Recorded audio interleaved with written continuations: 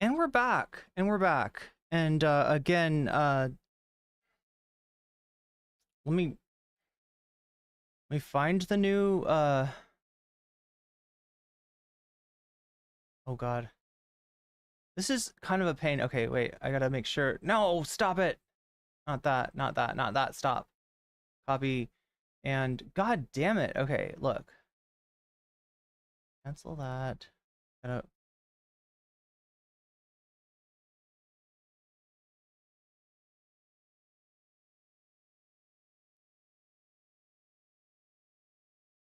all right, and then end this stream so that the stream that shows up is going to be the new stream.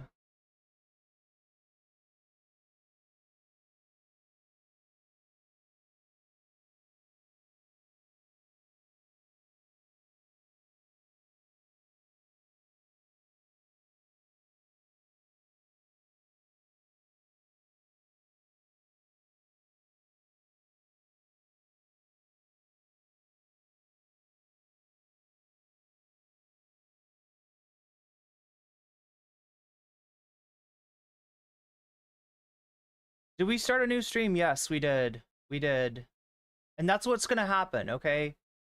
I need people to like I'm sorry that this happens, but just recognize that if there is a outage in the stream, which often there is, and there's like nothing that I can do to stop that, it just like it cuts out and it forces me to do a new stream. There will always be a new stream, right? The only exception to that is going to be if my internet fully goes down, if my power goes out, or if there's some reason I can't do another stream. And if that happens, I'll let you know on Discord, and I'll let you know on Twitter and try to make a community post. Turn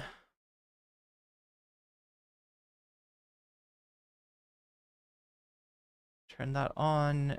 What am I trying to do? Oh yeah, make the thumbnail go.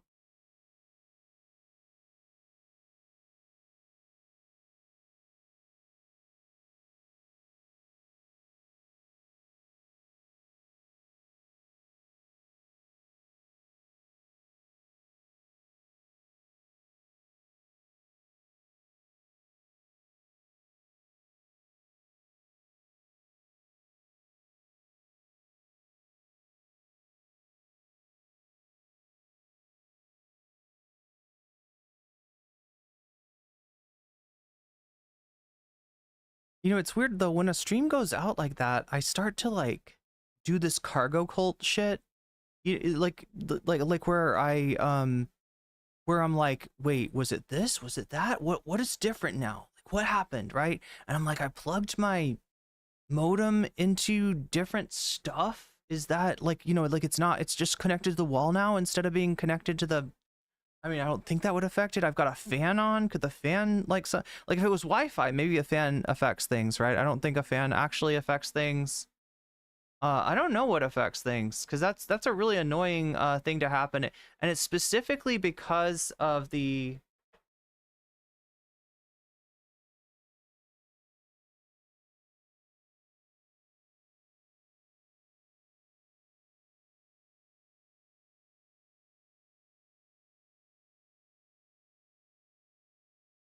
It's specifically because of the multi-stream software that I use that this is so hard. Like, right, if I wasn't using the software that I'm using, this would be easier. Okay, so where were we? We were trying to make a poll. Start a poll. Was it the poll? Is it making the poll? Does it? No, I don't think it's that. What content do you want to see next? Question mark.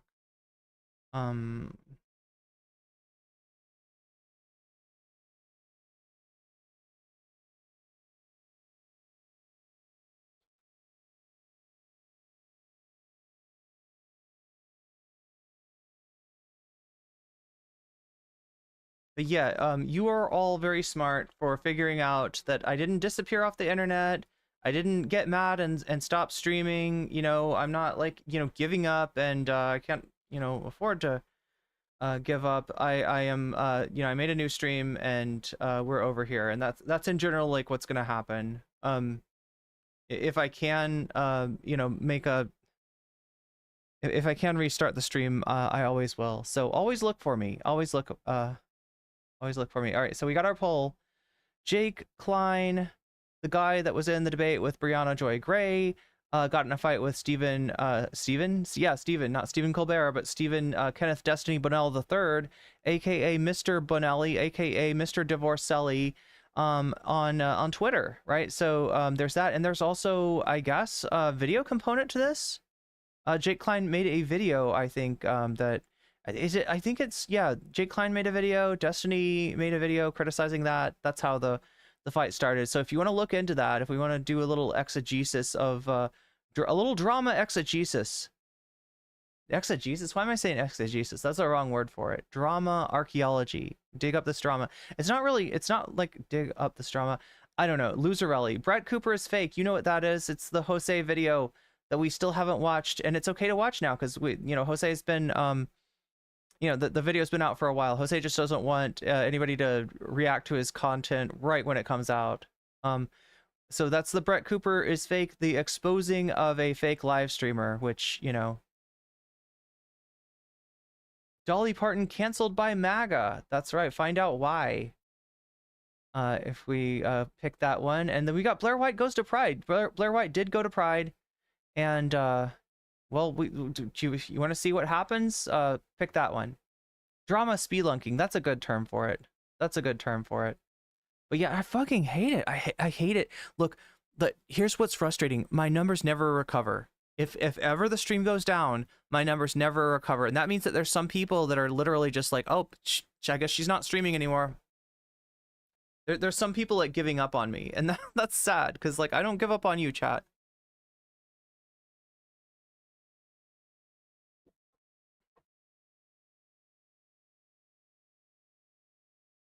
Okay, we're going to start the poll.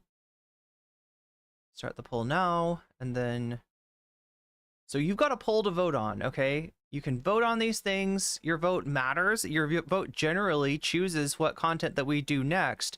There's a few other factors, though. If you look at this little thing to my right here, right? You'll see the dono goal. That is at 0% out of 100%. That needs to get to the 100% before we get done with our first topic to make this second piece of content happen. There is also the money in politics aspect of this. Just like the United States, we have a democracy, which means that corporations are people and you can vote with your dollars. And if you want to go the corporate route, when you donate, let me know what content that you want to see, and I will put that money behind the content, right, that you want to see. Now, if you want to go the, you know, Vox Populi way, you can do that too. That actually takes percentages away from these other ones and makes it harder for people to buy the polls or to affect the polls with their donations, right? It's $1 per percentage. And that is either a plus percentage on the topic that you want to see, or that is a minus percentage through Vox Populi that takes percentages away from all of the topics and makes it more likely that the winner in the winner of the poll is going to be the winner of the it's going to be the content that we see next. So that's Vox Populi. As always, I put Fallout New Vegas. And nobody ever donates to it. So I don't know, Gaming Frogs, maybe the Gaming Frogs are just shy. Who knows? We'll find out someday, chat, when they come by and steal the stream away from us all and force me to play Fallout New Vegas against my will. So yeah, let's wait, that actually is a setting I maybe want to reuse. Is it?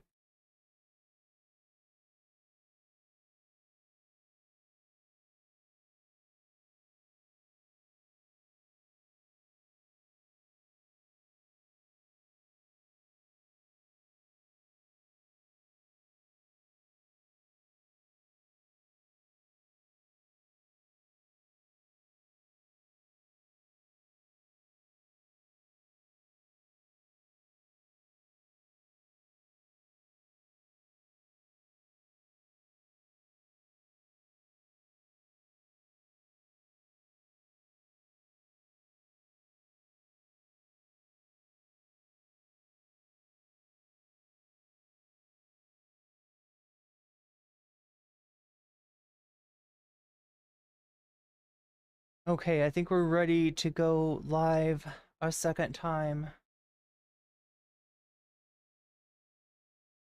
Wait, what's going on? Oh my god, chat. Like when I see people, like I get scared by everything. I'm like, wait, did it go down again? I don't think it did. I don't think it did. I think we're okay.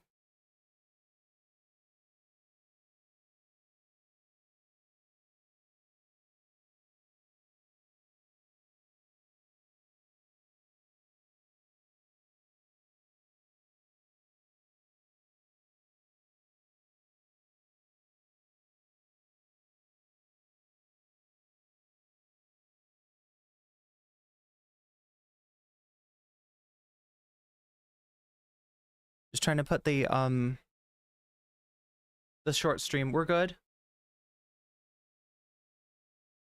YouTube ate your comment. Let's make sure that I'm on live chat. And you can be on live chat too if you want to make sure you see all the comments. You want to make sure that you're getting everything. Hit live chat.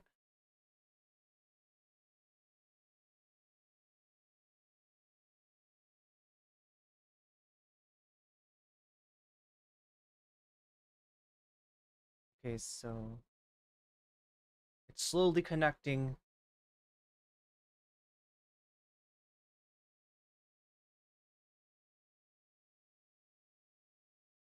Any second now.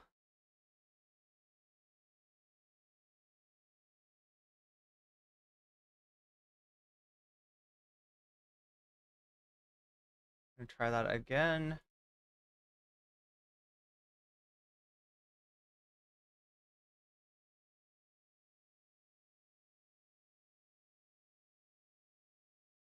Look, let's like go to the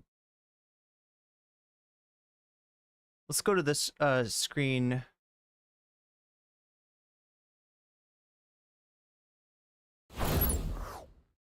While we wait, okay? It's me and Swalloweegee.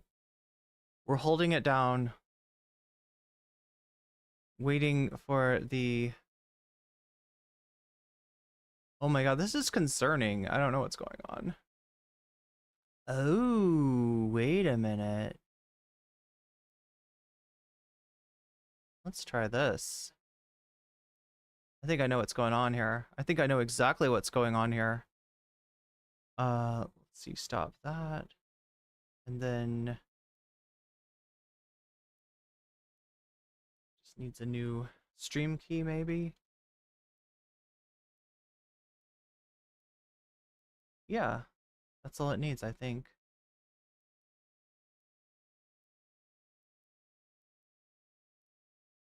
All right, let's try this again. Let's try this again. This is supposed to be easy. This is supposed to be simple. There we go. Wait, it auto started? What the fuck? Oh, that's so weird. All right, whatever. It auto started. Okay. Well, here we go. We got both streams up. Now the other thing I need to do is make the poll in both. So, what content do you want to see next? Do you want to see next?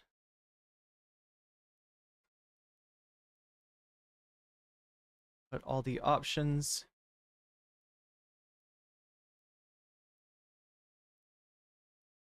into the hopper. Chat, I was also thinking, like, it might be good to do, if there's a way to do polls, did they add polls on Discord?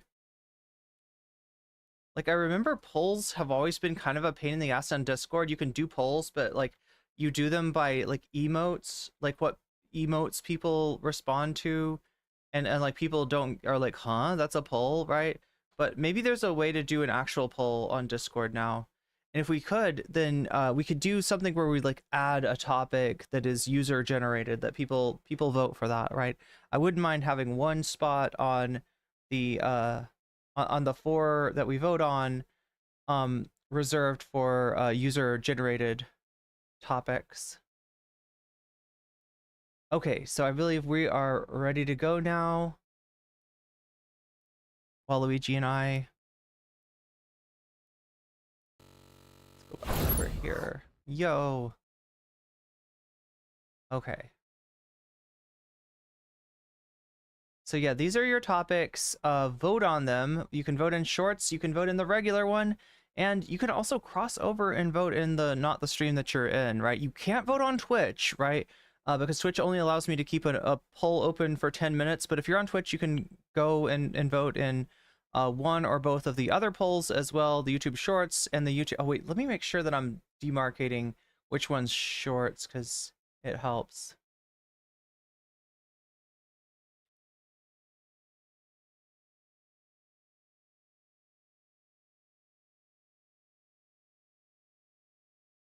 It helps me keep track of it, and it helps people know what's up as well. But like I said, there's nothing I can do to keep anybody from voting in both polls, right? So I might as well tell you all that that's a possibility, so that anybody who wants 2 votes can have those 2 votes, so that it's not just like some people that are, you know, enterprising and figure that out that get to vote twice. It's everybody that gets to vote twice. All I ask is that when you go to the other poll, when you go to the other stream to vote, make sure to leave a like, because that helps me out a lot. The likes are underrated, I think. I don't think people realize how the true power there is in liking something on social media. So let us proceed.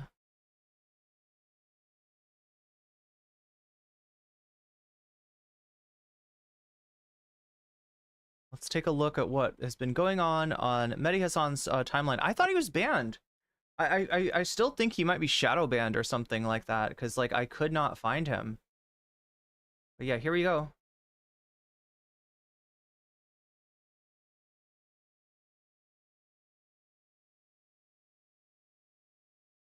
And again, I'm watching his clips on Twitter because I feel like it's slightly safer. I'm worried to watch, like, you know, this is Munk Debates that puts this out, and like I don't know, chat. I don't know what's a big media company. I don't know what'll get me clapped.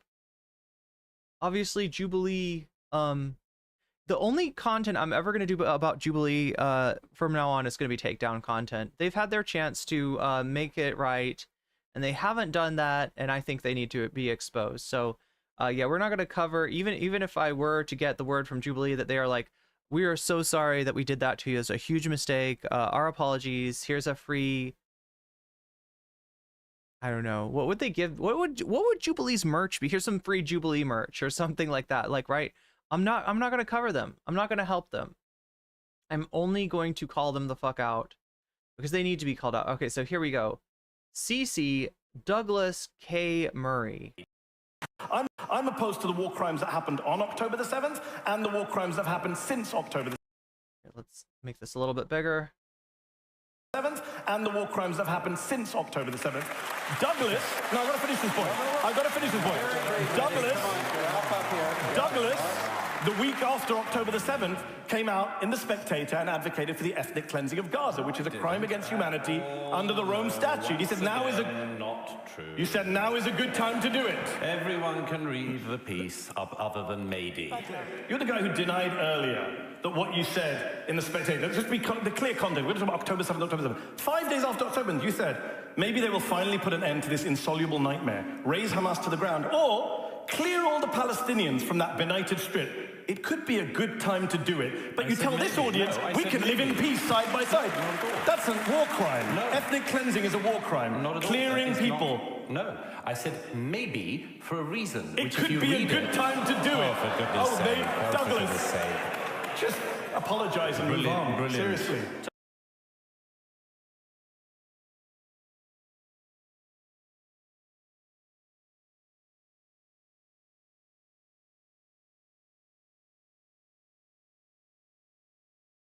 Okay, sorry, I'm just like...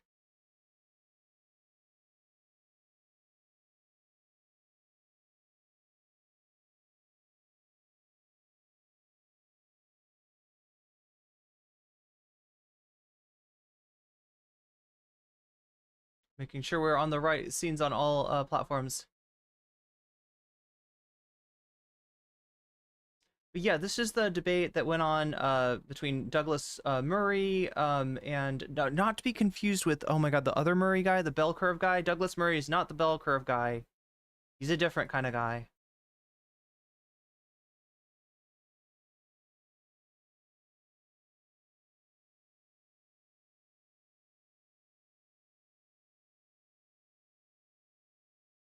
Wait, so this is David Frum, who we haven't heard from in a long time, right? David Frum is a neocon. He's like an old school conservative. This is what I mean when I say we haven't heard from him. They've kind of disappeared. They've lost their party. They've lost their platform. They've lost their relevance, right? And so, David Frum used to be one of these, like, sort of center-right institutional guys that, like, everybody paid attention to.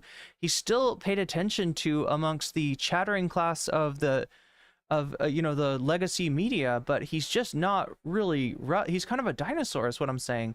So, he, got a hold of Arthur Balfour's touching essay on Zionism, so deceptively quoted in a recent public event. These words of goodwill could be, my understanding is that Balfour was an anti-Semite.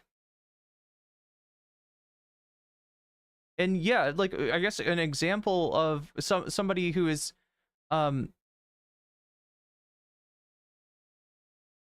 anti-Semite and Zionist, right? That's Balfour. But anyway, this is what Douglas Murray quoted in order to CC. Hey, Medhi, look at this. Look, like David Frum says I'm right. David Frum, I'm sorry. David Frum, who?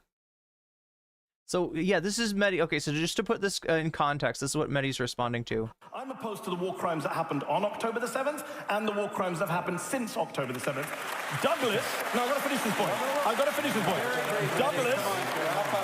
Douglas, the week after October the 7th, came out in The Spectator and advocated for the ethnic cleansing of Gaza, which is a crime. Oh my God, he writes for the American Spectator. Cringe. This is William F. Buckley's old rag, if I'm remembering correctly. Against humanity under the Rome Statute. He said now is Not true. You said now is a good time to do it. Everyone can read the piece other than Medhi.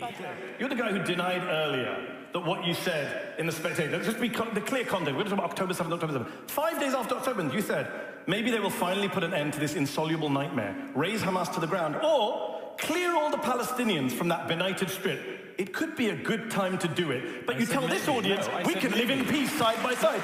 That's a war crime. No. Ethnic cleansing is a war crime. Not at all. Clearing That is people. No, I said maybe for a reason. It which could if you be a read good time to do it. For goodness sake. Douglas. I said maybe. Brilliant. Seriously.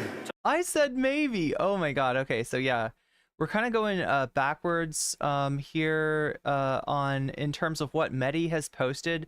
There's a particular post of his that I wanted to find, which is, him kind of like jokingly, conceding the debate, which he lost. If you listen to Munk debates, and if you listen to their audience, right, their audience poll, right, he lost the debate.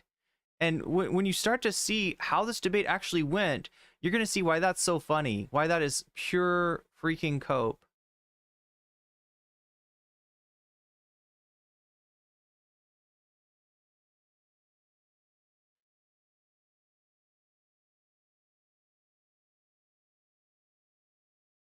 Wait, I'm trying to remember. Eli Lake, was he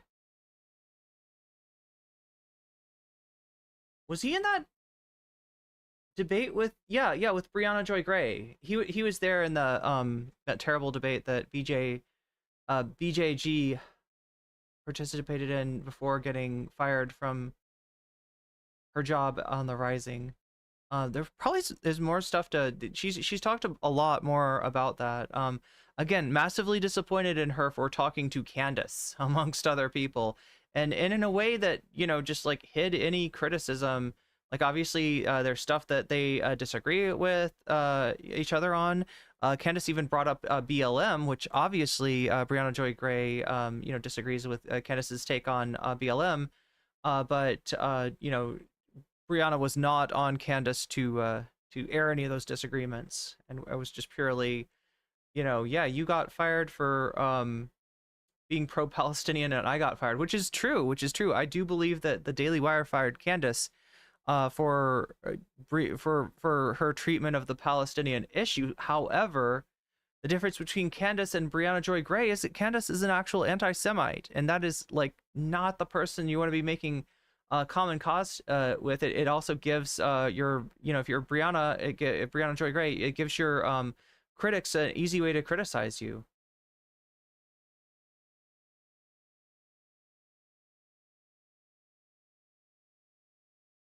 Wait, is this another one? Did Medhi like retweet this? Things come up twice in your feed if you retweet them. I think he retweeted it. It's actually not like as cringe as it sounds. A lot of people retweet themselves, including me when Jubilee Media does not get back to me.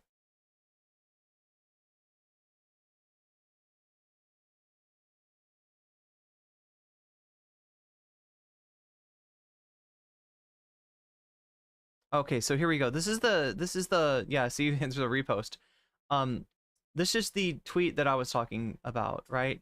So we lost the Munk debate on anti-Zionism is anti-Semitism last night, right? So, you know, he's on the anti-Zionism is not anti-Semitism, although you know, they can exist in the same person. It's not you know, there's not that link, right? That this is literally the topic, like, right, this is so overboard, this is so out of pocket to say, right? Even if you're a Zionist, you could maybe admit that not everybody who is against Zionism is so for anti-Semitic reasons, right? There's a lot of you know, Jewish people that are against Zionism that you know, you shouldn't be like I mean,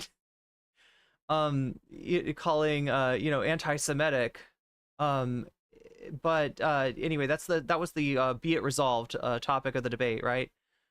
Given the pro-Israeli audience jeered Gideon Levy when he mentioned Palestinian deaths, and then booed me when I mentioned the ICC and Oxfam, I can't say I was shocked. Who boos Oxfam? This room, and to Douglas and Natasha, the International Criminal Court, the International Court of Justice, the UNHCR, UNICEF, Doctors Without Borders, Amnesty International, Human Rights Watch, Oxfam, Christian Aid. Yep, you're booing. What does it come to when you're booing Oxfam? What does that tell you about yourselves? You're sitting here booing Oxfam to defend Benjamin Netanyahu. Let me just deal with something you just said. You talked about debunking propaganda. First of all, you can't even get Israeli propaganda straight. The Israeli government's own security agency, Shin Bet, investigated what you just said and said, no, we found no evidence that workers from Gaza were involved in the October 7th attack. Oh, Shin Bet are lying. They're booing Shin Bet, the Israeli security service. Got it. All right, let me finish my point. You had a 5-minute speech from your side. Okay.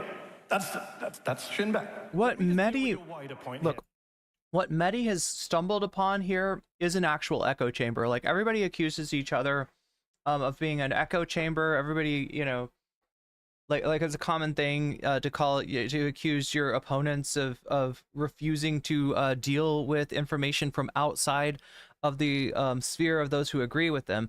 This is an actual fucking echo chamber. These are people that are here to cope. They you know, have lost the debate worldwide. Israel as much of a pariah state as South Africa was, or at least getting there, right? And people are waking up. Even people who before just kind of were sleeping on this and didn't, you know, take this issue seriously as a human rights concern, didn't take the claims of apartheid seriously, didn't take the human rights violations seriously, right? It's become impossible to ignore. It's become impossible to deny. Even people who are, you know, just always team Israel are opening their eyes now. But yeah, I mean, this organization has set up this debate to make themselves feel good about their very unpopular view that any criticism of the state of Israel amounts to anti-Semitism. So, you know, that's who he's dealing with in terms of the majority of the audience. That's who he's dealing with in terms of the organization, and certainly Douglas Murray and the, oh god, I can't remember what her name is, but the people that he and Gideon debating here. Douglas and Natasha tonight want to make this entire debate about October 7th. I get it. It's a horror show. But that's not the debate. The debate was about Zionism, and it tells you a lot that they can't find any arguments to say, as Gideon says, why we can't be allowed to criticize a political ideology that is 150 years old, that many Jewish people have criticized from the beginning and continue to do so. They can't tell you why that is. So they focus on October the 7th, which is fine, but if you're going to focus on October 7th, then also focus on what happened since October the 7th, the erasure of Palestinians in this debate, the booing when Gideon mentions what happened to Palestinians. Shameful. I'm sorry to say, it's absolutely shameful and telling about what's going on. And I would say this, if we're going to talk about October 7th and what happened since, everyone's a liar. The Hamas health ministry is like, everyone's a liar. Okay, friend of mine, American doctor, goes to Gaza. Many doctors have gone to Gaza. You've seen them on the news. They're all liars, all Hamas apparently. Friend of mine went to Gaza. He's been to Sudan. He doesn't just use it for whataboutism like Douglas. He's been to Sudan. He's been to Afghanistan. He's worked there. He came back from Gaza and said, I've never seen atrocities like I've seen here. What's happened to children? He's an anti-Semite because he saw children with burn wounds like he's never seen. He saw children with gunshot wounds to the head. To the head, but that's Hamas's fault. Everything is Hamas's fault. So let's talk about war crimes. It is amazing that every human rights... She's literally answering yes. God damn. I can't, if anybody can say, mention her name in...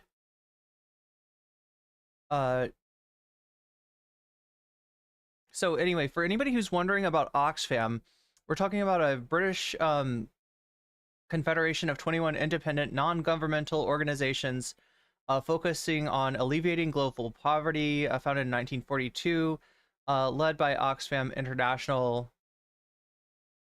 It began as Oxford Committee for Famine. Okay, so I always thought Oxfam had something to do with families, but no, famine is the fam in Oxfam, and Oxford is the Ox. And in Oxford, UK in 1942 to alleviate World War II related hunger. And so this is the history of this organization. This is why Medhi's like just so taken aback by the fact that people are booing Oxfam. They are booing a charity that primarily concerns itself with famine and alleviating human suffering, right? By 1970, Medhi's the true alpha. By 1970, Oxfam had established an international presence in India, Australia, Denmark, and North America. Since 2005, Oxfam has been involved in a series of controversies. Oh my god. Especially, okay, so there's a controversy around its operation in Haiti and Chad. But they weren't booing about Haiti or Chad, right? They're...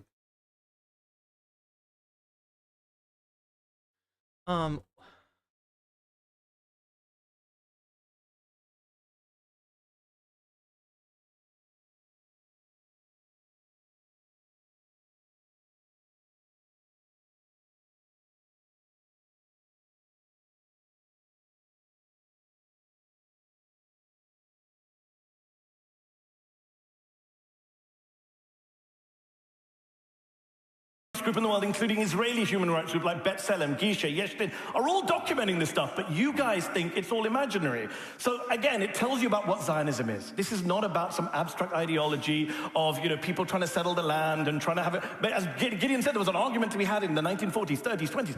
Zionism today is what the Palestinians are enduring on a daily, nightly basis in Gaza, in the West Bank, in East Jerusalem, in Israel itself. And the erasure of that tells you everything about why we need to be able to talk about what Zionism does to the Palestinians without being smeared as anti-Semites.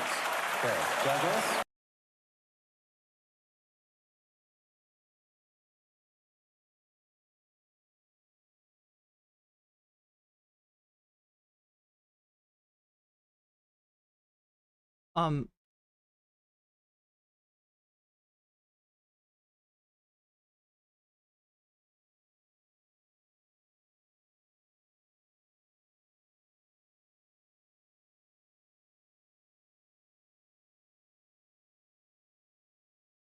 Retweeted by Naomi Klein. I'm trying to see if Medhi posted anything else, right? That was a retweet, a repost. I guess they call it a repost. It can't be a retweet. Nothing can be a tweet on Twitter anymore because it's X, even though nobody wants to adopt that.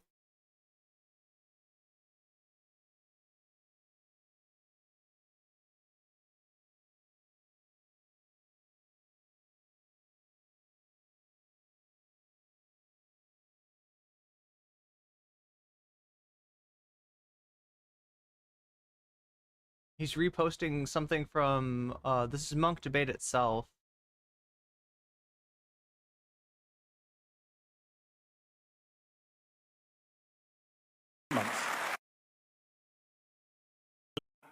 Right? So this is ridiculous, this argument that we are being expected to believe that if you don't support Israel as it is currently constituted, with Jewish supremacy, as Gideon points out, that makes you an anti-Semite. It's an abuse of anti-Semitism. It empties at a very important concept, at a very urgent time, of all meaning, in order to defend a country which, as Gideon has pointed out, and which Douglas seems to think is fine, has killed tens of thousands of innocent people in recent months.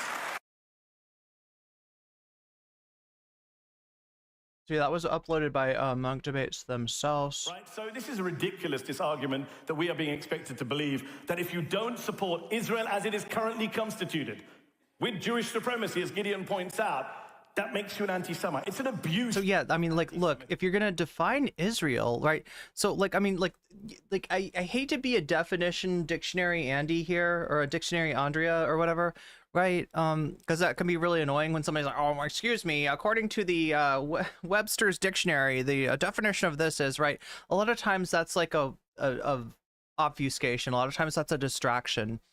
But in this case, right, we really do need definitions of, like, all right, like, you know, anti-Zionism is you know, being against the state of Israel. What does Israel mean, though?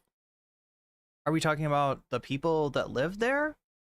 You know, are we talking about the you know, but really the way that Israel has defined itself says that we're talking about a Jewish state, a state with, you know, essentially like a whose purpose is not for everyone living there, but for Jewish people living there, right? And so, you know, that's really where the question, because, like, you know, there's a way that this debate gets distorted and becomes about, you know, somehow you're against Jewish people, somehow you are you know, arguing for, you know, displacement of you know, Jewish people living there. It was so peaceful up here, but now there are freaking communist invading radicals. Despite the fact that, like, Jewish people, Christian people, and Muslim people have lived in the area for you know, thousands of years, right? There's a lot of ways that this, you know, idea of anti-Zionism can be twisted into, you know, somehow being objectionable in a way that it's not necessarily. It's an objection to the Constitution of a nation there, as specifically a nation, you know, for the Jewish people, right? That's the issue that people have. And when people talk about, you know, two-state solution, one-state solution, not a lot of people think that a two-state solution is even feasible at this point. That was one of the you know, possible you know, directions that things could have gone, or, you know, some of the negotiations you know, spoke of. The whole roadmap of for peace, you know, was about a singular secular, or no, sorry, it was about a two-state solution, right? Of you know, actually making a Palestinian state. Netanyahu has bragged about making that impossible, and it kind of seems like he has. So really, you know, what a lot of you know, opposition to Zionism is about now is a solution that is a singular secular state with one person, one vote, and obviously, you know, the rights of every minority, you know, ensconced in its constitution, something like what the United States you know, purports to be, right? It's a nation where everybody's enfranchised. And you know, the claim that this is putting Jewish people in Israel in an existential danger to enfranchise Palestinians is very similar to the claims that were made in South Africa. Very, very similar to the concerns of abolishing apartheid. Well, you know what? It's essentially fear of retribution that is justifying oppression, that is justifying, crimes against humanity that is justifying like everything that we're seeing before us. It's bully. It's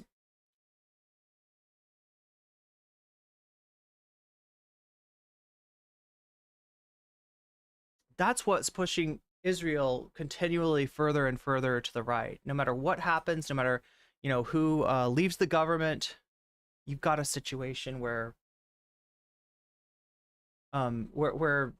Netanyahu is always gonna take it to the right, and always gonna look for allies on the right. So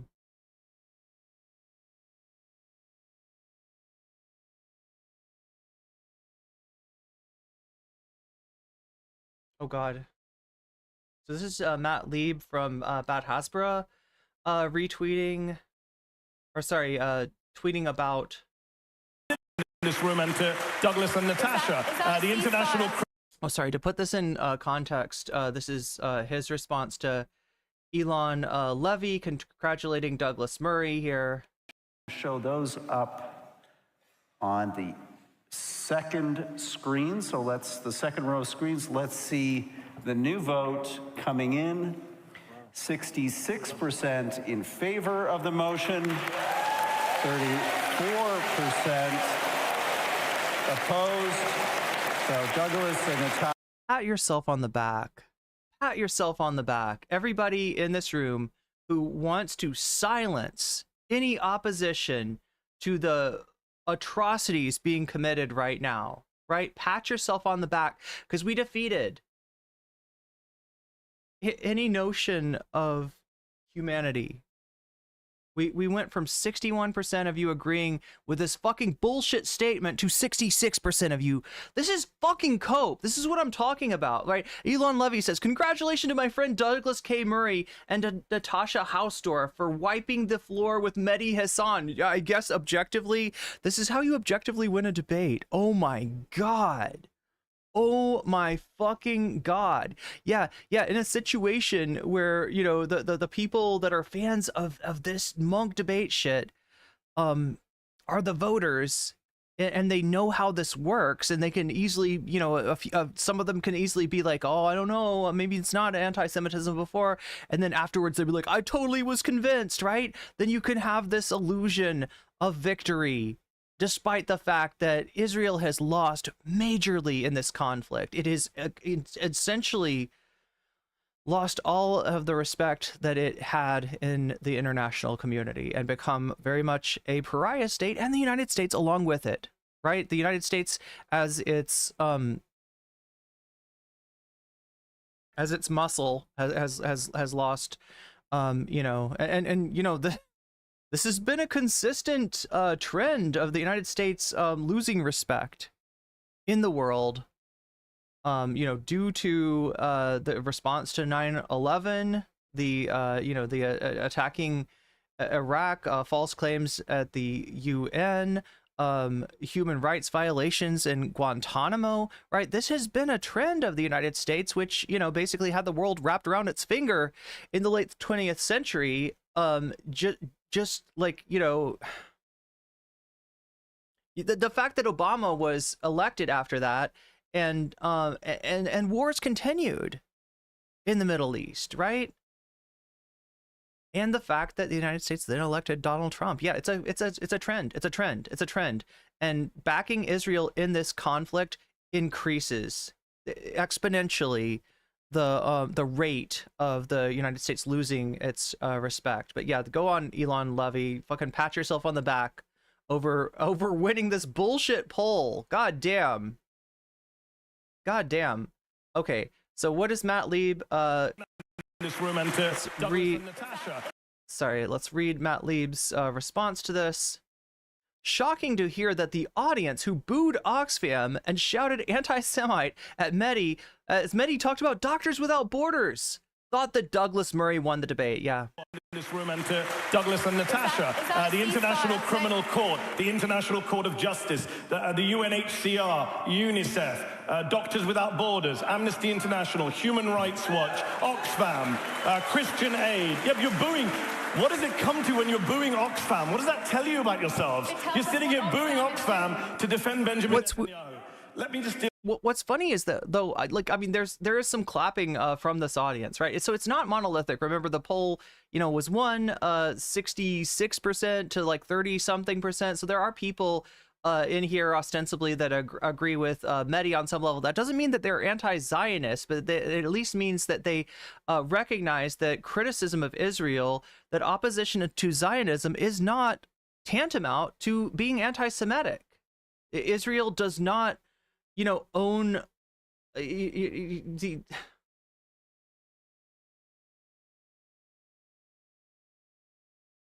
Oh, Israel does not own the concept of Jewishness.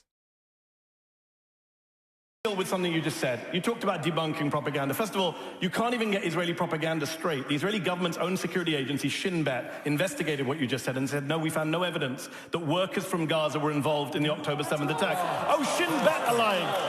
They're booing Shin Bet, the Israeli security service. Got it. All right, let me finish my point. You had a 5-minute speech from your side.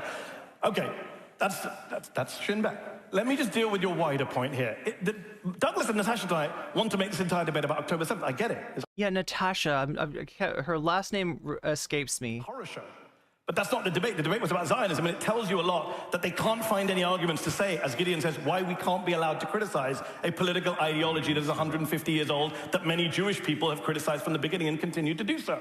They can't tell you why that is. So they focus on October the 7th, which is fine, but if you're going to focus on October 7th, then also focus on what happened since October the 7th, the erasure of Palestinians in this debate, the booing when Gideon mentions what happened to Palestinians. Shameful. I'm sorry to say, it's absolutely shameful and telling about what's going on. And I would say this, if we're going to talk about October 7th and what happened since, everyone's a liar, the Hamas health ministry is everyone's a liar. Okay, friend of mine, American doctor, goes to Gaza. Many doctors have gone to Gaza. You've seen them on the news, they're all liars, all Hamas apparently. Friend of mine went to Gaza. He's been to Sudan. He doesn't just use it for whataboutism like Douglas. He's been to Sudan. Okay, so we saw this this part of the clip prior to this. I just want to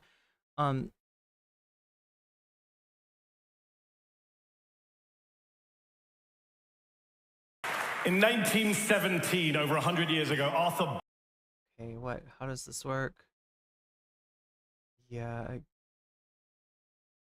Balfour, the British Foreign Secretary, a card-carrying anti-Semite, a man who had denounced the evils of Jewish immigration into the UK, a man who referred to Jews as an... Oh, okay, so this is Eitan Fishberger saying Medhi Hasan intentionally misleads his audience about a quote by Arthur Balfour. Are you... is this person disagreeing? Oh my god, fuck. Oh. I don't know why the thing is starting and stopping by itself, but anyway, like, I mean, he's not just accusing Medhi Hasan of misleading his audience about a quote by Arthur Balfour. It sounds like what he's agreeing with or disagreeing with is Medhi's description of Arthur Balfour himself and his opinion of like his disposition towards Jewish people and the facts underlying the declaration, right? UK LFI's, oh my god, that's what does it. UK LFI's Natasha Hausdorff, okay, that's Hausdorff, is Natasha, calls out the shameless lie. Jewish people in Palestine. Right, let's read. In 1917, over Oh my god, why does it stop? 100 years ago, Arthur Balfour, the British Foreign Secretary, a card-carrying anti-Semite, a man who had denounced the evils of Jewish immigration into the UK, a man who referred to Jews as an alien and hostile people. He issued his Balfour Declaration, which promised a national home for the Jewish people in Palestine. And this is in the context of the UK and the United States refusing asylum to Jewish people in their own countries, right? What does that tell you? They are looking for someplace else to send Jewish people, right? And that's that's the background of. He'd referred to Jews as alien and hostile. In fact, that he was therefore an anti-Semite. Well, I'm going to read you out the quote, and you make up your own minds. He said, "Mitigate the age-long miseries created for Western civilization by the presence in its midst of a body which it too long regarded as alien and even hostile, but which it was equally unable to expel or absorb.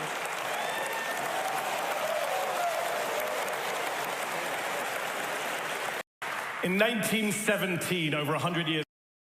Okay, so the response to this, we're sanitizing Balfour now. That quote comes from his introduction to Nahum Sokolov's History of Zionism. The text is essentially Balfour's explanation as to why it is correct for Jews to colonize Palestine, but not plant Buddhist. Not say to plant Buddhist colonies in India.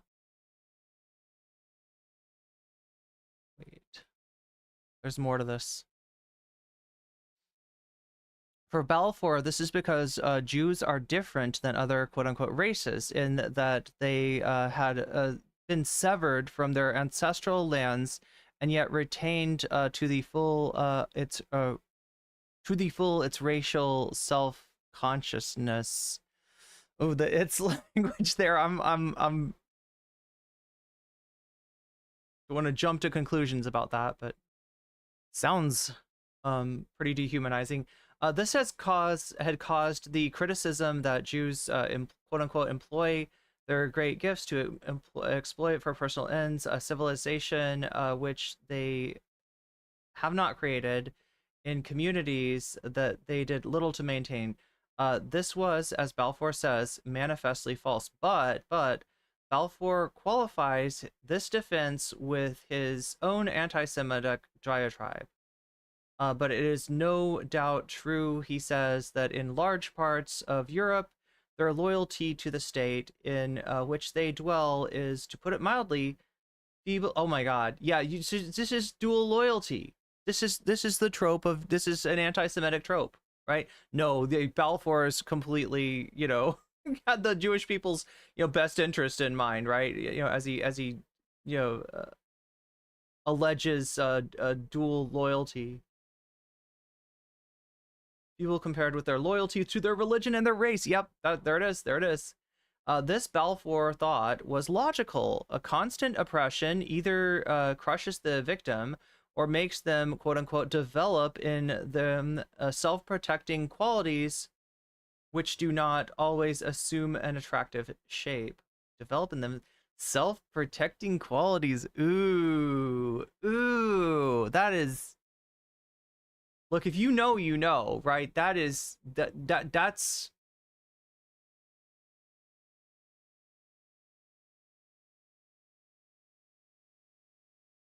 It's a subgenre of trope in and of itself, right there.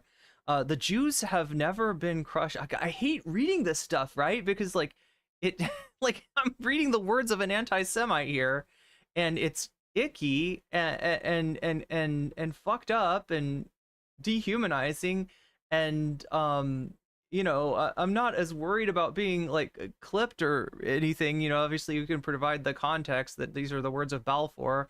Not anything that I agree with, but like, I'm like, I have roommates, right? I don't want my roommates coming by the, door and thinking that these things that I'm quoting from Balfour are things that I actually believe or think are okay in any way, right? Balfour says, but it may well be true that where they have been compelled to live among their neighbors as if these were their enemies. Wait, what? Have never been crushed. What? That's a weird thing to say. That's a weird thing. I don't know what you call a pogrom, but okay. But it may well be true that where they have been compelled to live among their neighbors as if they were enemies, they have often obtained and sometimes deserved. Yo, this is the person they're defending. Right? You want to add some context? Okay, let's read more of what Balfour says. This is what Balfour sounds like. This is what Balfour, how Balfour views Jewish people. And yet they're just defending. They're attacking Oxfam, they're attacking the ICC, they're attacking, you know, Doctors Without Fucking Borders. And they're defending Balfour. This is the kind of logical pretzel that you have to twist yourself into to support not only the notion of, you know, like not only a pro-Zionist, you know, perspective, and not only an approval of the Israeli state and its actions as of recently, but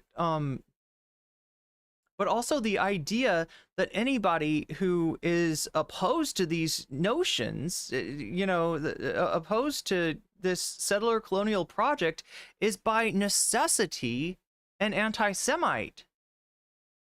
That's the viewpoint that was upheld. That's the 66% of the audience for Munk debates, right? Voting for that sentiment. Similarly, Balfour goes on, if you oblige many men to be oh god, here we go with the money lender shit. If you oblige many men to be money lenders, some will assuredly become, I always pronounce this this word wrong, usurers. I always say it like Urser, like it sounds like I'm talking about bears. Peaceful up here, but now there are freaking communist invading radicals. Sounds like I'm talking about like, you know, anyway. Usurers. Okay, I always pronounce that word wrong, but anyway, if you treat an important section of the community as outcasts, they will hardly shine as patriots. Okay, I mean, this is Voshian.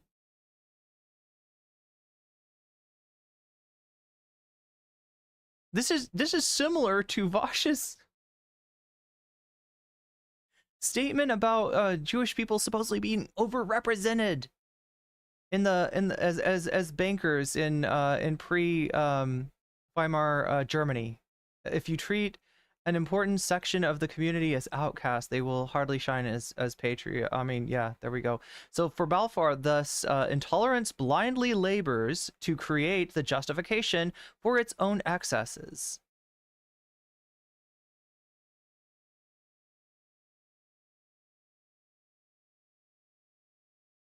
It's not, therefore, that anti-Semitic prejudice is false, but rather that they are true in key ways. For him, it was excusable. Oh my god. Yeah, this is very similar to Vosh's debate with non-compete. Very similar to the odious and ahistorical notions that he expressed there. This is where Zionism comes in. It will, quote-unquote, mitigate Jewish quote-unquote racial self-consciousness and quote-unquote alleviate the status of the quote-unquote Jewish race. The quotes are, you know, from Balfour, right? Given that in Palestine they will quote-unquote suffer from no divided loyalty. There we go, divided loyalty. This is classic anti-Semitism, right? This shit right here, divided loyalty. That is nor any temptation to hate the law under which they are forced to live. Balfour also did not believe that the establishment of Israel would embolden the critics of Jewish people and make them tell non-Zionist Jews to leave to Palestine. Because as Jews began to resemble other quote-unquote races, which have geographical homes, then people will hate them less. So it's not all anti-Semitism all the way down, but if you see anti-Semitism in opposition to ethnic cleansing, and you fail to see anti-Semitism in tropes about divided loyalty, in criticisms of the character of a people, but with the caveat that they were forced to be this way, right? Or you know, and expelling them out into their own state is like the solution to this, right? this is what's really dangerous about, you know, on multiple levels about the conflation of anti-Zionism with anti-Semitism. Is it makes it harder for us to recognize actual anti-Semitism, which is not always like Nick Fuentes mask off super obvious. Sometimes it's you know, it's more subtle, and sometimes you have to kind of be aware of the tropes as they exist for you to recognize when they are being expressed, right? This is where Balfour concludes by saying that if Zionism succeeds, quote unquote, it will do great spiritual and material work for the Jews, but not for them alone. It will also be great spiritual and material work for the anti-Semitic West. For as I read its meaning, Balfour ends, it is, among other things, a serious endeavor to mitigate the age-long miseries created for Western civilization by the presence in the midst of the body, which it too long regarded as alien, even hostile. He's talking about miseries created for Western civilization by the presence of Jewish people. If that's not anti-Semitic, I don't know what is.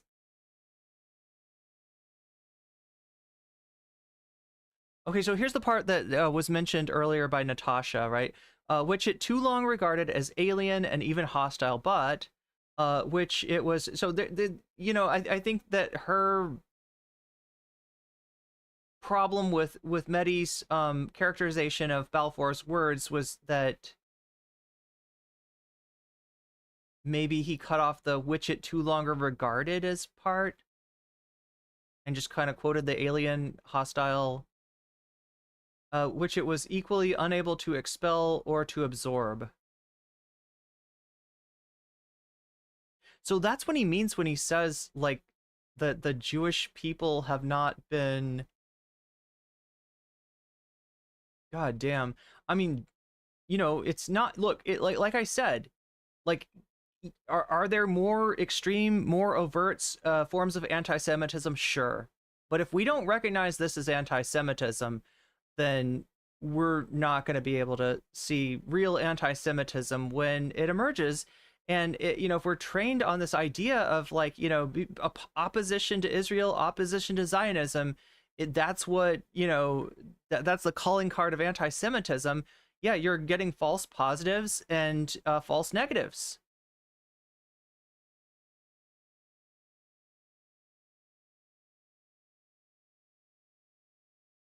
Yeah, he says right here, Balfour says, the Jews have never been crushed, right? And so what he meant by that is like, I guess, fully expelled, you know, fully ethnically cleansed is what, like, it's not recognizing the misery can be caused. In fact, this is almost like a loner box. We're going to get into loner box in a second, because I got some loner box versus Hasan content for you coming up. Right before the second half, if we get there, anyway, I'll look at the poll when I get done with this, but this is pretty high yield. Alonso Garmendi is lecturer in international relations for King's College of London, polyglot, I guess, English, Spanish, and Portuguese. And so, but yeah, this is I guess this is what Balfour I said Balfour, it sounds like a Harry Potter character. I mean, definitely got it, definitely anti-Semitic enough to be a Harry Potter character.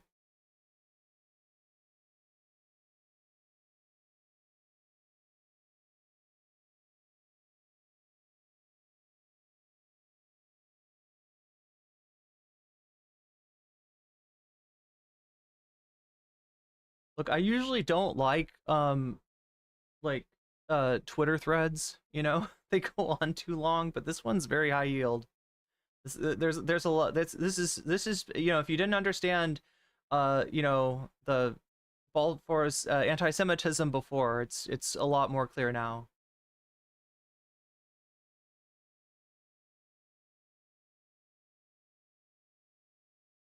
For as I read its meaning, Balfour ends, it is, amongst other things, a serious endeavor to mitigate the age-long miseries. Okay, wait, we already read that part. That's the hostile and alien, unable to absorb. Yeah, so that was what I was saying, was the when he's saying which is, it was equally unable to expel, right? You know, so that's him saying that the Jewish people have never been crushed despite endless pogroms and oppression and like inquisitions and so much more, right?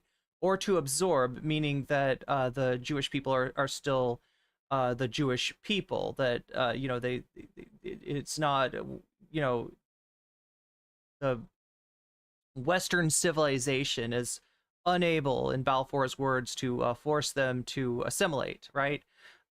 In This is the quote in question, and sure, one can emphasize the part of which is too long regarded to try to save it. Yeah, that's what Natasha's doing, is trying to say, that's a huge caveat. He's not saying this, he's just saying it's been too long regarded this way. He doesn't really think this way, but there's other shit in there. Like he's got this notion of dual loyalty.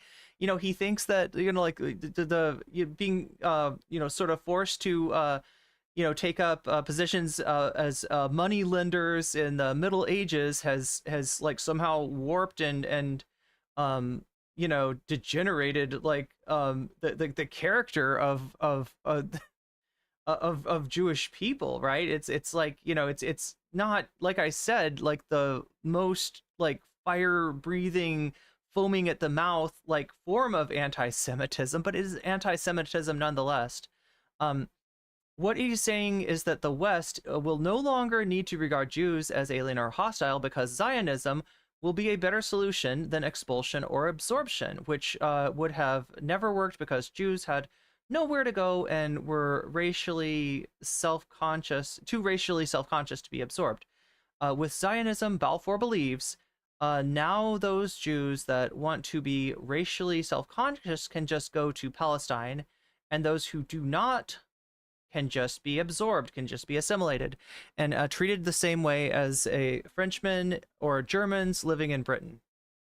In other words, Balfour did not deny that there was a, and this is the, you know, to put it in, you know, 20th century, I guess, anti-Semitic terms, did not deny that there was a quote-unquote Jewish question to solve, quote-unquote solve. On the contrary, he expressly states that Zionism is the best solution. So yeah, that's what he's saying. He's saying that there is this question, and that the answer is Zionism, the answer is Israel, and the answer, you know, is certainly not you know, allowing refugees to you know, to relocate in Britain, right? That, you know, this, in my opinion, is deeply this is, in my opinion, a deeply anti-Semitic conviction. And bear in mind that this text was written as a favor to a friend. He was actively trying to be nice when he wrote this, his anti-Semitic. This is what I mean. It's like the kind of anti-Semitism that maybe doesn't recognize itself as anti-Semitism, because compared to other forms of anti-Semitism, it's less openly hostile. He wrote his anti-Semitic, he's trying to be nice when he wrote his anti-Semitic diatribe. I don't think we can construct an anti-racist advocate from emphasizing three decontextualized words in a much larger text. And the three words that we're talking about, again,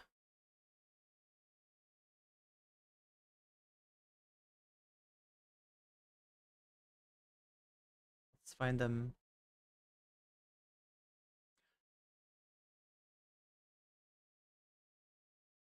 Too long regarded, right? Those are the three words that Natasha's kind of like hanging her hat on, as like, this is why Balfour is not anti-Semitic. And that, like, you know, there's even an idea of him like doing this out of love or something like that, you know, out of concern for the Jewish people. That's not how I read it, right? This is an anti-Semite that, you know, even when he thinks he's being nice, is just being fucking racist. I don't know how else to say it. And bear in mind, this text was written as a favor for a friend. Okay, we already read that. Construct an anti-racist advocate from emphasizing the three decontextualized words in a much longer text. He was not.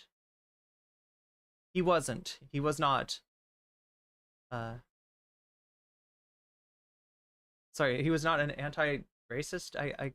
He was not an anti-racist advocate. That's what Alonso's saying here. You can read the text yourself in this link and draw your own conclusions. So there we go. I mean, look, there it is. There it is. That's the controversy that Natasha Hausdorff brought up. And that is what's really going on behind it. So again, like I said, chat, I am a little bit gun shy after having had my stream taken down on Monday, having, you know, had my channel threatened, right? And so if you don't mind, just to be on the safe side, and I don't know how much this protects me, but we're going to absorb the content of this debate through Hasan, okay? You know, like I know we've got various, you know, opinions on Hasan, and, you know, sometimes I disagree with what Hasan has to say, or, you know, I'm not always like...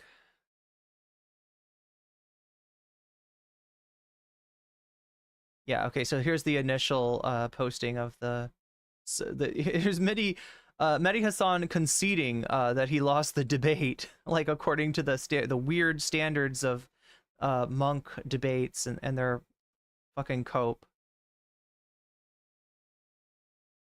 But anyway, chat, how are you doing? Let's take a close-up right here. Hi, I'm back with Waluigi. A thing happened Monday? Wait, got DMCA'd by Jubilee. Okay, yeah. Well, we got the stream taken down, like right in the middle of streaming. IF, and it's not because of my, you know, software or any problems with my internet, but it was because YouTube pulled me off, right? And actually, you know, threatened my channel, right? And I don't know what that is other than Jubilee specifically saying that a certain YouTuber is not allowed to, you know, cover their debates. Did Medhi actually concede? No. He's not. I'm kind of joking about that, right? He said we lost the debate. Okay, so the way that Munk debates works, right, is that they ask the audience the question of, like, you know, here, be it resolved that anti-Semitism is anti-Semitic, right? That's the, you know, agree or disagree. So that's what the people in the debate are arguing, and that's what the audience is asked, right? So at the outset of the debate, the people they're like, I don't, maybe they got electronic devices or something like that. I don't know. Maybe they're using their phones, but they're voting, right? They're voting, you know, whether they think does anti-Zionist mean anti-Semitic, right? And before the debate, it's 61 to like 35 or something like that, right? After the debate, it's 66 to like 31, right? So the fact that we start at 61% agreeing and we end with 66% agreeing in the minds of the Munk debate people is a win, is an objective win, for because they want to have a win. They want to sportsify it. They want to turn it into like literally fucking blood sports, right? They want to gamify something as serious as genocide. They want to gamify something, you know, like really serious, like and misunderstood topics like anti-Semitism.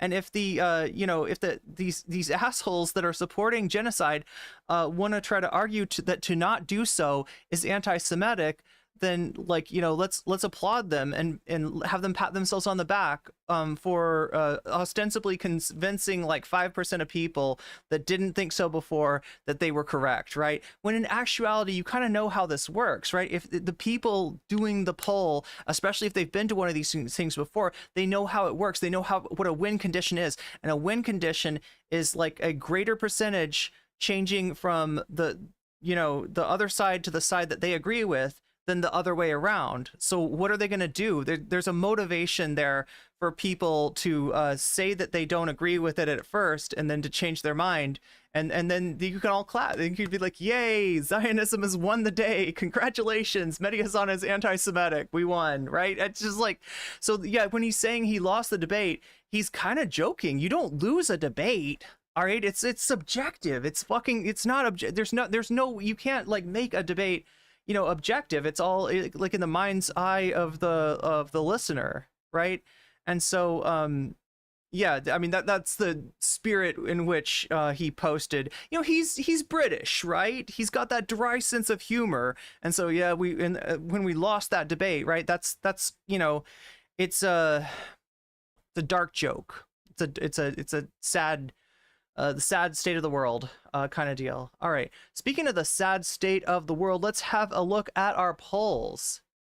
Let's debate if 1 + 1 = 2, or maybe it's 46. Yeah, right. It must be 46. That's what they're gonna give you. That's what they're gonna give you on Munk debates. Anyway, I'm not impressed. But we'll take a deeper look into it in a second. All right. So what do we got? Dolly Parton canceled by MAGA, taking a commanding lead in the shorts poll. Interesting that Blair White goes to Pride in second place, tied with Brett Cooper. Jake Klein versus Divorcelli. This is what I thought, chat. I thought that people are kind of tired of Destiny. I feel like you like some Destiny content, but it's got to always be in moderation. Like you don't want Destiny every day. You don't even necessarily want Destiny every week, but maybe from time to time we'll check in with Divorcelli and see what's up.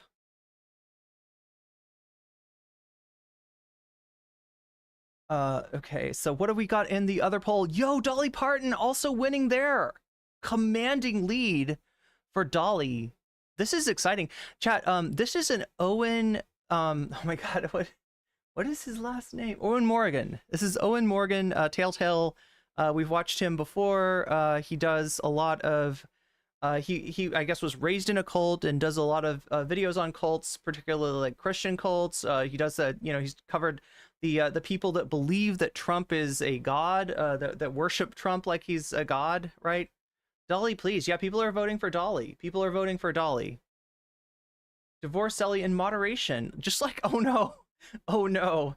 I would bring a dictionary, rest my case there. Crazy that more than this is required to win a debate. But it's feels from people in the room. So it's all, oh yeah, it's absolutely, well, the fact that they're trying to objectify it, the fact that they're trying to gamify it, the fact that they want to,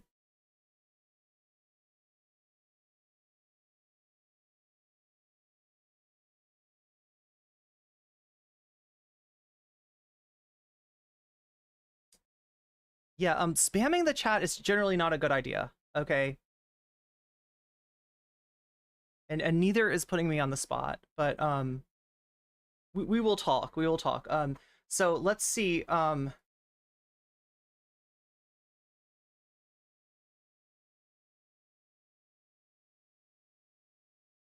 Dolly is getting voted for.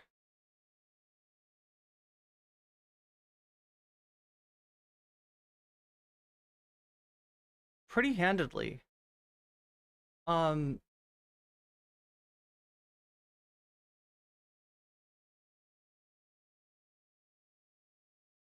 then if I look at,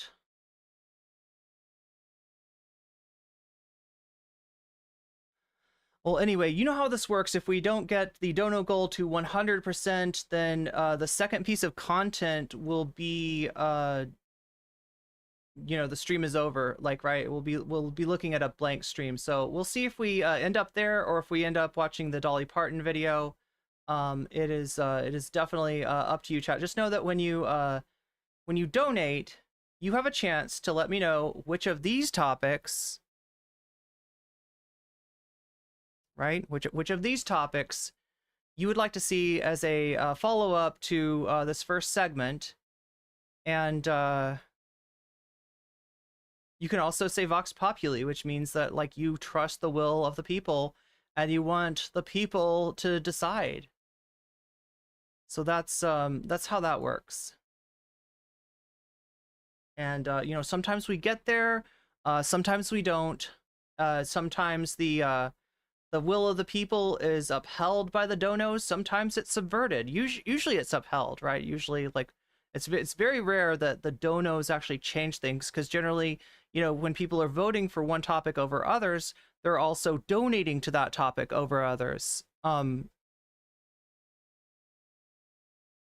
so it generally, and also, you know, Vox Populi kind of keeps the you know, the would-be you know, would-be attempts to change the outcome in check, but sometimes not. And sometimes when it's really close, that's when the donos really come into effect, right? That's when the donos are huge.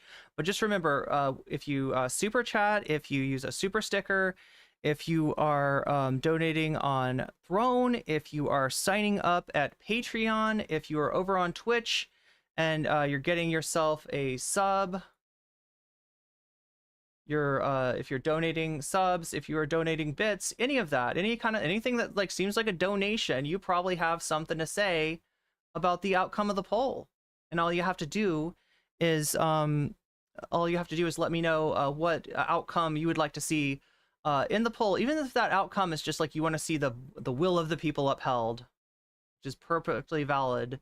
I forgot to mention this already, but if you're watching me on Twitch, you might have noticed that at the top of every hour, which was 20 minutes ago, and it will be 40 minutes from now, there is a 3-minute ad break, an unskippable ad break, which is, you know, different than YouTube, where the ad breaks are skippable. Also different than YouTube, though, is the fact that a sub on Twitch will get you out of that ad break. So that means you can pay $5 up until July 11th. On July 11th, it becomes $5.99.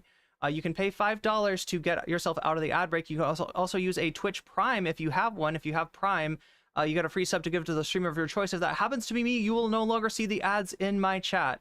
You could also possibly be gifted a sub. Sometimes people very generously pay forward the weasels, which is also what you get with you get the animated weasels with a Twitch sub. It costs more than on YouTube, but it also gets you out of the ad break. So I'd say that there's some value in that.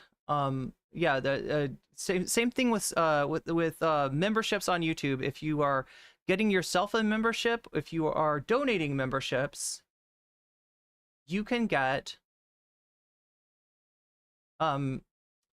wait. You can like tell me what you want that donation to go towards, and I will add at the rate of 1%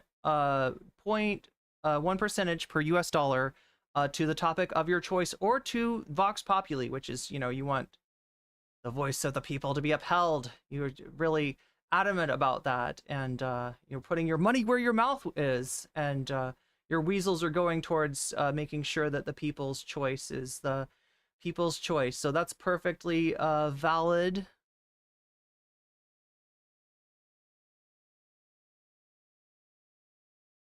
And yeah, if we hit 100%, which we are a ways away from right now, then we'll be watching possibly Dolly Parton, possibly Blair White, possibly Brett Cooper, possibly Divorcelli, although it looks like people really are tired of Mr. Divorcelli, and I don't blame you. I watch him a decent amount. I don't know. It's probably because he was one of the first big streamers that I talked to.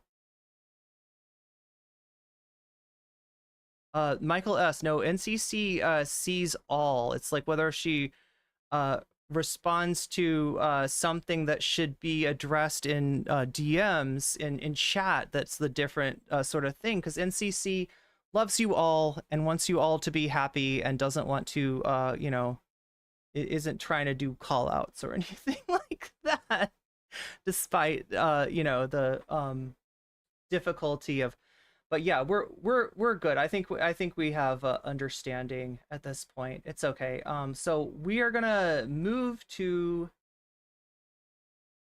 watching Hasan, and I kind of tipped you off on this earlier, that there is some discussion of Lonerbox, right? Hasan is going to discuss Lonerbox in this content. Now, why am I watching Hasan? To watch the Medhi Hasan debate? It's not because I just love people with the name Hasan and I want a Hasan times Hasan times Hasan, you know, sort of deal, right? It is because I'm afraid of getting my channel taken away from me if I straight up watch the video that is oh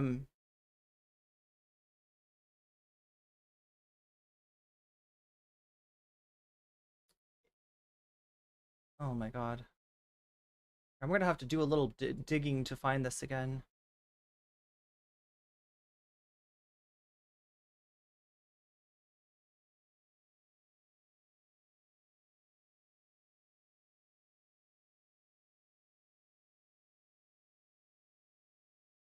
There we go.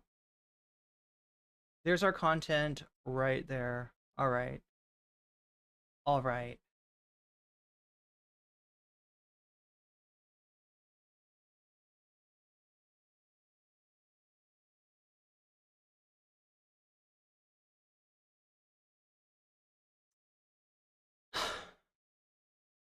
I don't know if there's something to be learned from this thumbnail artist. I don't usually like call people, you know, stupid in my thumbnails.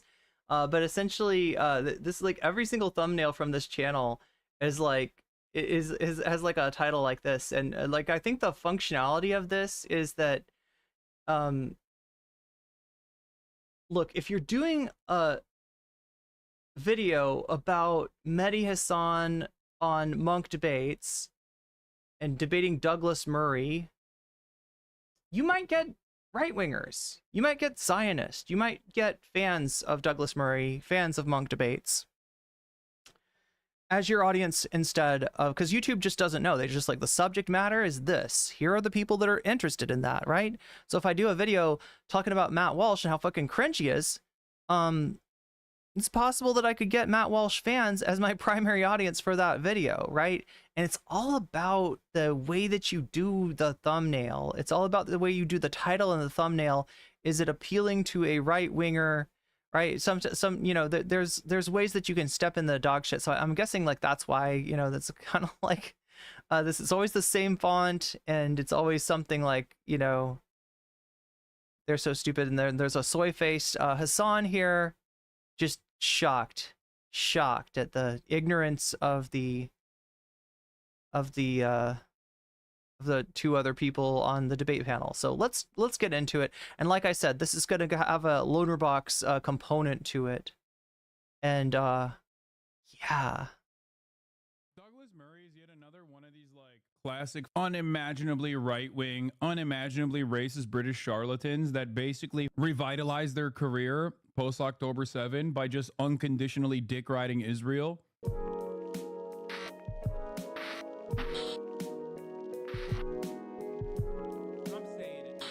Anti-Zionism versus anti-Semitism is, I heard that this is like low quality, this lecture. I think it's pretty crazy that they have, on the one hand, they have literally Douglas Murray, who is a psychopathic right-wing propagandist from England, versus Medhi Hasan, who's like a pretty solid journalist, and Gideon Levy.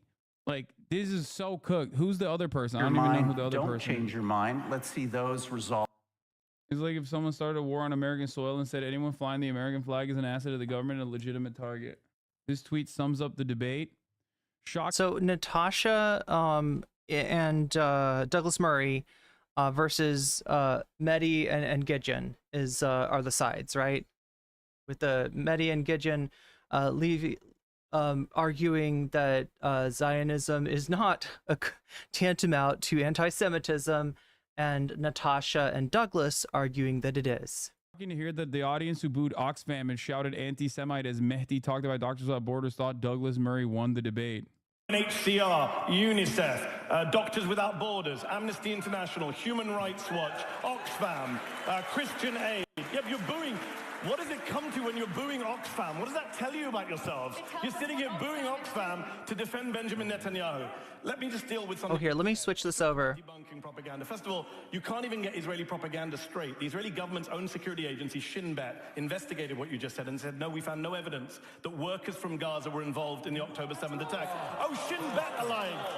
They're booing Shin Bet, the Israeli security service. Got it. All right, let me finish my point. You had a 5-minute speech from your side. Okay, that's Shin Bet. Let me just deal with your wider point here. Douglas and Natasha tonight want to make this entire debate about October 7th. I get it. It's a horror show. But that's not the debate. The debate was about Zionism, and it tells you a lot that they can't find any arguments to say, as Gideon says, why we can't be allowed to criticize a political ideology that is 150 years old, that many Jewish people have criticized from the beginning and continue to do so.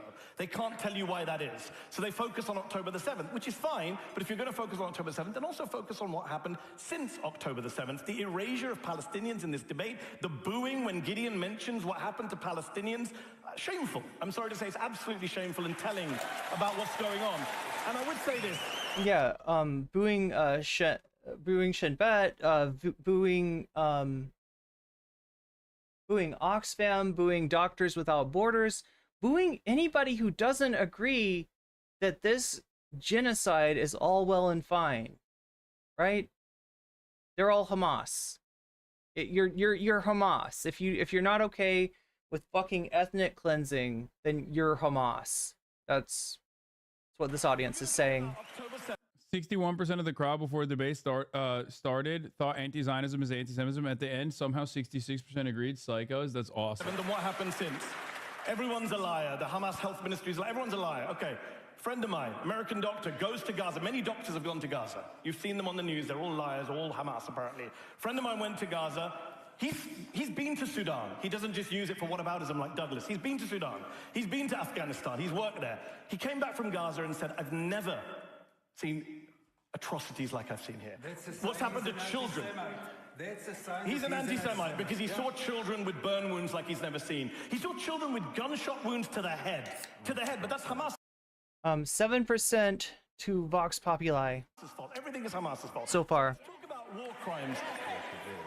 It is amazing that every human rights group in the world, including Israeli human rights groups like B'Tselem, Gisha, Yeshdin, are all documenting this stuff, but you guys think it's all imaginary. So again, it tells you about what Zionism is. This is not about some abstract ideology of, people trying to settle the land and trying to have it. But as Gideon said, there was an argument to be had in the 1940s, 30s, 20s. Zionism today is what the Palestinians are enduring on a daily, nightly basis in Gaza, in the West Bank, in East Jerusalem, in Israel itself. And the erasure of that tells you everything about why we need to be able to talk about what Zionism does to the Palestinians without being smeared as anti-Semites.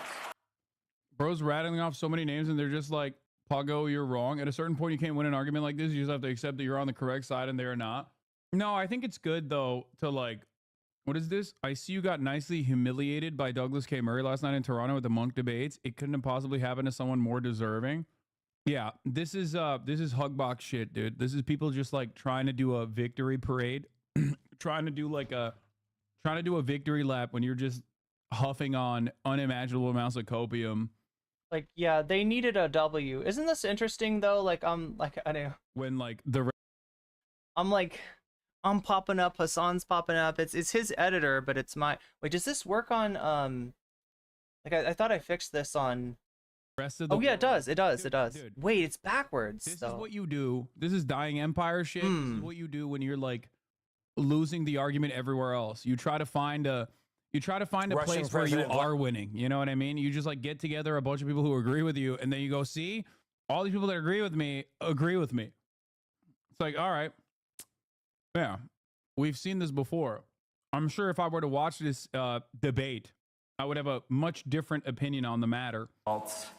Up on the screen now, 77% say you could conceivably change your mind depending on what you hear. 23% no. So this debate is very much in play as we begin, and that's what we're going to do right now with opening statements. Douglas Murray, you're up first. 6 minutes on the clock.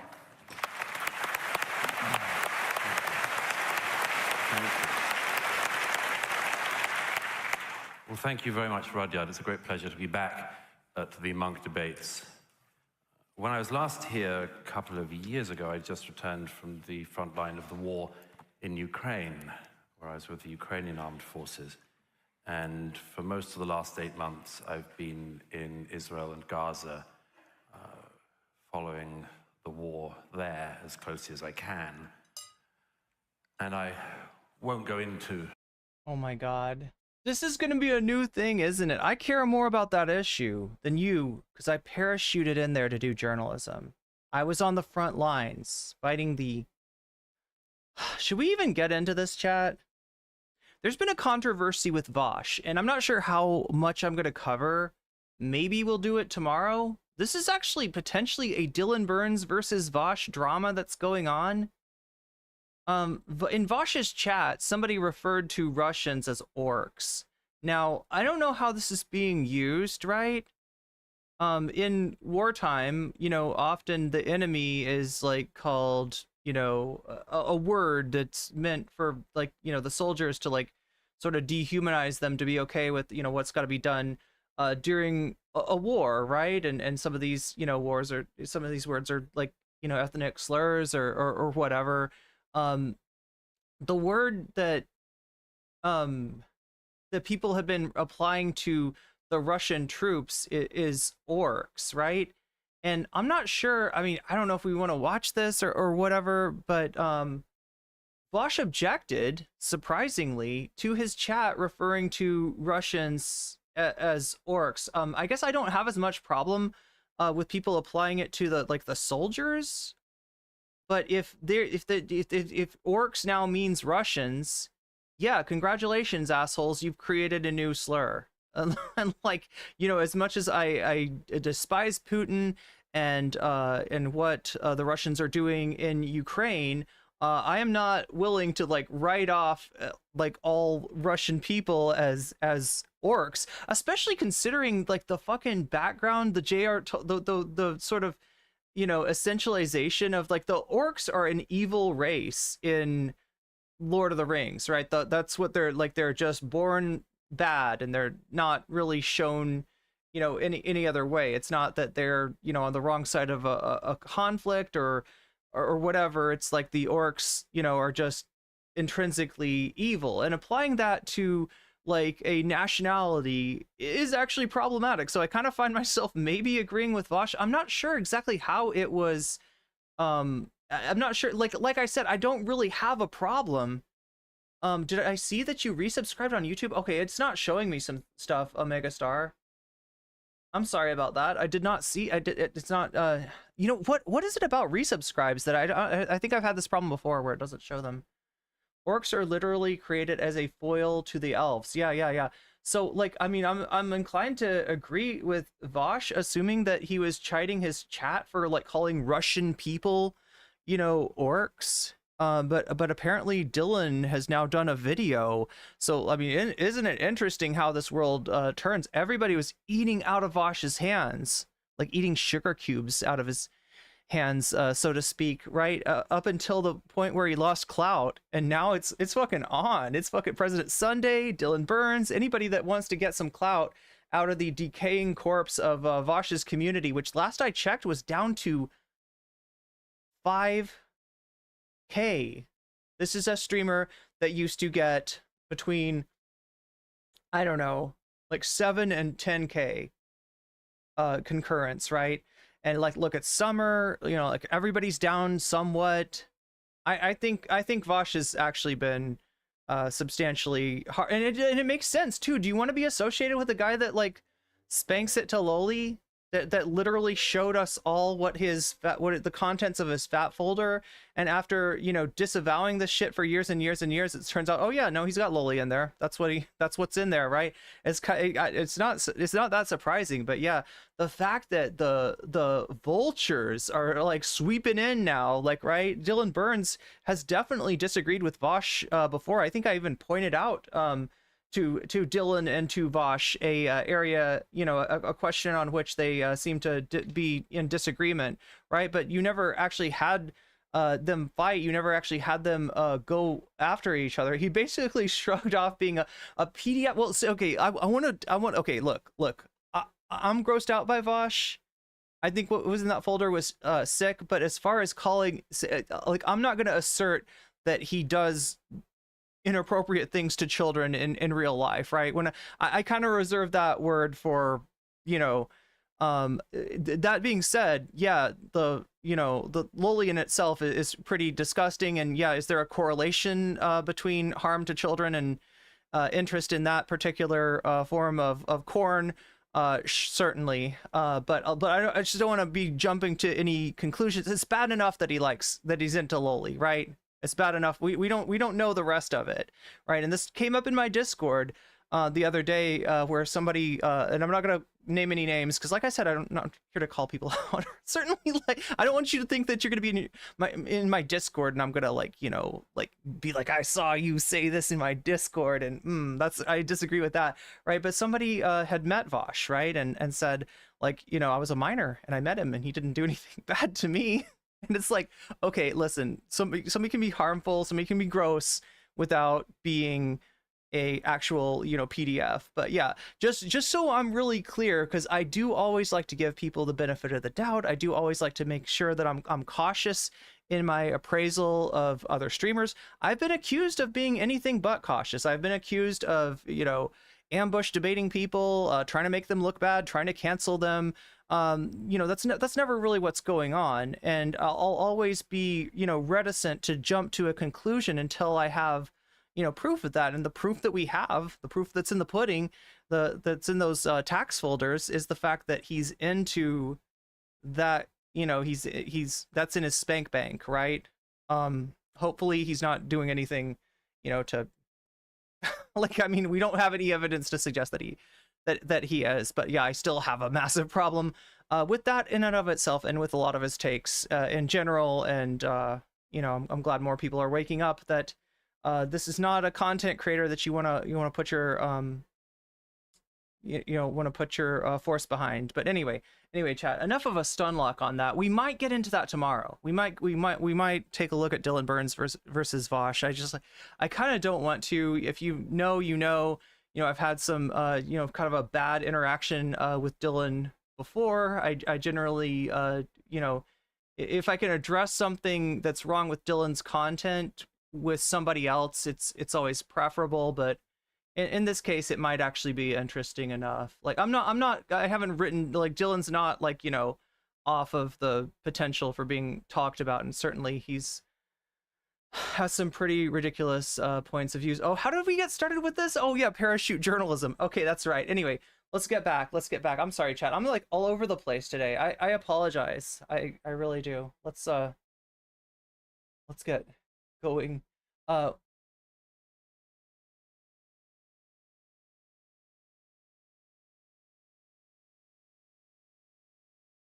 All the details now that I could give you of what's happening.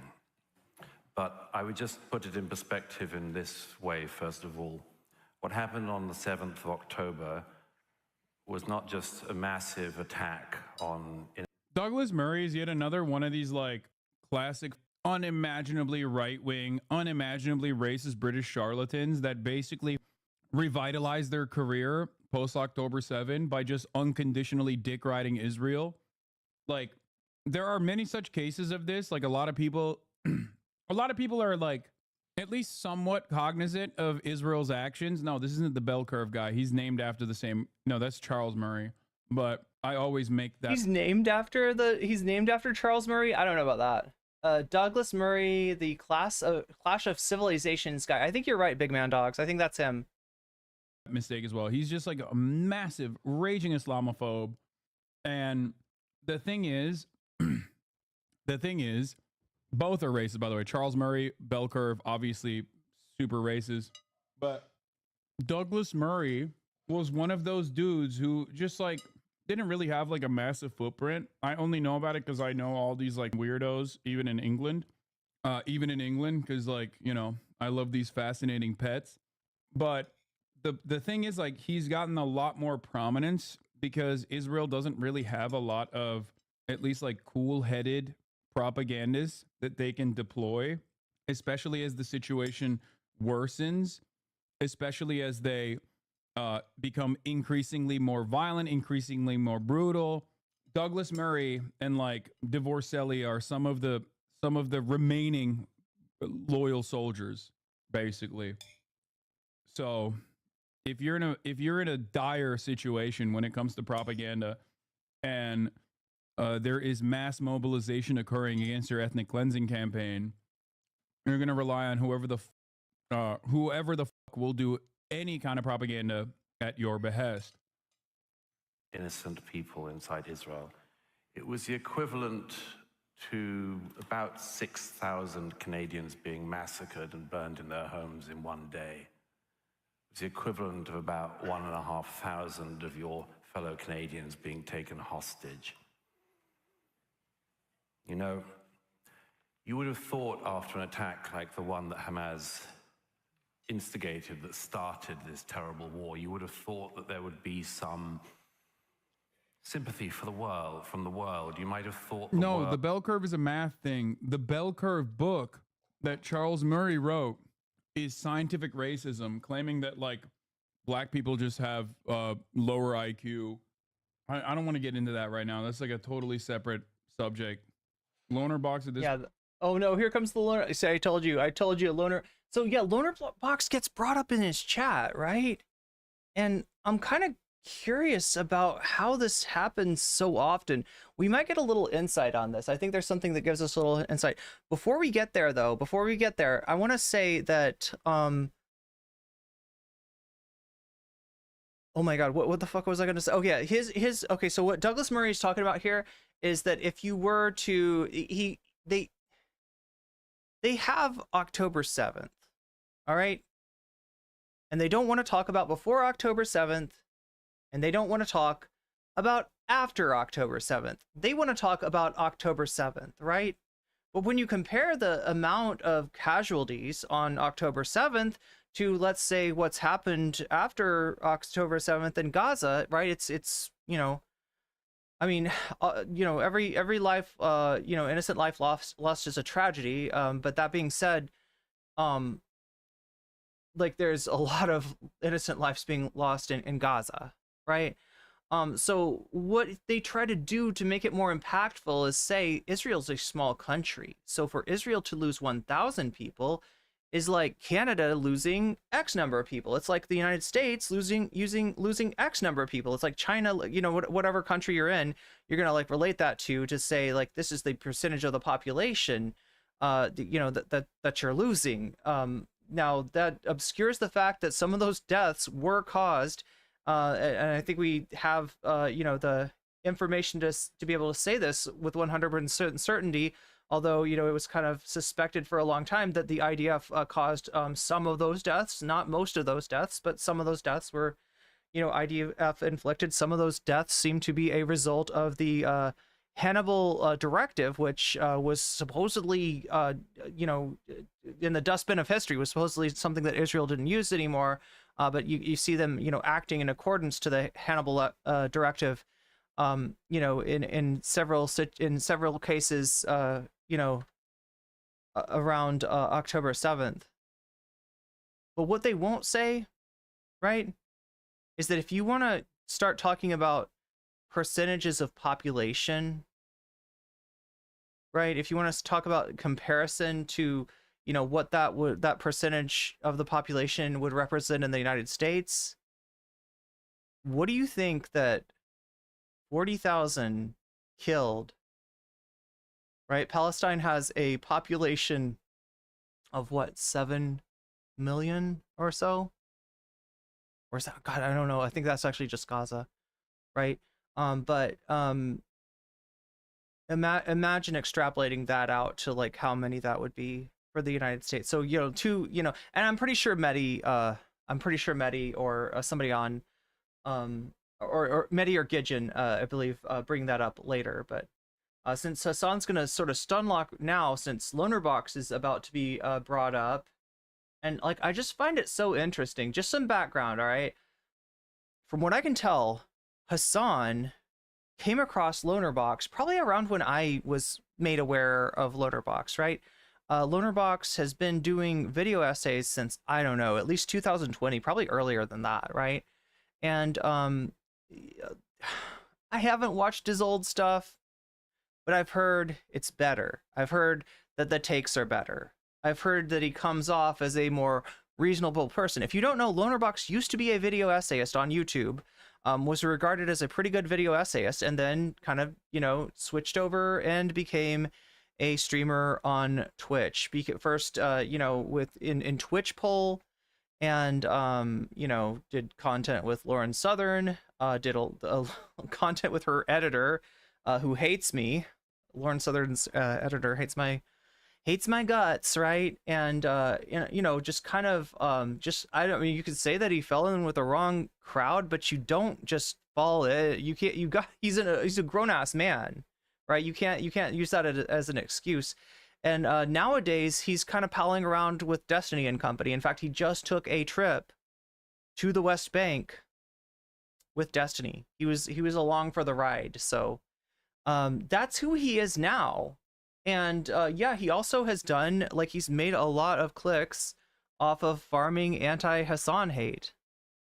And Hasan somehow still thinks of him as that video essayist. So that's just the background behind this. Let's let it go. Point two, the guy's closing up the D far too much. I think he's, you know, he's been a friend of Destiny's for quite a while. I'm just more so shocked because he was like pretty level-headed about Israel in the past. Anyway, I haven't been keeping up with him, so I don't know. World would pay attention to the 2.3 million in Gaza. Yeah, so that number would be, you know, if you were to do the same thing to the, you know, to people, you know, killed in Gaza, right? That number would be huge, right? So for him to try to, you know, take October 7th and to translate it into numbers of what that would be like for American citizens it's pretty disingenuous, right? And again, it's all in the service of distracting. They talk about October 7th in order to avoid what happened prior to October 7th and what happened after October 7th. That's their game. attack and at least pay attention to the people behind it. You might have expected, like me, that there might have been a worldwide opposition to the terrorists and rapists and murderers of Hamas. You might have thought there would be hatred around the world erupting at the government of... The only thing Lonerbox does these days is make content about you? Really? I didn't even know he was... Is he? The kind really? Of content could he be making about really? Me what could he be saying? Like, in terms of like my recent commentary on Israel, unless he's like... Oh my god, what could he possibly say? The shit that everybody else is saying about you. Like the same fucking shit that any fucking Destiny orbiter would be expected to be saying about you. The same kind of shit that Willie Mack is saying about you. The same kind of shit that all these jackasses are saying about you. He is one of them. He is one of them. And Hasan, it's almost funny that Hasan just does not get this. Yeah, is he aware of the trans genocide debates? Look, I don't even, like I said, I don't always agree with Hasan. I'm not sure how he would handle, you know, that debate. I don't think that's like as I don't know. It's an unknown, chat. We don't know what we don't know. That debate had a certain reach. You know, we talked about it. Other streamers who were friends at the time talked about it, and Lonerbox had a really bad take, and he was roundly roasted by a lot of people. You know, President Sunday, people in the Vosh orbit, right, had a massive problem with Lonerbox's refusal to acknowledge the plight of trans people in the United States, of his minimization of the anti-trans legislation, right? A lot of people that, you know, are not necessarily friends or allies of mine, you know, had an issue with what Lonerbox was saying. That then I don't think that Hasan is aware of that. And I also don't want to speculate about whose side Hasan would be on in that situation. Like I said, I don't always agree with him. And some of the areas that I disagree are in his discussion of trans rights. But anyway, we don't know what we don't know. And so it's probably best not to speculate, you know, how he would grok that discussion. But that being said, I think whoever in chat, was it Luna Rose that said Hasan was not aware of the of that whole thing? I think you're right about that. Like, I mean, I don't know. Anyway, is it annoying deorbiter that all he's ever say is you suck on Russia and are wrong about JDAMs and shit? Okay. I mean, that's odd, but he makes a lot of content about your coverage. He hedges your... He doesn't want to believe it. He doesn't want to believe it. He was like, no, this guy was cool. This guy was cool. I had a good discussion with this guy once upon a time. He introduced me to a cool YouTuber once upon a time. Side and gives cover for Israel. Ultimately, he's careful with his analysis. He had an entire hour on why you're anti-Semitic. Wait, what? No, he didn't. He did an entire hour on. You don't believe it? Anti-Semitic. Yo, He does shit like this. Should I react to this when I get home? I would be surprised if he didn't do more than a full hour. He's just farming the Destiny community. As far as I understand. How do you go from calling Israel an apartheid state a year ago to mocking people who think Israel is bad? Yeah, this is like what's crazy. Didn't he literally used to? I mean, I thought he was like, he was saying Israel's an apartheid. He did videos on how Israel's an apartheid. Or Shakespeare is saying in January alone, I'm guessing, Israel dropped the equivalent of 3 Hiroshima, in terms of megatonnage, on Gaza. Yeah, and a lot of these were the 2,000-pound dumb bombs. Not that, fucking hate calling it that, but like, right, that supplied to Israel by the United States. On and his fans, okay. Owen Jones stuns loner box with bizarre analysis. Yeah, I mean, look, Hasan freaks out on peers after weird is pro-Palestine. Yeah, I mean, there you go. He's just, yeah, that's sad. He's just another, he's just another content creator, I think, that is just farming Destiny's audience to varying success. It seems like he did the classic, like Hasan and his fans are really mad about Hasan drinking Coca-Cola, and then even went so far as to say Hasan freaks out on peers after weirdest pro-Palestine video, which objectively was like absolutely eviscerated by the court of public opinion. No, he's very pro-Palestine and his community is too. Yo, that's what I thought too. Yo, he wants to see. Oh god damn it! Like, do you see what's happening?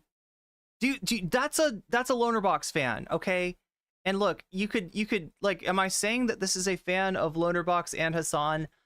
Look, chat, anything's possible, right? Sometimes you miss bits and pieces of other people's content. You think that somebody is okay because you're familiar with some of their views, but you haven't seen what they've been looking at lately. My best guess is that that's a hate watcher. As a hate watcher who doesn't talk usually. I mean, I don't know for sure until Hasan like clicks on his name and shows the chat history, right?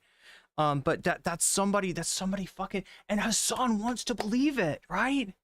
Hasan wants to believe that like no, he actually has really good opinions on Israel Palestine, right?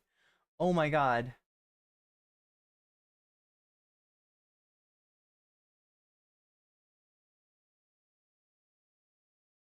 Oh yeah, I wasn't told. So I feel like I remember somebody saying that they were like slightly, I mean, not like annoyed, but it was hard to watch my content with how often I kind of like pause it and talk about other things. And I wasn't sure exactly. Like, I mean, I do know that my stun locks are probably too long, and that like everything would be better if I could just like keep it concise, right? That's if that's how it was meant, that's probably true as well, right? But I know for sure that something that sometimes confuses people is like when I pause something for a long time, talk about something, talk about it, and then go back to right that moment where I paused, right? Other streamers, what they'll do is they'll go back like 10 seconds, 20 seconds to sort of remind us all what we were talking about. And I think that's what I think that's what this comment was getting at. So yeah, I do read your comments, and I appreciate the feedback, and I try to incorporate it as much as I can. Obviously, massive ADHD, massive propensity to stun lock, but also I want to make the content better for everyone, and so that's why I appreciate the feedback. Anyway, so I rolled him back, I don't know, 30, 40 seconds, just so we can hear this all again. Weird is pro-Palestine. Yeah, I mean, there you go. He's just yeah, like that and like that. There we go. Sad. He's just another. He's just another content creator, I think, that is just farming Destiny's audience to very. So even here, he wants to think that like, well, he's farming Destiny's audience. It's nothing personal. It's all business. It's all just business, right? He doesn't really mean it. He doesn't really have bad Oh yeah, okay, so I got it right. Cool. I got that. I correctly understood the comment. Yeah. To varying success. It seems like he did the classic, like Hasan and his fans are really mad about Hasan drinking Coca-Cola, and then even went so far as to say Hasan freaks out on peers after weirdest pro-Palestine video, which objectively was like absolutely eviscerated by the court of public opinion. No, he's very pro-Palestine and his community is too. That's what I thought too. That's Hasan. That's what you want to think. That's what you want to think. God damn it! Please, you got to be careful. You got to be careful. Oh, Jules, thank you for the resub. That's 35 months. Wait, somebody said that they resubbed, and okay, so I've missed like 2 of these, right? Jules, you put us to 24% there. I think we're actually at 34%. Because I know somebody resubbed on YouTube. Let me know.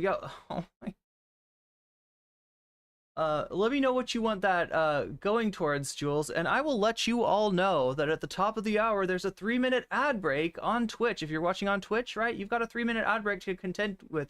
No, you cannot skip it. It's not like YouTube. It's not like YouTube at all. Also not like YouTube, where the memberships are really nice and they help support the stream and they give you weasels and everything. The subs on Twitch actually get you out of the ad break. You don't have to see that ad break for a whole month. It goes away, right? You can also get out of it for free with a Twitch Prime, or you know, through the generous contributions of other viewers who are looking to pass on the weasel, to pass on the getting out of the ad break. Your best bet on that though is to be active in chat, because how is anybody gonna know to gift you a sub if they don't see that you don't have one? So humbly flex your lack of a sub by being active in the chat. That's my best advice for you. I think Hasan is overly cautious about accidentally mischaracter, just like me. Yo, you just heard me do that with Vosh, right? Way too charitable. Okay, and I know it. Like, right, it probably drives some people crazy. It is just a facet of my experience in content creation that it is useful to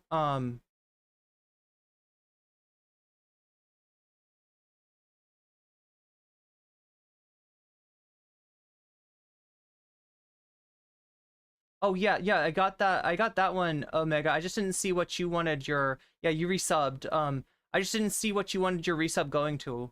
So yeah, I'm gonna add this up to 30. So we're at 34% now. Yeah, I saw the super chat. And super chats are appreciated. But I can only provide the content that's listed in the content chart, unfortunately. As far as other content, we're actually trying to get that together to bring together a super podcast of people in my community with superpowers who have some super interesting perspectives in areas of knowledge that far exceed my own. And yeah, Shakespeare is one of those. So is as soon as we can get this sort of figured out as far as a weekly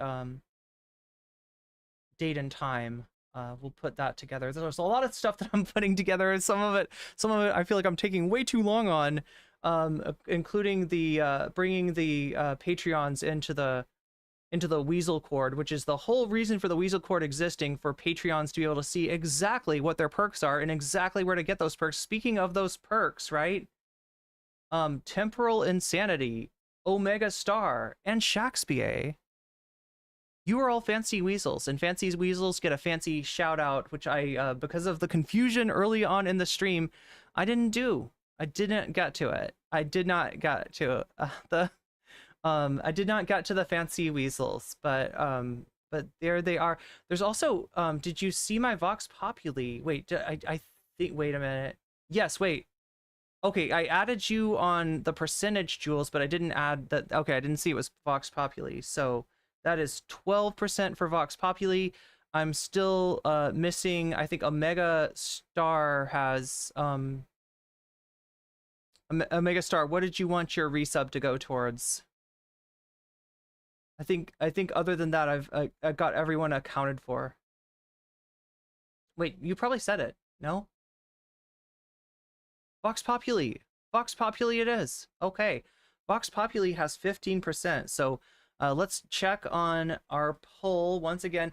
Dolly Parton in a commanding lead in the main channel poll with 49%. That is almost an outright majority. Oh, not quite as commanding over in shorts, where we have 33% voting for Dolly Parton, 27% want to see how fake Brett Cooper really is, 22% want to see Blair White go to Pride, and only 19% are interested in Jake Klein and Mr. Divorcelli.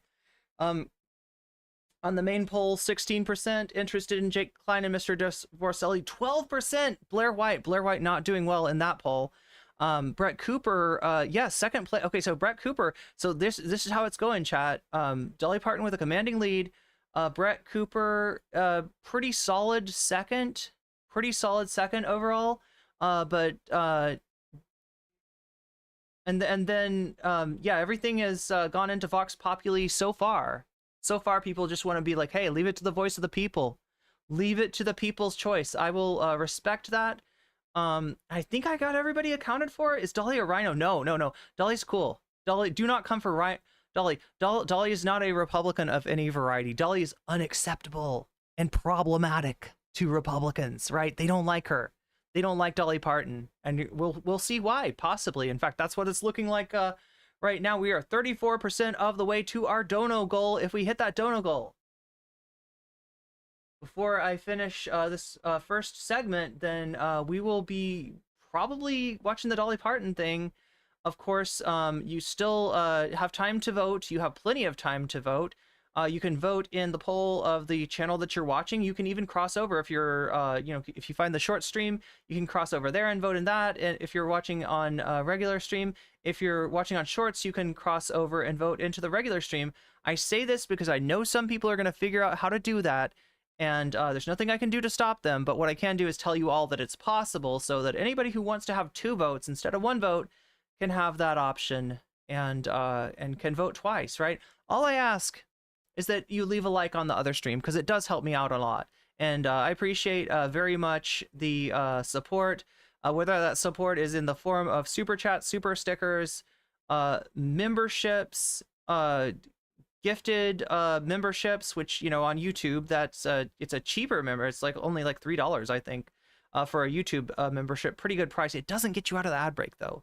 It does get you weasels. It does get you exclusive content, and it does get you my undying gratitude. Over on Twitch, the subs are a little bit more expensive, but also a little bit more powerful. They do get you out of the ad break, because that's just how Twitch works. And they get you animated weasels, and as Omega Star is showing, animated NCC as Aqua dancing, which I need to do. I actually cleaned my room, chat. If you haven't noticed here, let's take a little. I should be doing this. I'm supposed to. Okay, so like, yeah, I'm trying to increase the production value. I'm trying to make the stream more interesting for everyone, right? And you know, that's why we have the Waluigi cam now. You know, before people had trouble seeing Waluigi, who's down somewhere like out of sight. Right now, he's very much inside. And also, look at this. Look at this. Look at this. Right? I cleaned my room for you. Okay. Chat, that is something that I don't usually do for people that I sleep with, okay? I don't know what that says. I don't know what that's, don't overinterpret that, right? But yeah, I cleaned my room because I wanted like what is bro cooking? Exactly. Yeah, what is he look at this guy. Look at this guy. It's kind of sus. I don't know. What's he got in store? We'll find out. We will find out. Does Waluigi know any tricks? I mean, I'm trying to learn some new tricks, right? But one of those tricks is to keep changing scenes, because apparently it's easier to watch. Oh my God. Apparently it's easier to watch a streamer who's changing scenes often than a streamer. And if you've watched my stream, you know how it is, right? A lot of times, like, I just am in that I'm in that scene where I'm like reacting to somebody's content. And I just stay in there for hours and hours. But it does behoove me to to try to utilize like all of my different scenes right now, including let's do this right. Including the close-up scene. That's right, we can do a close-up now. There we go. Okay, that's pretty cool. Yeah, so I'm trying to make things more interesting, more fun. Yeah, and like the room, like, there's vibes, right? This is okay. So if you don't know, I was a vibe streamer when I started out, right? I didn't do a lot of political. I mean, like I always talked about, my stream was always like political. My stream always had an element of commentary, but like, you know, early on, kind of similar to early Keffels. Oh no, I'm comparing. She's comparing herself to Keffels. Please don't, NCC. Please don't. No, I'm not like Keffels. Okay, she's not like us. Oh my God, chat. No, sorry, I'm not trying to. Don't overinterpret that. Okay, but I am. Yeah, we're not. Don't expect a diss track. Okay, like that's not gonna happen. But let me get some Void coffee. That's what. Oh yeah, I don't take a minute to like. So I was a vibe streamer, right? A lot of music when I could get away with it over on Twitch.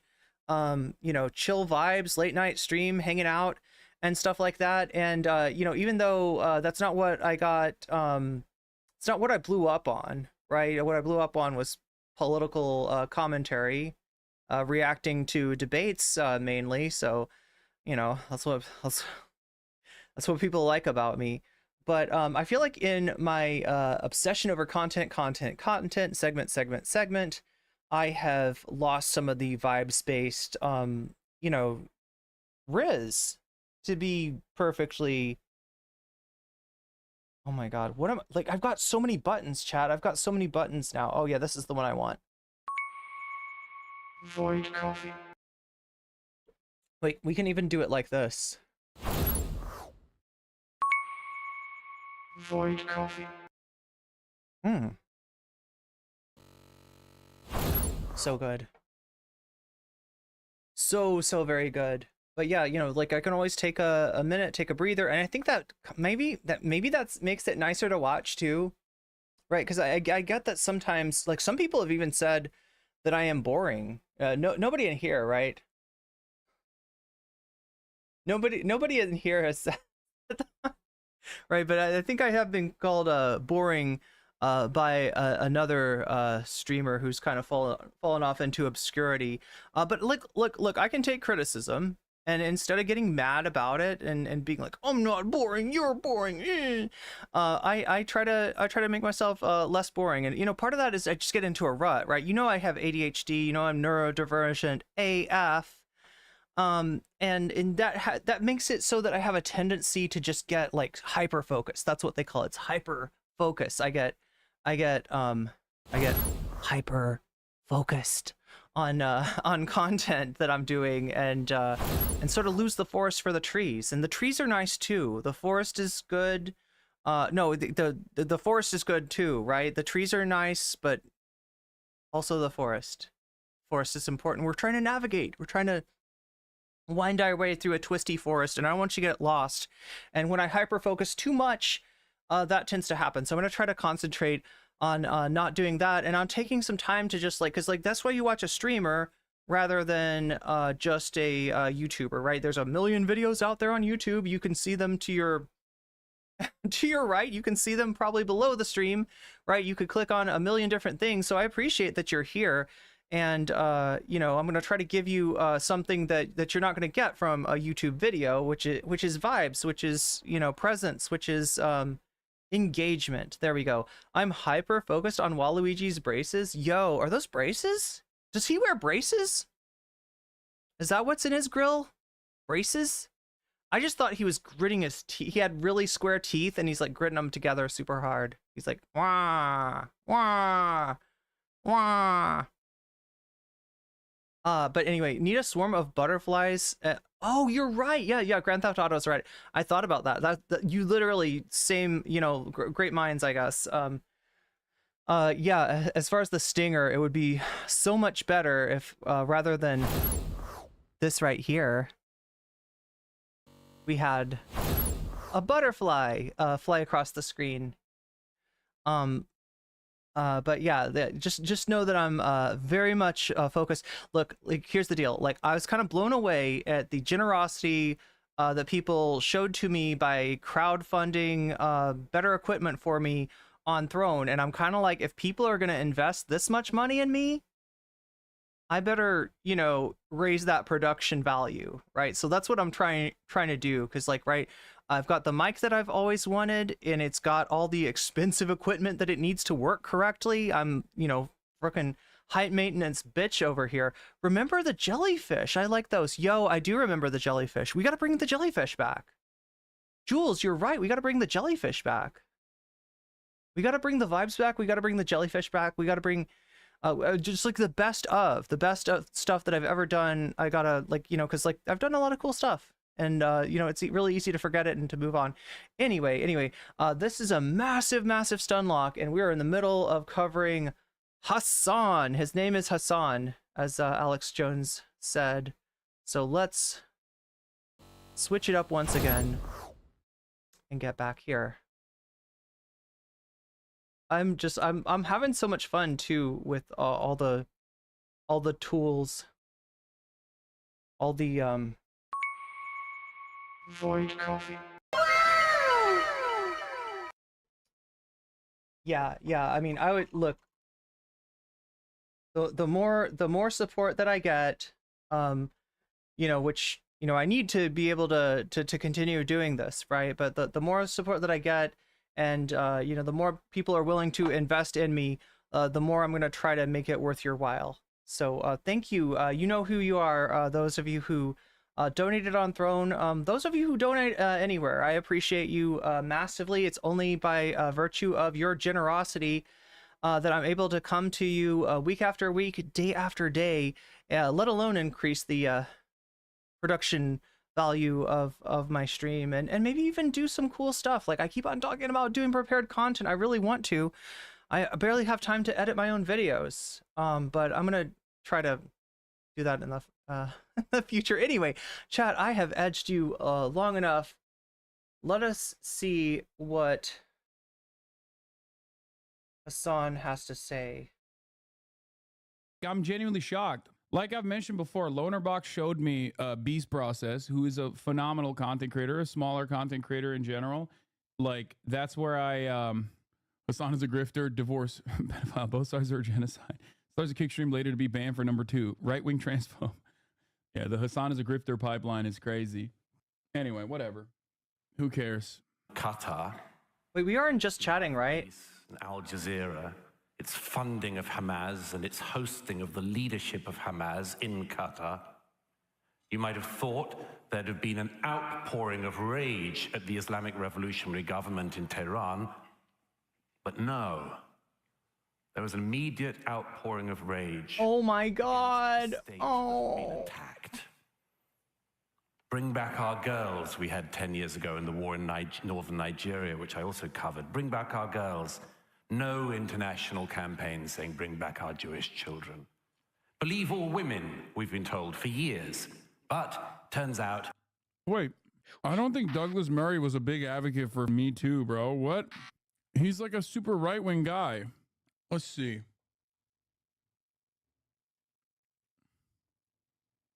Yeah, Depp Heard trial marks the end of the Me Too era. The groupthink tyranny of woke. Douglas Murray. Oh shit. Oh shit. Sounds like a bigoted society. Yeah, this guy's not pro Me Too. What are we talking about? Douglas Murray challenges wokeness, identity politics, and groupthinks in his new book, The Madness of the Crowds, Gender, Race, and Identity. My man said Me Too only when Israel has declared that there is mass rape happening at the hands of Hamas on October 7. Yeah, also, he literally, yeah, I forgot about this. Douglas Murray in Australia. Douglas Murray is arguably the most impressive current advocate globally for Israel and its conflict with Hamas. Australian Academic Alliance Against Anti-Semitism wrote this. Is now a good time to talk about Jews and money. Article by Douglas Murray. What? That's so funny. He's like, he wasn't he's like said anti-Semitic shit in the past too. He's oh shit. Yo, I knew that this guy wasn't great. Like I know roughly like the circles that he runs in. I didn't expect it to be Wow. So in other words, right, his defense of Israel is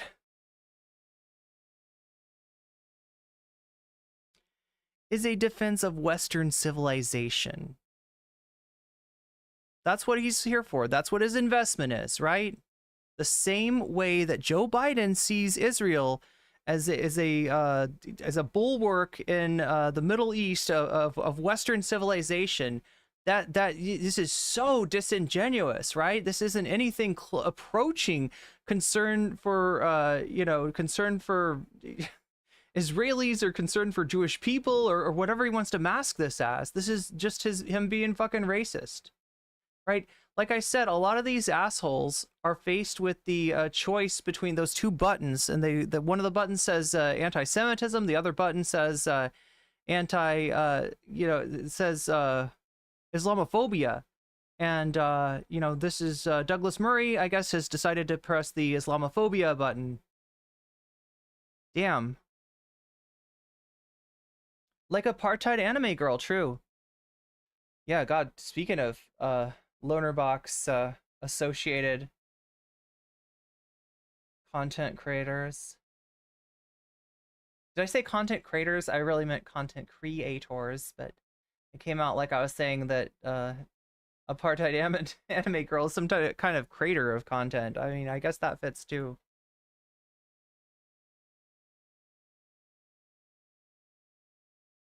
What's this all about? This is about a debate that Medhi Hasan engaged in with Douglas Murray and Natasha. Oh my God, I keep on forgetting her. She's got some German last name. I don't know who this Natasha chick is, right? He's got Gidjon Levy is on Medhi Hasan's side. The organization that ran the debate held a vote before and after the debate of do you think that anti-Zionism is inherently anti-Semitic? And 60% of the people before the debate said yes. So, that's the kind of crowd we're dealing with here, right? 66% after the debate. And they call that a W. They call that a W for conflating, opposing a genocide with being anti-Semitic. And that's hugely problematic, not just because it silences voices trying to speak up against atrocities, against human indignities perpetrated in the Gaza Strip, but also because it makes it harder to identify real anti-Semitism, which is still a clear and present danger, which is actually probably bigger than it's been in a long time, right?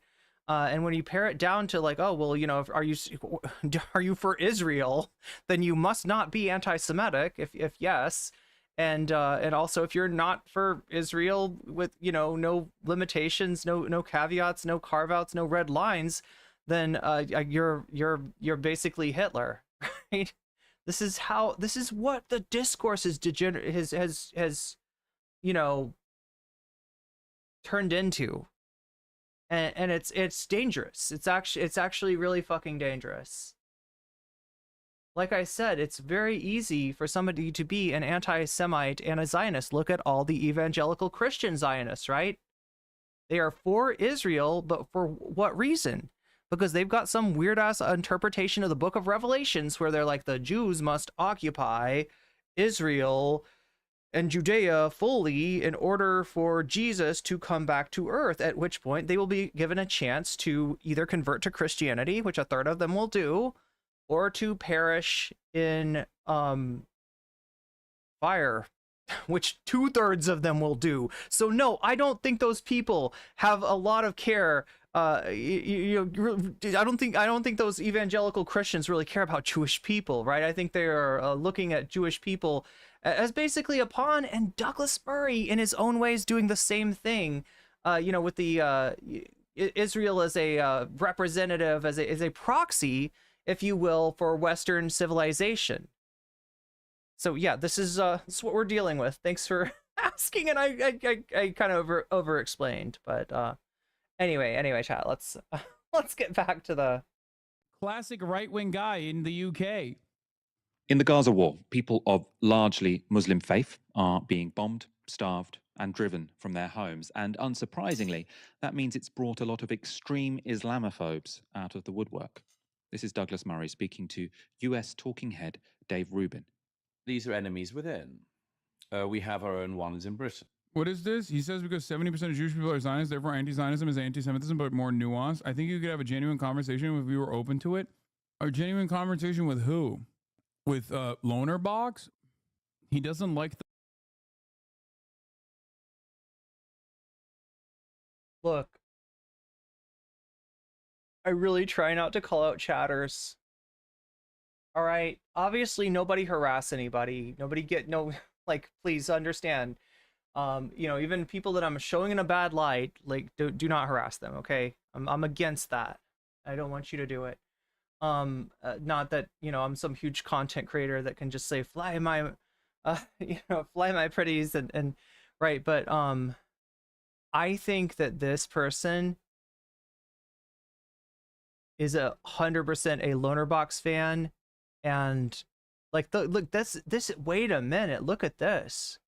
He says because 70% of Jewish people are Zionists, therefore anti-Zionism is anti-Semitism, but more nuanced.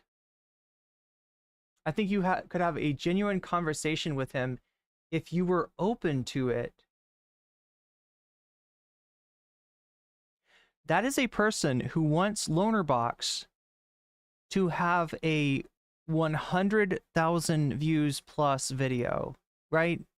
That would be the Lonerbox would farm that shit mercilessly, right? Lonerbox would love, like, this is a person coming into Hasan's chat saying things that are objectively in the interest of Lonerbox, and honestly, like, Hasan is silly enough to think that maybe Lonerbox is reachable.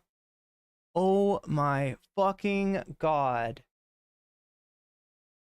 The word genocide? What the f does that mean? Lonerbox probably one deorbiter you could have a decent conversation with and not be contentious of content farming. He's pro-Palestine, especially West Bank, but definitely disagrees on some things, but he still says it's apartheid. Basically, he doesn't like the word genocide. I mean, at a certain point...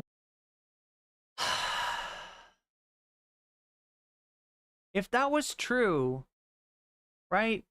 If that was honestly Lonerbox's perspective, Lonerbox would be a target for Destiny and all of his orbiters.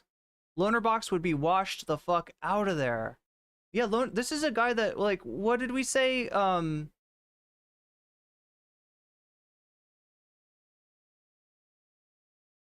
Like, essentially crossed into the exclusion zone in the West Bank, right? The place, a section of the West Bank that Palestinians are not allowed into. Anyway. Sorry, chat. I'm making this take way too long.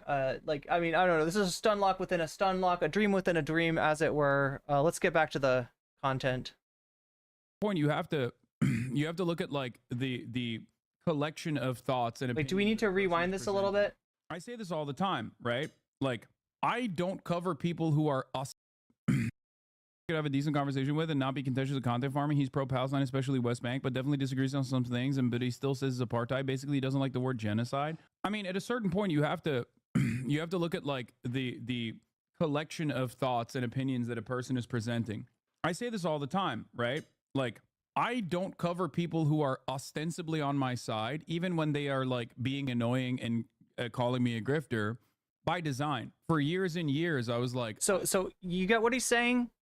So maybe that some people in chat are acting like that wasn't super clear. What Hasan is saying here is that if you are, you know,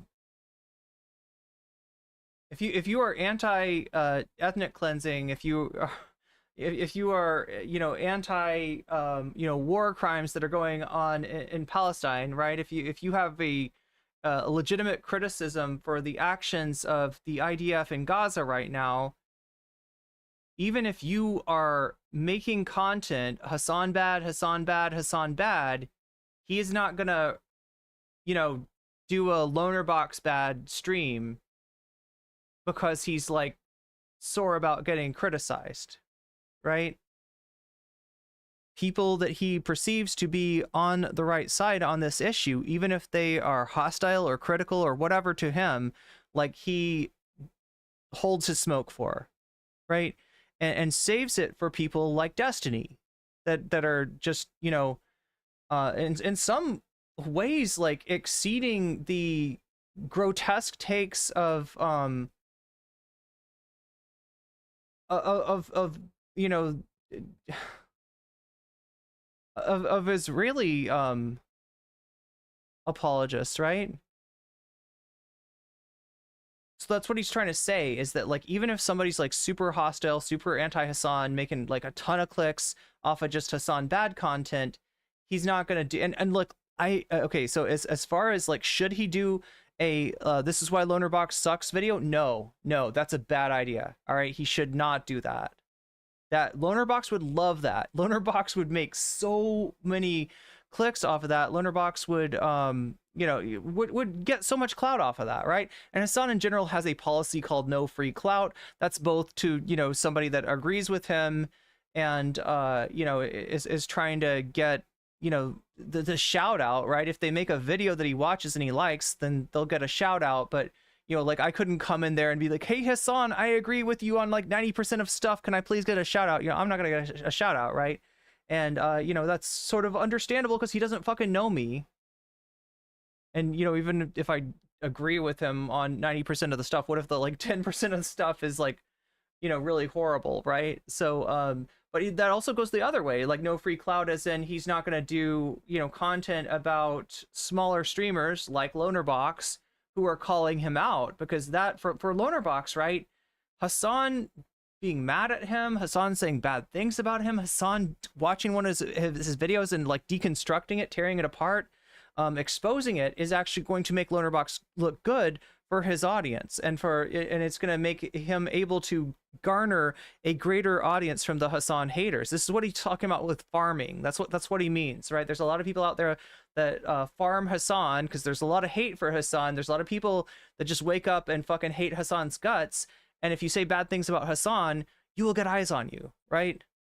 So he's saying that he's not going to do coverage or you know, kind of clap back or some kind of, you know, scrutiny on people that are doing that stuff for him if they are people that are generally on the same side as him. Like I don't, you know, the only time he's ever really talked about Vosh was with the short stack goblins and the horses and the lowlies and all that stuff. He ignored Destiny for years and years and years. Probably at some point even thought that Destiny and him were basically on the same side, just that Destiny hated his guts. And he was sort of running away from that confrontation with Destiny. Now that's changed since October 7th. On or around October 7th, Hasan decided that responding to Destiny, reacting to Destiny was actually, you know, a good thing. And if he's going to get farmed regardless, right, there's no reason not to. But that's what he's saying about Lonerbox, right? Is that because he perceives Lonerbox as being on the same side as him when it comes to Palestine, he's not, I don't know, like, and he's not going to do, like, you know, content on him. And I agree with not doing content on him. I just don't, I disagree that Lonerbox is on the same side of this issue. From everything that I have seen, that is not so. That is not so. What's up, Dr. Roboculus? All right, let's get back. I'm sorry, chat. Too many stun locks today. Too many stun locks. You know, no matter how uncharitable or shitty people were towards me, I chose not to cover them specifically because I was like, I don't really give a shit. Okay. Partially because there are worse enemies out there, way worse villains out there to hyper focus on, rather than some dude who's. What is Lonerbox's stance? Oh my god, I'm stuck. What is Lonerbox's stance? I'll be honest when I say that I haven't watched a lot of Lonerbox recently, but you know, he was critical of Hasan in the same way that Destiny is. From everything I can say, it's not that far away from the it's not that far away from like Destiny's stance. I mean, if anybody, you know, has more information on that that I'm presenting.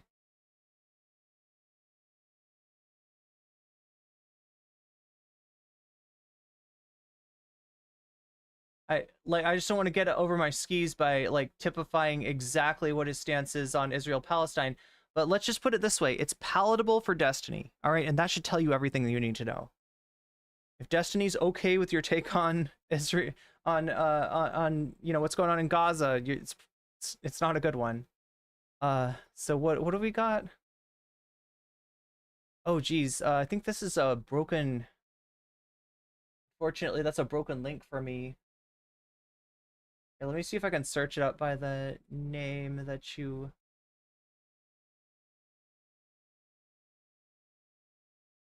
Shakespeare, can you say the name of the cave? Because I think like yeah, the link's broken for me. Peaceful up here, but now there are freaking. But I think I can just search it. If Lonerbox was actually as anti-Zionist as he says he is, he would not have been allowed. That's another really good point. Yeah, same thing with Destiny, right? If I were to try to go to Israel, right, and like I'm nobody, okay, I don't think I'm like on the radar of anybody, you know, in Israel, but like right, they would like you know look me up on social media, and they would probably say no. Right, if you're at all critical of Israel's actions in Palestine, you will most likely be refused admittance to Israel. And so the fact that Lonerbox was let in is in and of itself. They wake up and hate Hassan. Oh, Anna Kasparian. I mean, that's one example. God, she really does hate Hassan, doesn't she? I know almost nothing about Destiny. It seems kind of boring. Okay, well, I mean, that's not the word I would use for him, but yeah, he's also not great. It's good enough for entry into the state of Israel. That Destiny Lonerbox Fleischer a photo op was an eye-opening moment. The Cave of the Patriarchs, thank you. Okay, the Cave of the Patriarchs massacre. Cave of the Patriarchs.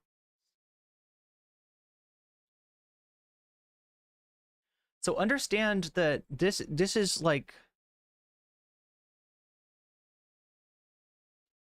this is where they met, right? This is where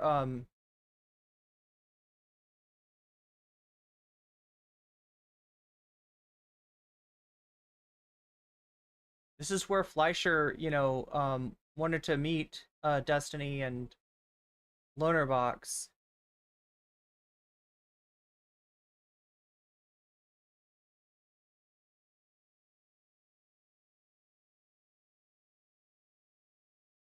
And I promise we'll get through this content after this chat. I'm sorry for the Cave of the Patriarchs massacre, also known as Ibrahimi Mosque massacre or the Hebron massacre, was a shooting massacre carried out by Baruch Goldstein, an American-Israeli physician and extremist of the far-right ultra-Zionist Koch movement on 25th of February 1994 during the Jewish holiday of Purim, which overlapped in that year with the Islamic holy month of Ramadan.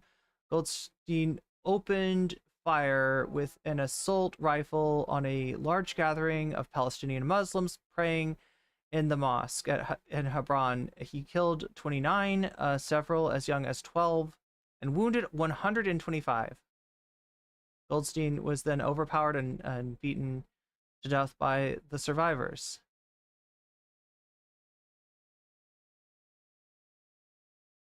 But to some people, you know, particularly like settlers, you know, people that are living, you know, in the have been part of the settlements of the West Bank, which if you don't know, this area of Palestine is basically carved up. There's so many settlements in it, it looks like Swiss cheese.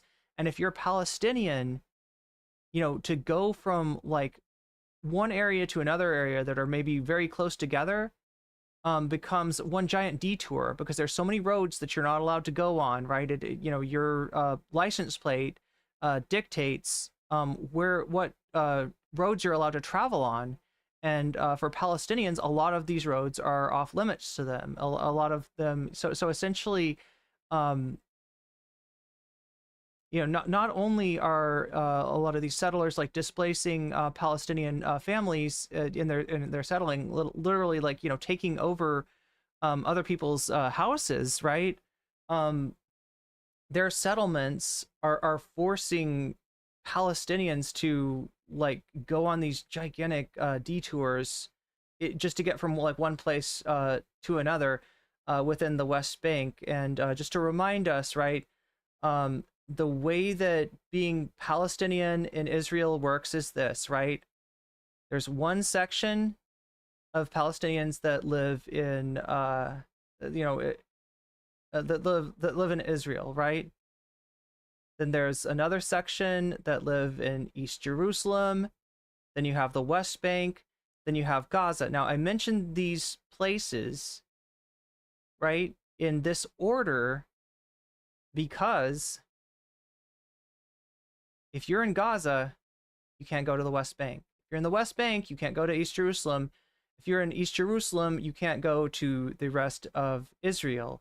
That includes like if you get married to somebody who lives you're in Gaza and you get married to somebody who lives in the West Bank, they can move to Gaza.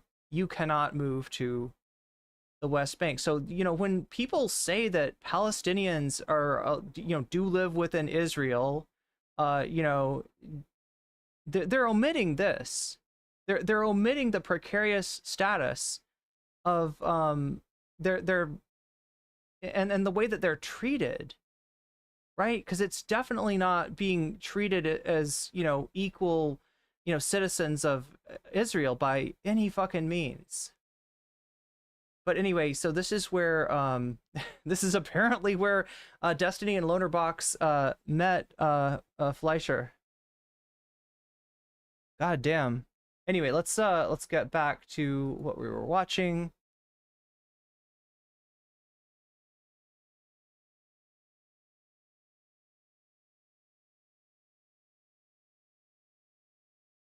Like otherwise, pro LGBT, blah blah blah blah blah, like a pro civil liberties for. Here, I'll rewind it a little too. Here we go. Were towards me.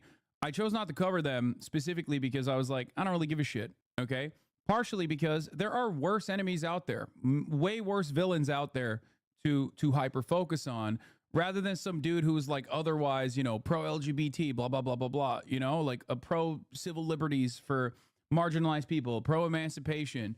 They don't have to subscribe to my entire worldview because there are people out there with big platforms who are completely against everything I say. Shakespeare says Yishai's house is just past the site in the Israeli settlers only hilltop settlements.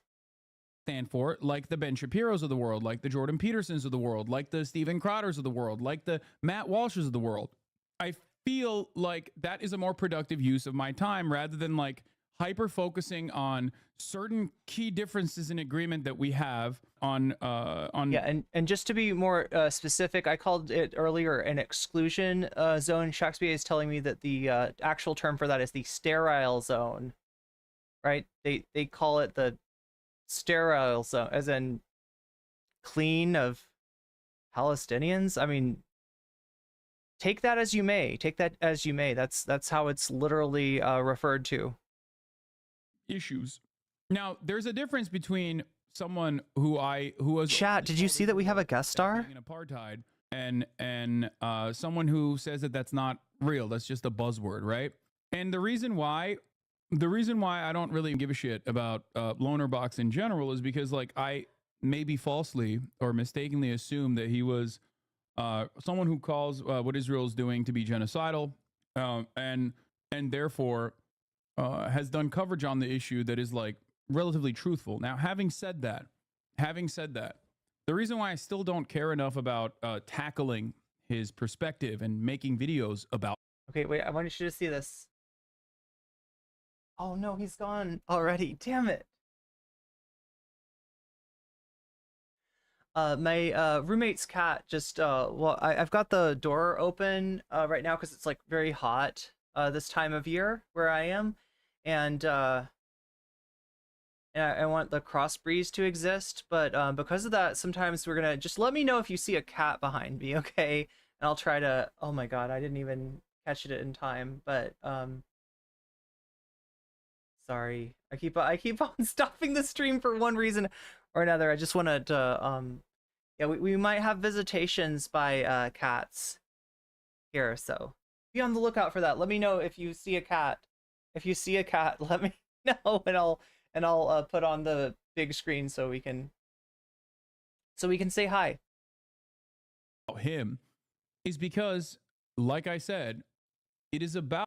Here, we'll go back a little. The reason why I still don't care enough about tackling his perspective and making videos about him is because, like I said, it is about the collection of opinions that you have and the side that you present on certain things.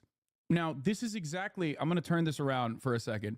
If you see someone who appears to be progressive, appears to be on the left, but is constantly hitting left, constantly going after people like myself, claiming that I am, you know, too pro-Houthi, or maybe even an Islamist fundamentalist, or things of that nature. When someone is like focusing on that while there's an active ethnic cleansing campaign happening, okay, that immediately shows me that maybe you're not super serious about like covering these broader issues. Okay? That's it. That is the way I look at this stuff.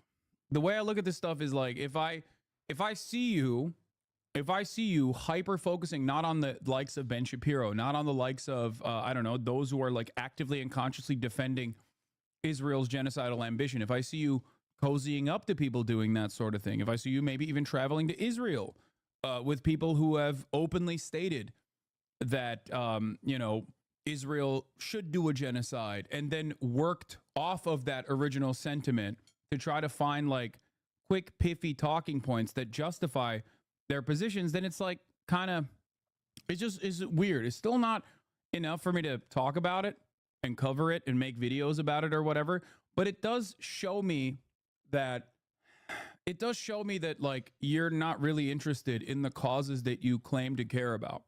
Okay, so yeah. Look, like I've said, in the past, I've been concerned when Loanerbox is brought up in Hasan's stream. A lot of times there's even defense from Hasan about Loanerbox, and that's based on Hasan's familiarity with Loanerbox from his prior incarnation as a video essayist. Now, I haven't seen a lot of his video essays, but I'm told that the opinions that he's expressing are, you know, supportive of Palestine. Anyway, kind of exited doubt given who he hangs out with on Twitch, right? But maybe something changed. Maybe he was really like, you know, a different person before he became a streamer, before he became part of Twitch politics, before he started palling around with and defending the likes of apartheid anime girl herself, right? Supposedly he was you know, more supportive of Palestine at that time. So, you know, like based on Hasan's familiarity of that era of Loanerbox's content, which I guess is probably still more prominent given that, you know, he hasn't blown up as a streamer the way that he blew up as a video, you know, like a video essayist. But now he does seem to get it, at least. I do agree with him that making content on Loanerbox would be a bad idea. He's saying because he's got bigger fish to fry, and I'm saying because Loanerbox would love that. Loanerbox would eat that up. Loanerbox would, yeah, like that's like you'd fulfill his wildest dreams, right? You'll essentially, he's not presenting himself to anybody who's going to take Hasan's critique seriously. Like, that's not his audience. That's not the audience that he's going for, right? The people that watch Loanerbox, the people that are in that destiny orbit, you know, are people that if they hear that you had a fight with Hasan, they're gonna be like based, right? So yeah, I agree. I'm glad that he's on the same page as far as like, you know, why, like, you should definitely not do content. In fact, honestly, I'll be real, okay? Loanerbox has talked about this, right? Loanerbox will take any crumbs that you give him and I don't think there's a point to addressing him. Now, Hasan has addressed Destiny, and that's understandable because Destiny is like among the more prominent defenders of Israel. Hasan has addressed Brianna Wu.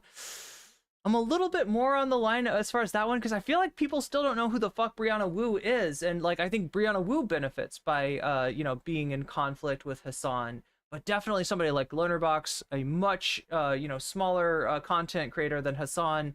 There's no utility at all. In fact, even this is probably talking about him too much. But you can see the people in his chat that are trying. Oh no, just have a conversation with him. Just have a little chat. Just have a nice friendly chat with Mr. Box, right? And it's like, oh my god, don't do that.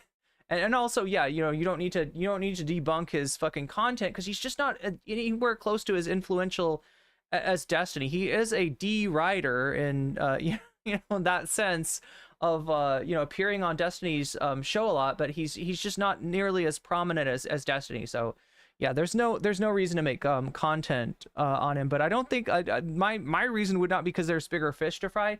My reason would be because that actually helps him out, and there's no reason to give Lonerbox free clout. Example. Let's say someone is pro-trans. This community is very pro-trans. We all know there are a shit ton of other pro-trans people, trans content creators, trans people themselves online on Twitter that sometimes chirp and maybe don't put their best foot forward. We know the reasons for why that happens, and that's fine. So if you were to make an assessment on whether someone is a pro-trans content creator or not, you could potentially look at the broader scope of their coverage. Are they constantly attacking anti-trans content creators, or are they claiming to be pro-trans while simultaneously shitting on trans people, like almost always hyperfixating on other content creators who are pro-trans but maybe not sufficiently pro-trans? Does that make sense? That's what I look at. I look at who someone's enemies are. Sorry, let me rewind that a little bit. Against, to get a better understanding of trans. They claiming to be pro-trans while simultaneously shitting on trans people, like almost always hyperfixating on other content creators who are pro-trans but maybe not sufficiently pro-trans. Wait, what? Claiming to be pro-trans. Actually look at the broader scope of their coverage. Are they constantly attacking anti-trans content creators, or are they claiming to be pro-trans while simultaneously shitting on trans people, like almost all? Okay, so Jesse Singal, right? That is, I don't know if that's who he has in mind, but that's somebody who matches that description. Jesse Singal, if you ask him, are you a pro-trans? He'd be like, of course. Of course. I have many trans friends. But all of his content is criticizing trans people. All of his content is, you know, and if you look at his audience, right, you will see a non-zero number of like T-slurs in there, right? Because his audience is very much anti-trans, despite what he claims to be. Like, you know, his take is that he's saving the trans community from itself, that like what the trans community wants, you know, in terms of rights, in terms of you know, access to you know, gender affirming care, etc., is actually not good for the trans community. And so, you know, he has to come out and say, well, no, you shouldn't be participating in sports, or no, we can't allow you know, people to, you know, have access to you know, things like hormone blockers unless they, you know, meet this and that, you know, stipulation, right? Never mind what the standard of care established by like medical boards are, right? You know, he knows better, right? So Jesse Singal, somebody that we probably can all agree it fits this description of representing himself as pro-trans. However, you know, just everything he does is shitting on trans people. Now, this next part is interesting, how he's going to attach this to it, because I think I know what's behind this, but let's let him talk.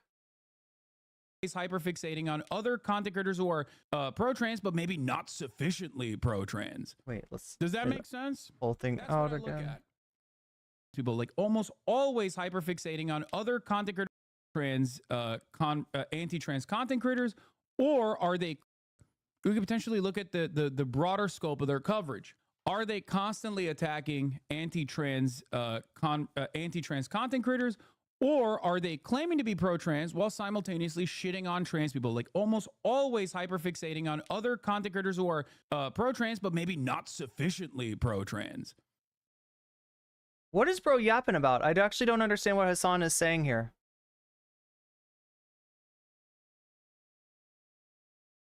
Like, are they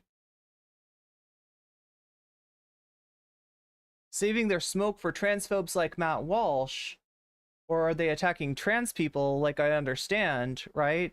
That's like the, you know, Jesse Singal sort of fits into that category. But then he combines like attacking other pro-trans content creators who potentially are not sufficiently pro-trans. So if you don't know, Hasan had a debate with a TikToker named Christian Walker. Christian Walker is the gay son of football legend and right-wing politician Herschel Walker, who lost his bid to become a senator in the state of Georgia. And you know, Hasan brought Christian Walker on, like the way that he brings Will Miniker, the way that he brings Austin on, like Christian Walker sitting in his house, like, right? Which also meant that Christian Walker, when Hasan needed to go to the bathroom, was left with to be able to talk to the stream, right? So you know, he's debating Christian Walker and kind of dropping the ball in a lot of ways, right? In terms of if you're gonna have a debate, you know, Christian Walker, you know, is gay, but you know, pretty anti-trans. And I think some trans community members of Hasan, including Maud, were upset with the insufficient pushback that Hasan was providing, in part because he just doesn't know the issues. And I think a lot of them would have preferred that, you know, he just, like, if he's not prepared for a debate, that he not have a debate. Because for trans people, it's really scary. It's really frustrating to see, you know, somebody, especially who is, you know, pro-trans, who's advocating on behalf of trans people, you know, drop the ball like that. And when this mod expressed their dissatisfaction,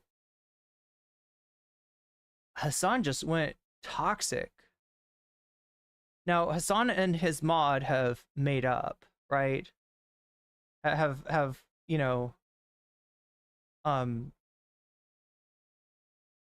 like they're you know, friends. I think this person's still modding for Hasan, and essentially said Hasan was right, but he wasn't. He wasn't. You know, the chat had a point. Trans people in his community had a point, and you know, trans people have a right to have a say in, you know, how we're going to be represented by allies. And like, I'm sorry, I'm not trying to shit on Hasan here, but if you're not willing to listen to that feedback in good faith and not blow up on people, you can't. It's like thanks but no thanks. So that's where he's got this fragility. That's where he's got this like wound that hasn't healed yet.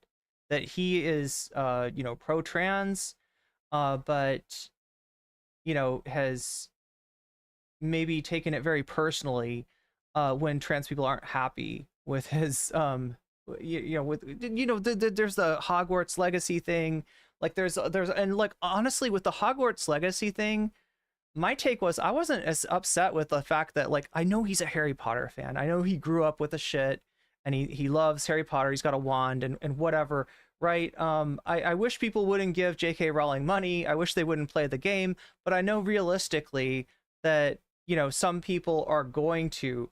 What I was upset with Hasan for, though, was that, you know, he was like, yeah, we're going to play this. It's going to be really cool. And trans people in his community are like, what are you talking about? That's fucked up. You're going to play the turf game?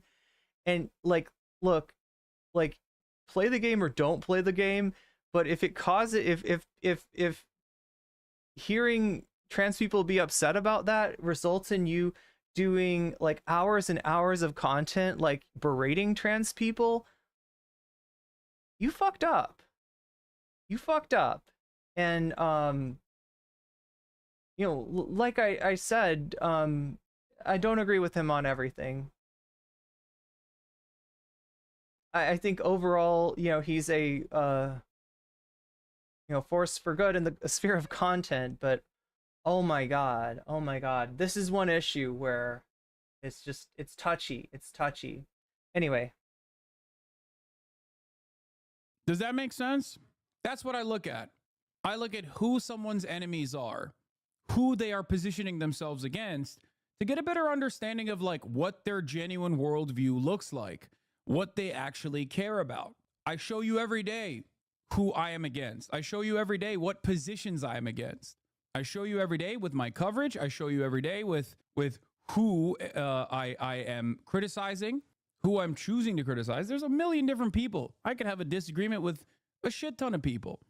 There's a reason why you see the broadest scope of my haters run the gamut of the pipeline meme that you were. okay, I gotta say this. I'm sorry, I keep on pausing it, but that being said, okay, I do see a massive difference between somebody like Hasan, who gets sensitive, gets fragile, feels unappreciated, reacts as if trans people are a bunch of ingrates when they have a problem with the way that he's representing their arguments. I see a big difference between that and somebody like Destiny, who's actively like, well, trans women shouldn't participate in sports, right? I much prefer somebody like Hasan, who is just not going to enter into that debate, because that's an issue that shouldn't have been politicized in the first place. That's actually the right take for him to have, and I'm glad he has that take. Or somebody like Vosh, who tries to use trans people as a fig leaf. Oh, you're criticizing me for having loli in my spank folder?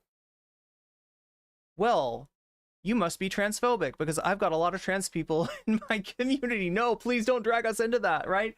Or Vosh, attacking J.K. Rowling, be like, women need to shut the fuck up, right? And he's like, what? I'm arguing for trans rights. J.K. Rowling's bad, right? I can be sexist too against her. No, being misogynistic against the Queen of the Turfs, who's always arguing that there's something inherently misogynistic about trans rights, right, is giving her exactly what she wants. That's a huge, right? So I see a huge difference, right? I am not putting Hasan in that category, in either of those categories, because I separate somebody like Destiny, who says he's for trans rights, but in in the most superficial way possible, somebody like Vosh, who advocates for trans rights, but sometimes in a way that's actually harmful, beneficial for himself, for his own clout, at the expense of trans people, and somebody like Hasan, who just sometimes gets fragile when he's criticized. Those are three different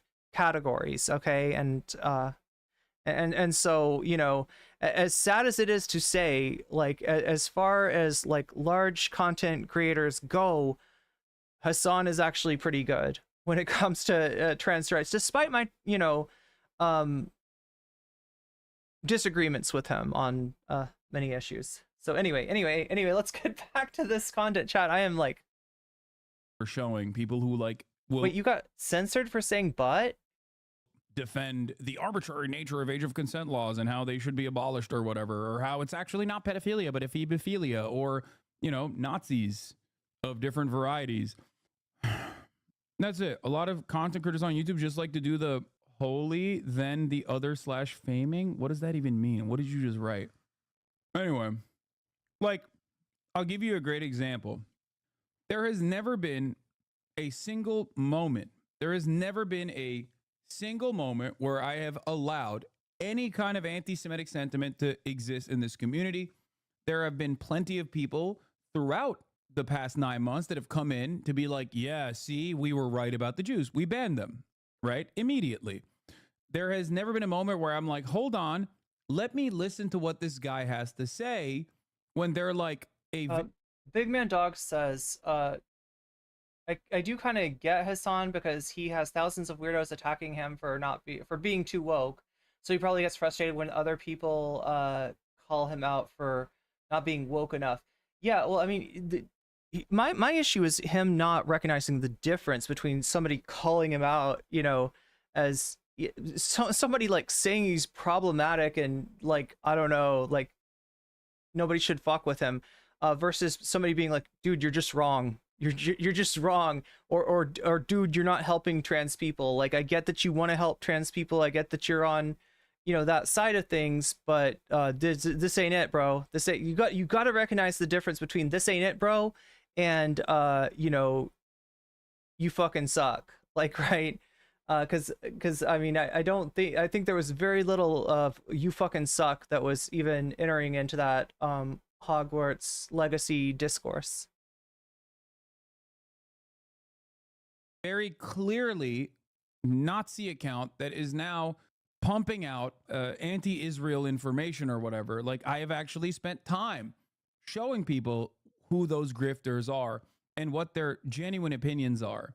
I don't just cozy up to fascists specifically because they ostensibly are on my side on the issue of Israel, because they're not, because I understand that they're not. I understand that they're simply utilizing Israel as a way to simply utilizing Israel as a way to just he's burnout and probably should take a year off, but YouTube will not allow it. That's so true. That's so true. Yeah, that's it's very true. Hasan doesn't make that distinction, so he himself attacks trans people. Yeah, that was the thing that I had a problem with, right? Like, I can disagree with him, and that's one thing, but when he spends hours and hours being like, lecturing trans people, it's just that's where I think he went off. That's where I think he fucked up, right? Like, I don't expect him to see everything from my perspective or automatically agree. Like, I don't want a content creator who's just going to be like, yes, exactly what you say, like, please don't cancel me, right? That's fake as fuck. I know there's so many people like that. There's so many people like that are just like kind of going along to get along, and I appreciate that he's not that guy. But at the same time, you can't let that turn, like, when your fucking response to people calling you out is to shit on that group, you fucked up. You fucked up, okay? Do anti-Semitism. The higher order here is anti-Semitism. That's simply just business when you're an online content creator. If Hasan was more open to more smaller content creators, then D-Man would not sit on this many orbiters. This is Hasan's own fault. 24-month subscriber.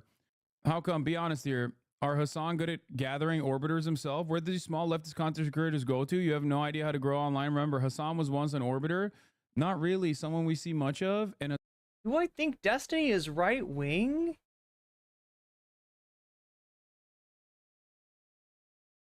I mean, there's a lot of different definitions of right-wing floating around here. Do I think he's got right-wing views on something? Sure. But I would not call him, like, I would not typify him as right-wing. Hasan has been going on for years on here. If all that's you can mention, that's still really bad. This guy mentions a bunch of content creators who are not orbiters, by the way. They're fully fledged content creators in their own right. That is insane. Your demand is that I like literally collect smaller content creators, like, oh my god, so I can this is so sorry, this is so cursed. This is so cursed. So you see, like, I mean, I guess what, like, let's go back in here, let's go back a little bit, right? Because, like, I want to hear exactly what he's got to say, but, like, I think the thought is like that if Hasan were to platform more small content creators, then he would have more people defending him against Destiny, right? Because, like, a lot of times when shit blows up with Destiny or with Willie Mack or with whoever, there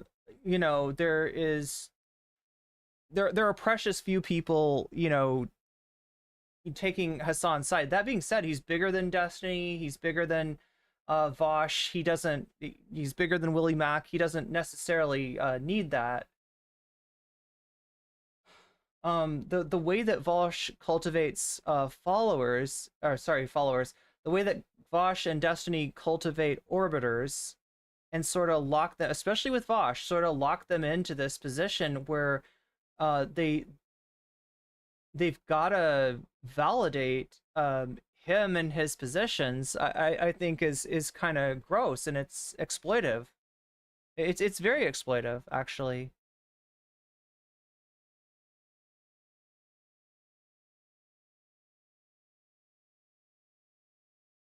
Someone we see much of, and Hasan has been going on for years on here. If all that's you can mention, that's still really bad. This guy mentions a bunch of content creators who are not orbiters, by the way. They're fully fledged content creators in their own right. That is insane. You are. Wait, oh god, it was off screen. It was off screen. We literally, like, I know you can't see it, chat, because of my window being in the way. But it was literally the way that his editor cut this video. You can't quite see what the person's saying, but I think that's what they're saying. I think that's what they're mentioning a bunch of smaller people that generally agree with Hasan and saying, like, Destiny's got loner box, not so erudite, you know, yada yada yada, right? Who have you, you know, if you would bring these people on, if you would you know, kind of shout these people out, you know, if you would help them grow, then you could have that too, and you'd have people, you know, defending you in situations like these. And his point is, like, those are all content creators in their own right. They don't need to be Hasan orbiters, and it's kind of like, you know, insulting to, you know, to want to look at them like that. Your demand is that I, like, literally collect smaller content creators like Pokemon so I can create an entire community of dick rider content creators? That's psychopathic. I know. I never thought of it like that, but that's kind of what the orbiter thing is. I'm saying this as somebody who's had, like, you know, not on purpose, but has had, I guess, what amount to orbiters myself, right? When you know, when I first started blowing up for debate analysis, I had a bunch of people around me that were always trying to, you know, get on and have a conversation, and you know, the minute it was efficacious for them to, like, to turn against me, and you know, when I criticized Dylan Burns, like, they did that, right? But I didn't really know what was happening. I mean, like, I guess in a sense, like, by doing content with somebody like Destiny, by talking to him, I was maybe perceived, yeah, like, I had a decent amount of DGG in my own chat.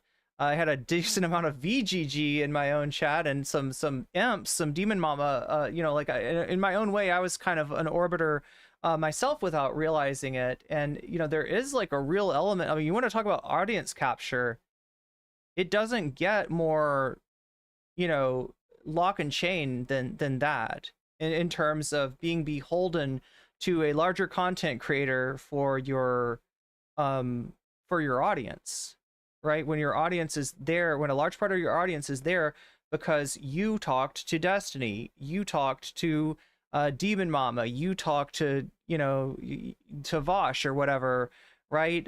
You know, because you're part of their cinematic universe. That really sucks. Because you talked to Dylan Burns, right? That's why when I criticized the guy, I lost, like, half of my, like, literally, like, half of my audience unsubscribed me, right? That doesn't give me the ability to be my own person when I'm gonna, you know, disagree with, you know, so like, I mean, I was kind of naive that went into this and, you know, fell into other people's orbits, I guess, collected, you know, my own orbiters, bones of doom, you know, people who hate my guts now, you know, Tom fucking Foolery. I'm trying to think of who else would be, who else was trying to get on the NCC train, but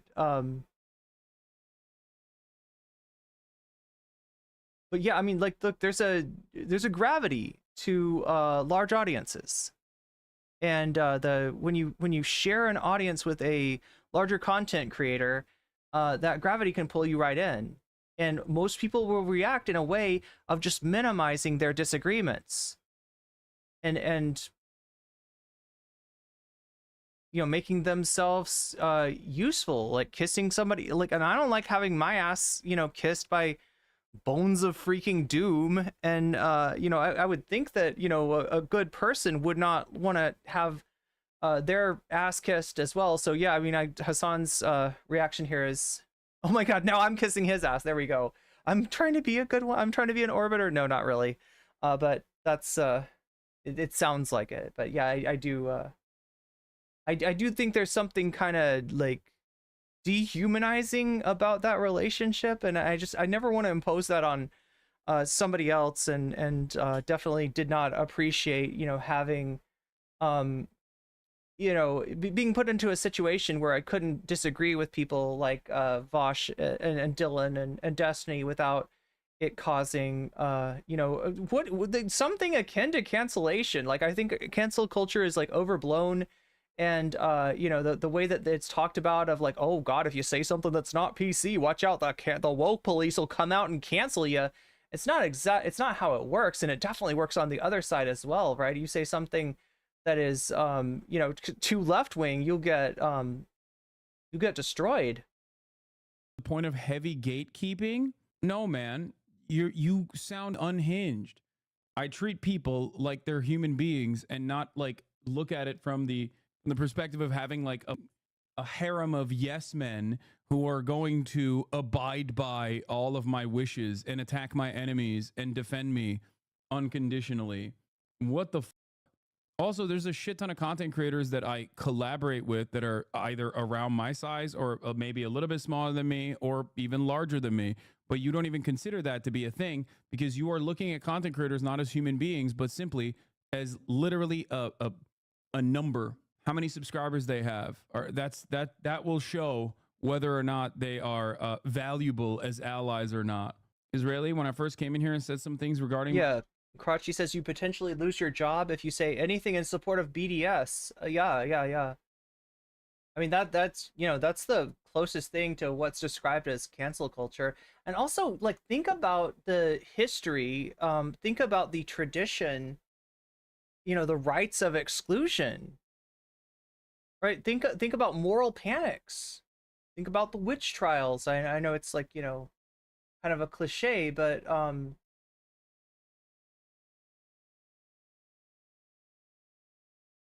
scapegoating is an old tradition.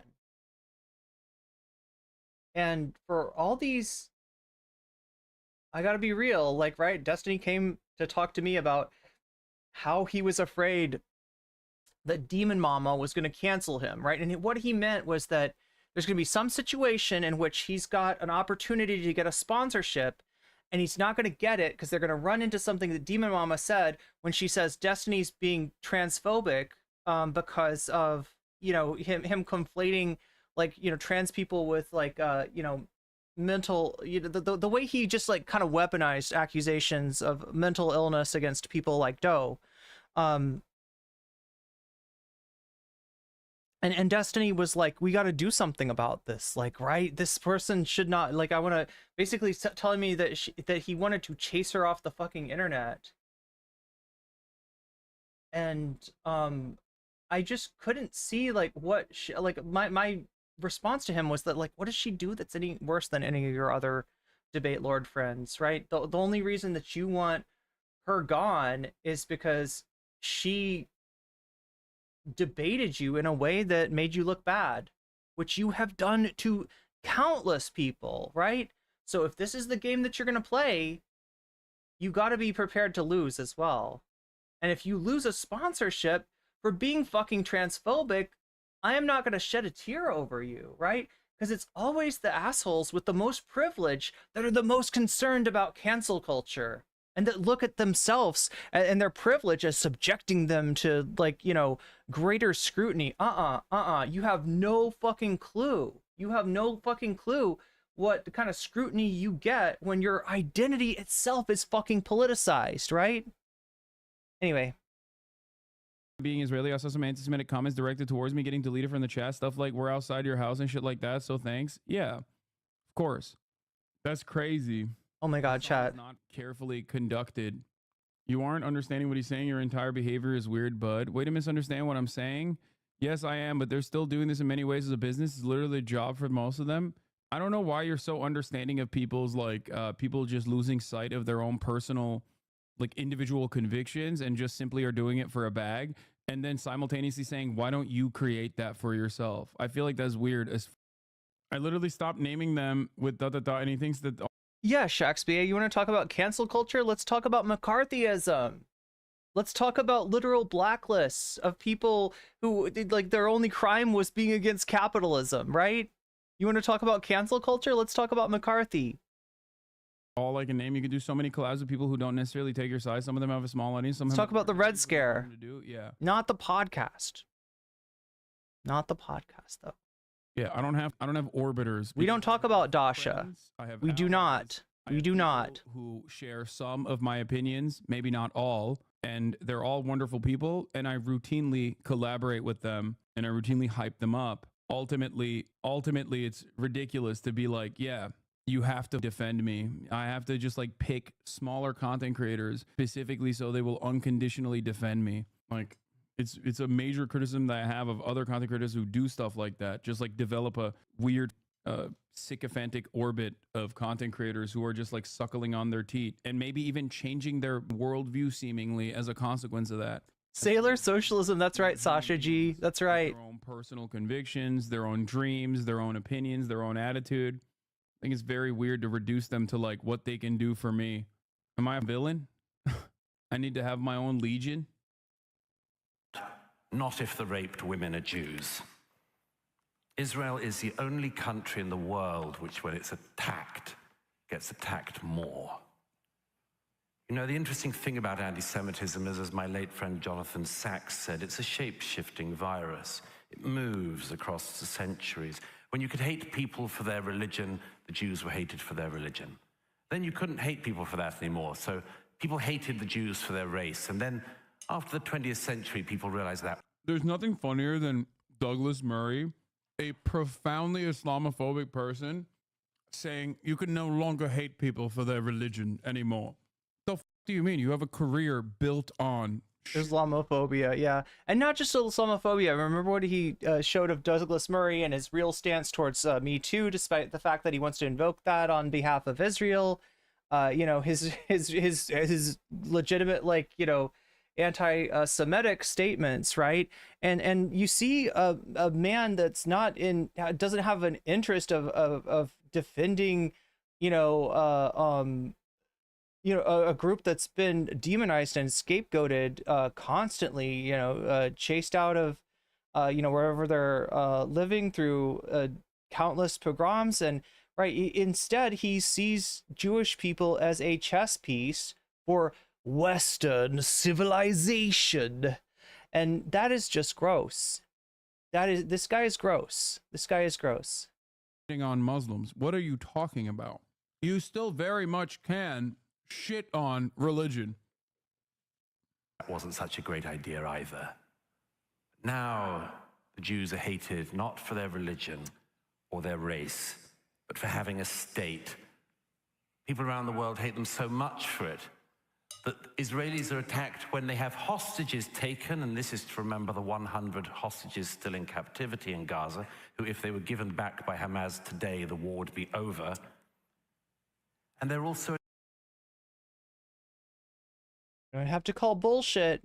Gonna have to call bullshit. That offer was on the table and it was not accepted. That offer is still on the table and it is not accepted. No form of actual negotiation was entered into during this conflict, and a lot of the supposedly, you know, the supposed peace offers that have to do with, you know, the Oslo, etc., were offers which contained a poison pill, something that if the, you know, Palestinian leaders in question were to have accepted, they would have lost the trust of the Palestinian people, right? That is not, that's a non-starter if there ever was one.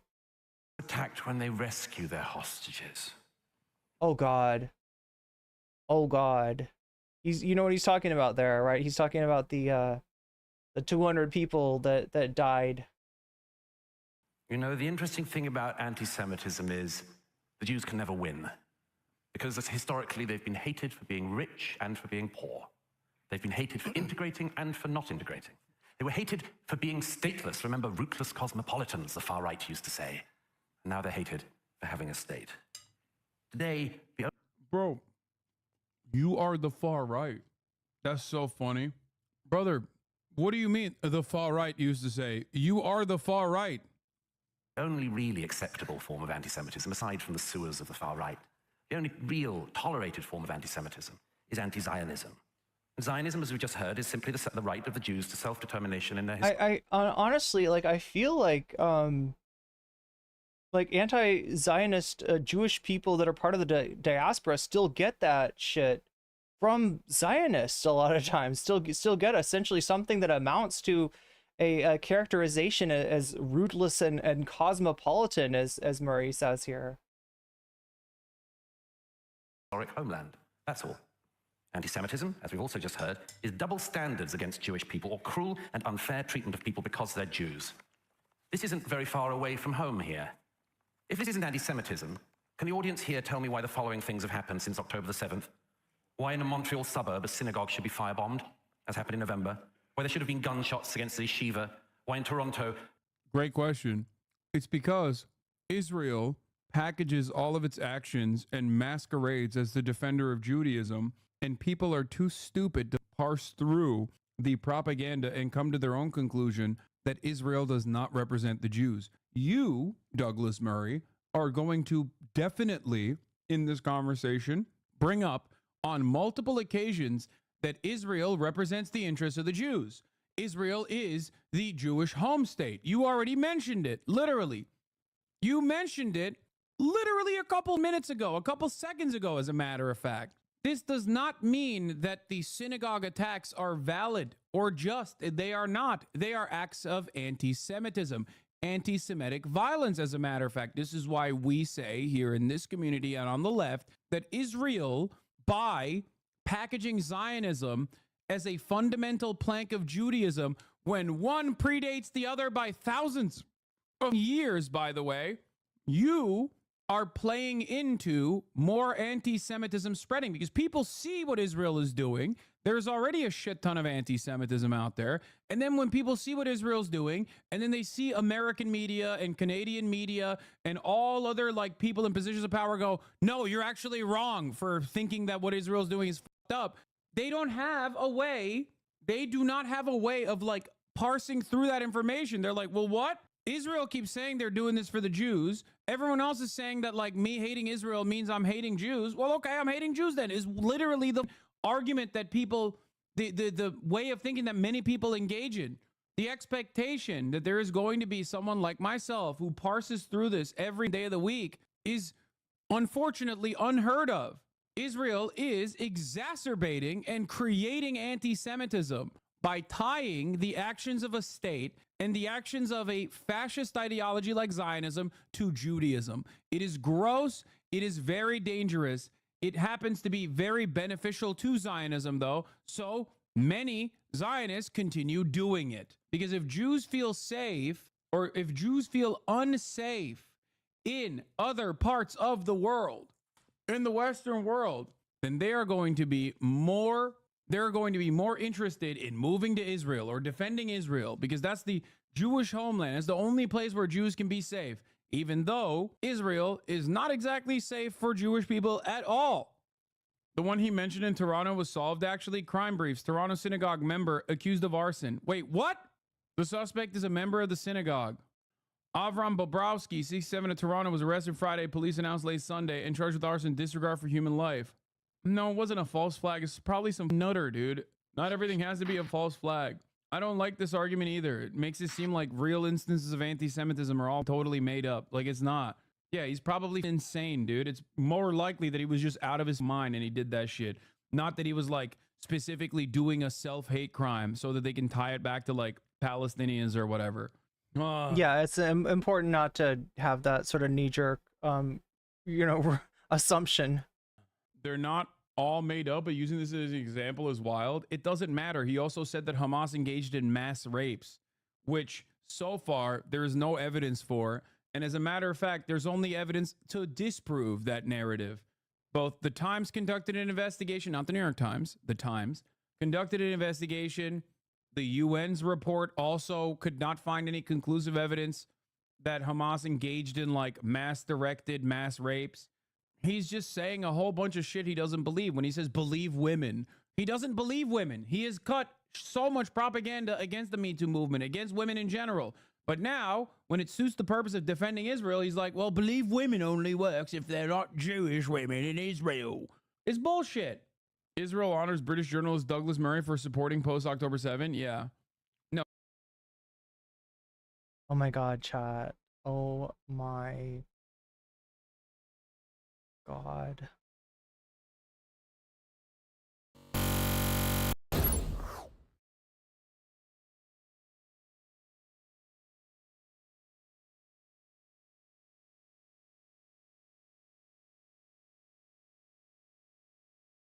All right, we need a little bit of a break here. That's we've got like we're like what, like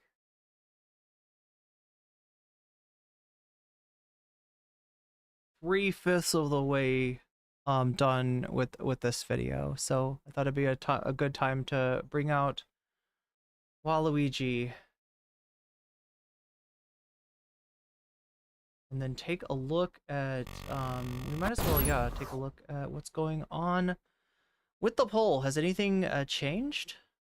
One wonders. Ooh, look at it's tightening up. It's tightening up. Okay, so I'm looking at shorts, the shorts poll, right? I'm seeing that Dolly Parton's still in the lead with 33%. Brett Cooper still in second place, but now with 28%. Blair White going to Pride in third place with 21%.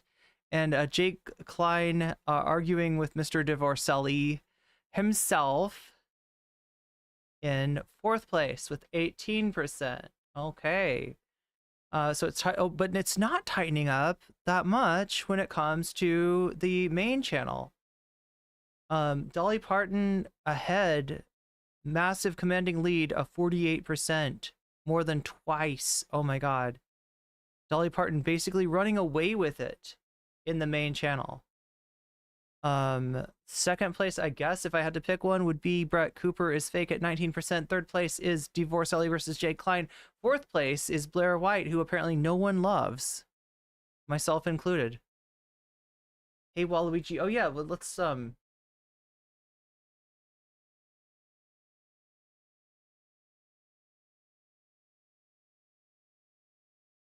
get a Waluigi cam while we can. Yo. That's our dude. That's our dude right there. Here's the Waluigi cam. People were like, you know, understandably concerned because for a while I didn't have my mic set up right, and Waluigi, you just couldn't see him. He was like off screen. Go Dolly, go. Dolly's winning. Dolly's winning.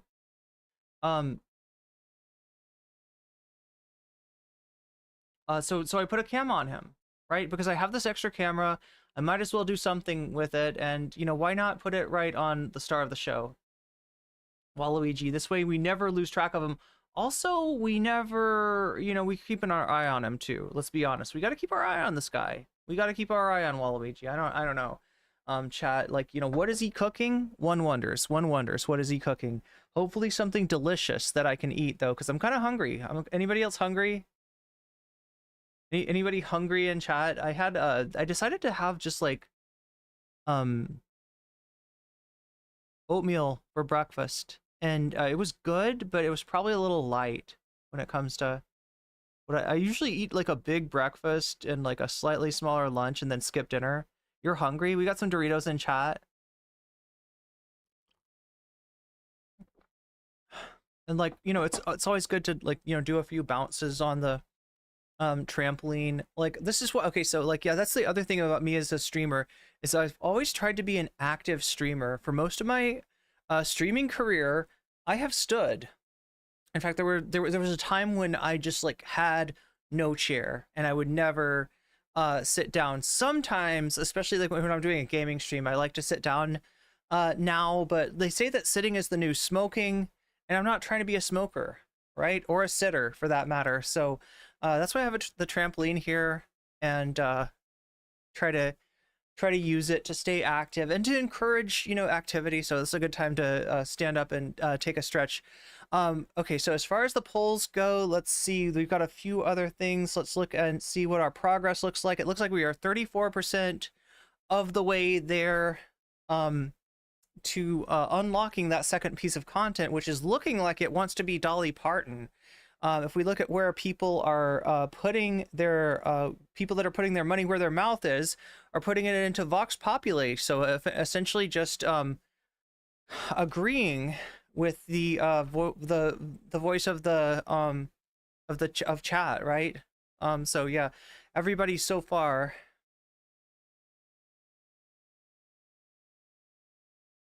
has been supporting the soothing bouncing. I hope so. I hope so. Yeah. Well, it makes Waluigi. Does it make Waluigi bounce too? Or I guess you can't really see Waluigi bouncing. sometimes, you know, this is a pretty stable mic stand, honestly, that Waluigi's on. If anything's gonna bounce, it's gonna be like the camera. Like right, if I touch the desk, right, Waluigi bounces because the camera is attached to the desk with a gooseneck. A springy gooseneck. Oatmeal sounds good. Actually, have some blueberries and hazelnuts. Ooh, I haven't had hazelnuts in a long time, Rachel K. You're having oatmeal right now? Oatmeal's good. Oatmeal's underrated. Underrated as a food.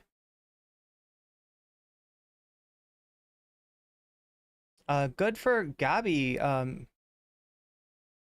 Yay jumping. Thank you for the member chat. Oh wait, no, sorry, that's a resub. That's a resub. Good for Gabby. Where do you want your resub money going towards? Do you have a preference?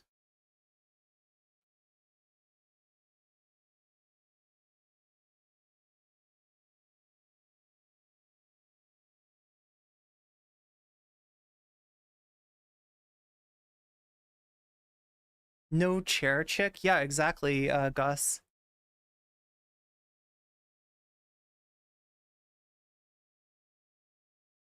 Yeah, it actually really works on the shorts, right? The bouncing thing. This screen in particular, right? You can fully see the bounce. Vox Populi it is. Okay. Okay, so let's add that to Vox Populi. That goes up to 18% for Vox Populi. Dono Goal goes up to 44%. And if you haven't noticed, right, just so nobody thinks I'm being like unfair, I put the YouTube memberships on an even par with the Twitch subs. I get that that's a little weird because the Twitch subs are more expensive. Obviously, you get more value out of that in that you get to skip the top of the hour ad break. That's the ad break that happens every hour at the top of the hour. You get to completely miss that for the period of 1 month. You can also use a Twitch Prime to get yourself out of that as well.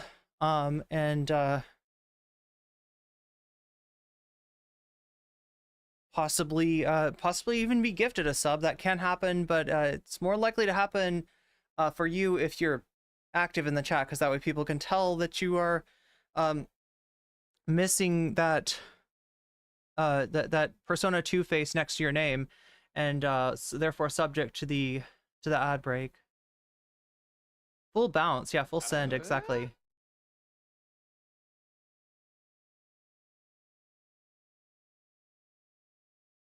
Wait a minute. I feel like I'm missing, like I heard one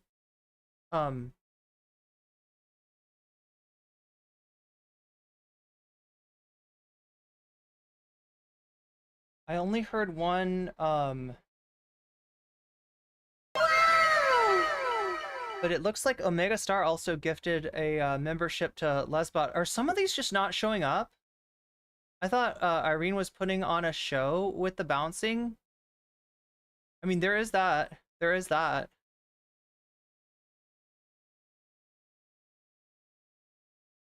That is £2 to Vox Populi.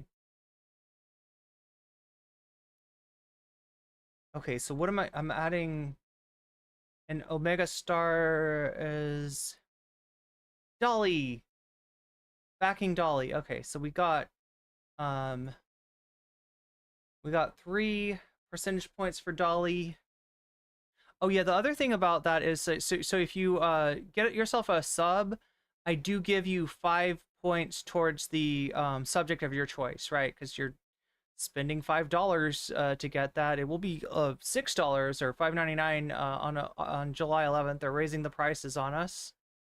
But in terms of what it raises the dono goal, like I put them on an even kilter, even though obviously getting yourself a sub gives you a little bit more influence. And then we've got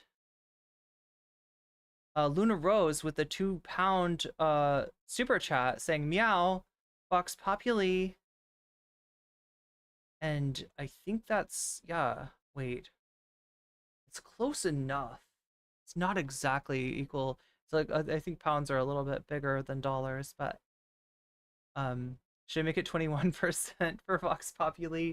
Just because I don't know the conversion rate. But yeah, thank you for the £2, Luna Rose, and thank you for the gifted membership to Lesbot, Omega Star. Oh yeah, that's right. The wait, I'm supposed to do this, right? Here we go. You've just been weaseled, and that's a good thing. A good thing. Okay. So I've got this cool new trick that basically I can record myself saying anything, and then I can play it back. And when somebody gifts the gift of weasels, whether they be on Twitch, in which case they're the wiggly weasels, they're more expensive, so they're like premium, or whether they're on YouTube and they're the static weasels, which are still really cool and really based and still get you access to exclusive content. We play the you've just been weaseled, and that's a good thing. A good thing. I have cheesy pasta and Elden Ring. Oh yeah, people have been telling me this new DLC for Elden Ring. I don't think I'd be good at it though. Chat, Elden Ring looks really hard. Remember when Alex Jones got caught with trans corn on his phone? I do. Alex Jones is a big fan of Blair White. That's true. That is true. Good night, Dame Owl, if I might have missed you. Loud zappy sound scared the literal shit out of me. Wait, loud zappy sound. What was the loud zappy sound? Times of London has said there is no evidence. Oh, as in terms of the allegations of systemic SA on the part of as like a weapon of war on the part of Hamas. It is raining weasels. And that's... Wait, let me try making another one. And... Oh, wait, that's not how it works. Okay, gotta do that, and then do that. Okay. I know how to use this now. I'm a pro. And that's a good thing. Okay, so it is raining weasels. Play it. It didn't get recorded. Let's try again.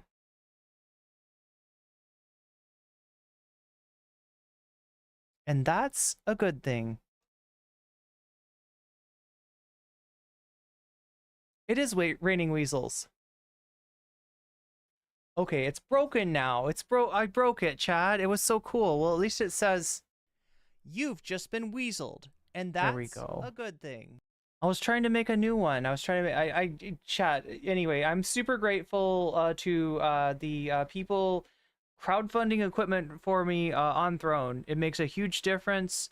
It has massively increased the production value of the stream, and I've tried to increase that production value along with it, right? When people are willing to invest in me, especially like, you know, as expensive as this audio equipment was, I want to, you know, give them more than their money's worth. So yeah, thank you, Throne Gang.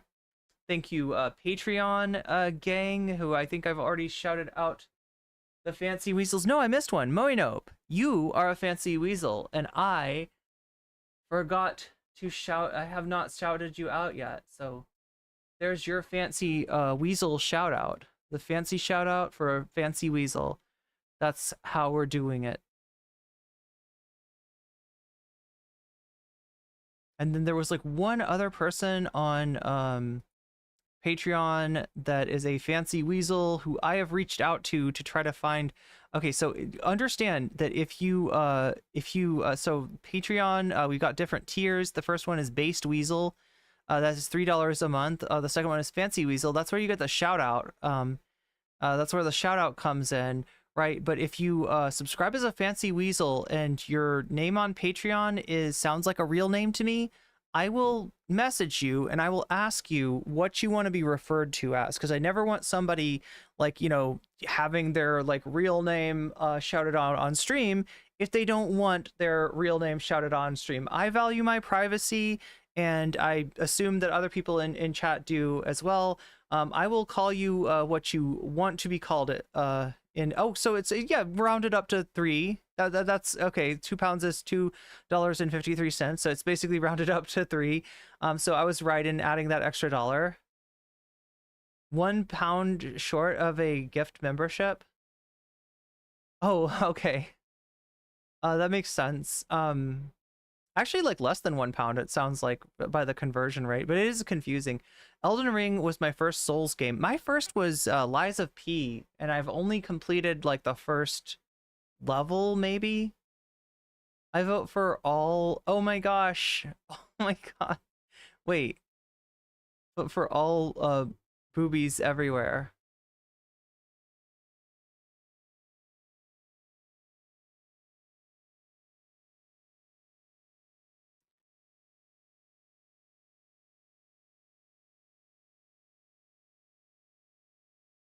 But yeah, we're up to 44% on our dono goal. We are well within striking distance of hitting that goal. And if we do, it's looking like Dolly Parton. It's looking like Dolly Parton.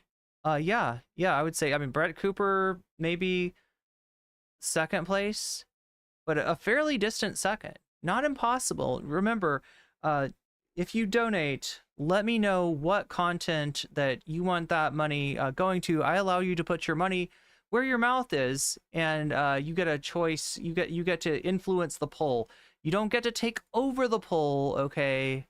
But you can sway the poll slightly, and sometimes that's all the difference in the world, right? Sometimes it does come down to like very few percent, and it really just comes down to you know, the donos as far as what wins and what loses. Sometimes somebody really wants a, you know, piece of content to get covered, and it's not getting the votes, and like that's how we ended up with Man versus Bear. Somebody really wanted to see Man versus Bear, and honestly, I'm glad that we watched that, because it was more interesting than I thought. In fact, I kind of want to put that out as a video, right? I don't know if I'm late on the Man versus Bear train. It's kind of a discourse that's been going on for more than a month now, but I did enjoy that content. So thank you to the, I think it was actually Throne Gang who swayed that poll. Sometimes Throne Gang comes in and they just completely change the whole nature of the poll. But yeah, whether you donate on Throne, whether you donate through super chat, super stickers, whether you give yourself the gift of weasels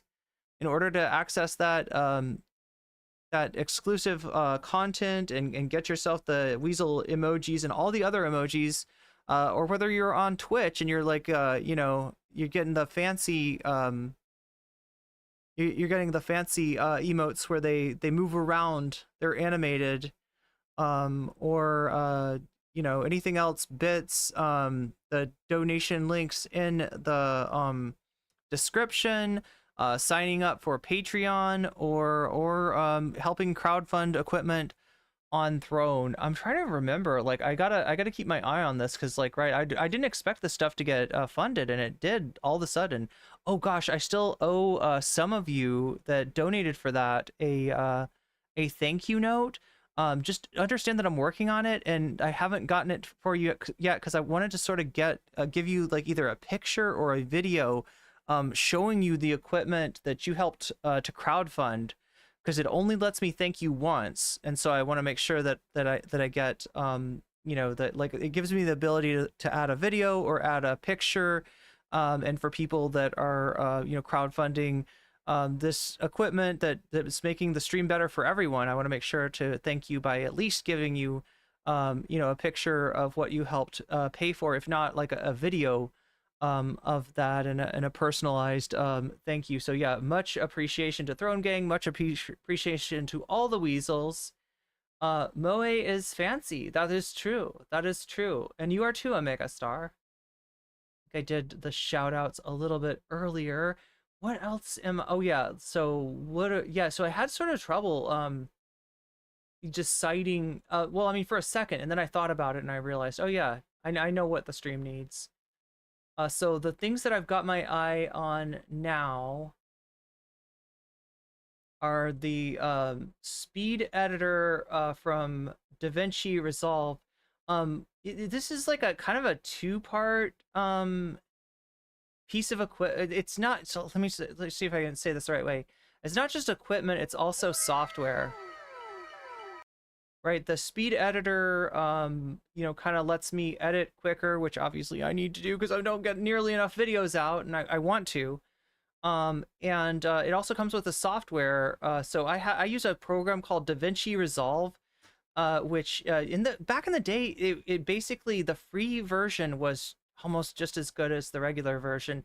Now they've put some of their better features behind a paywall, so you know that would give me access to the extra transitions and features, and you know, some of the like you know, some of the fancy tools in that, as well as the piece of equipment called the speed editor that helps you edit quicker.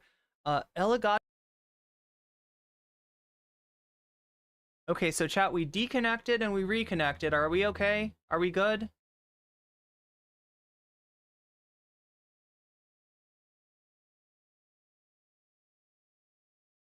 Anyway, I put the room divider up there when I didn't think that I could get a decent we're good on Twitch. Are we good in terms of are we good on YouTube? Is YouTube okay? It didn't make a new stream. Okay, we're good. We're good. Oh, good. Okay. Yeah, huh, that's weird. Oh my god, chat. Do you know what this means? This means the real problem is me setting up streams as an event. Now, I know some of you really like that because some of you will put, you know, set a notification for yourself, or you'll just leave like a tab open on your computer, you know, where the stream is, you know, and so when it comes on, you'll hear the music when it starts up. And I know people really like to know ahead of time when a stream is coming up. But what I'm on right now is like a stream that is not scheduled, and because of that, it reconnects automatically, I guess, right? Which is really cool. It's that's so much better than having it like cut it off and be like half of a stream. And Scoundrel Waluigi messing with tech. Is that what he's cooking? Is that what he's cooking? Is he messing with my tech? I feel like maybe he helps with tech as much as he got another skep.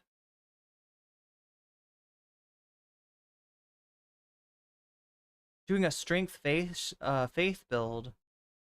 Run a pizza wheel, 3 rings of pizza. But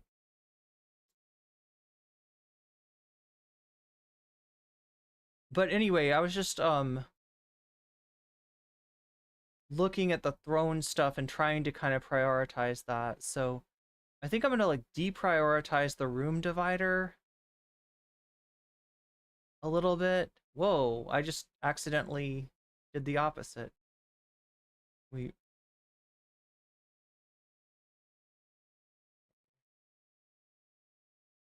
Yeah, the room divider's not as important now that I got my room set up.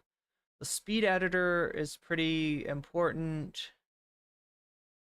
I would say the speed editor is probably the most important. Speed editor, then teleprompter, then I stand for the monitors so that I could put the because if I had a stand for the monitors, then I could put the monitors like kind of up a little bit, and I'd be able to be looking more closely at the so one thing that bothers me about my stream is that when I watch myself, I'm often like, looks like I have my eyes down, and that's because like the camera's right there, and I don't need to be looking directly at the camera, but like around here is like the perfect place to look, but the monitors are down here and down here. So, you know, you kind of don't see my eyes, and for some people that's, you know, I don't know, it's better, like, you know, there's a certain, you know, position the eyes are supposed to be at. So that's why I've got the dual monitor stand on there, as well as a pink USB hub, because of course everything's got to be pink with me. And then I've got the boxing thing down there. It's partially funded. I feel like it's it's expensive. So, but yeah, I've got that prioritized last. I guess for now, I do have a bag outside that I often hit. I need to start going to the gym again, but I thought that maybe if I had a bag in here that we could do some kickboxing on stream. But again, that's like a $500 thing, so I don't know. Maybe that'll get funded at some point. But yeah, I've got some new stuff on there if people are interested in increasing the production value, both of the stream and my ability to get videos out for you. I am looking to also like do some, like there's post and there's pre, right? Post is like when I edit something, and pre is like when I do it live, like Bill O'Reilly style. We'll do it live, right?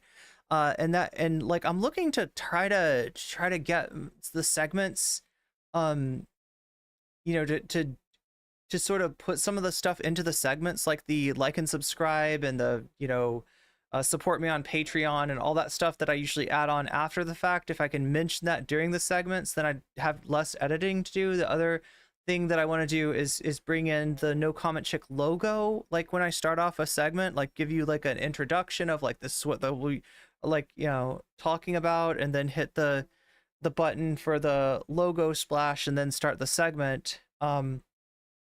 But yeah, I've got my eye on a lot of different things, especially in pumping out some videos, because it's very hard to grow on YouTube without putting out videos, and I need to get more of those out. Anyway, that being said, we're good. The stream came back. I think we're okay. We're 44% of the way to the dono goal. We are well within striking distance. Dolly Parton is ahead with Brett Cooper is fake. The video by Jose coming in second. That Dolly Parton video, by the way, is an Owen Morgan you know, video that I would be reacting to. So we've got some Hasan to finish off here. Let's make that happen and get back into that content. There we go.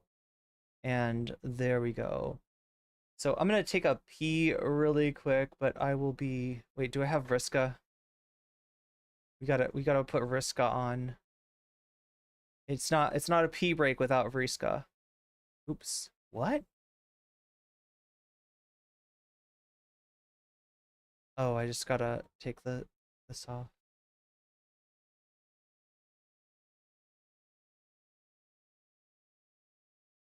All right, we're gonna put Hasan back on. I'm gonna take a really quick bathroom break. Hopefully, if the bathroom is available, I will be doing that.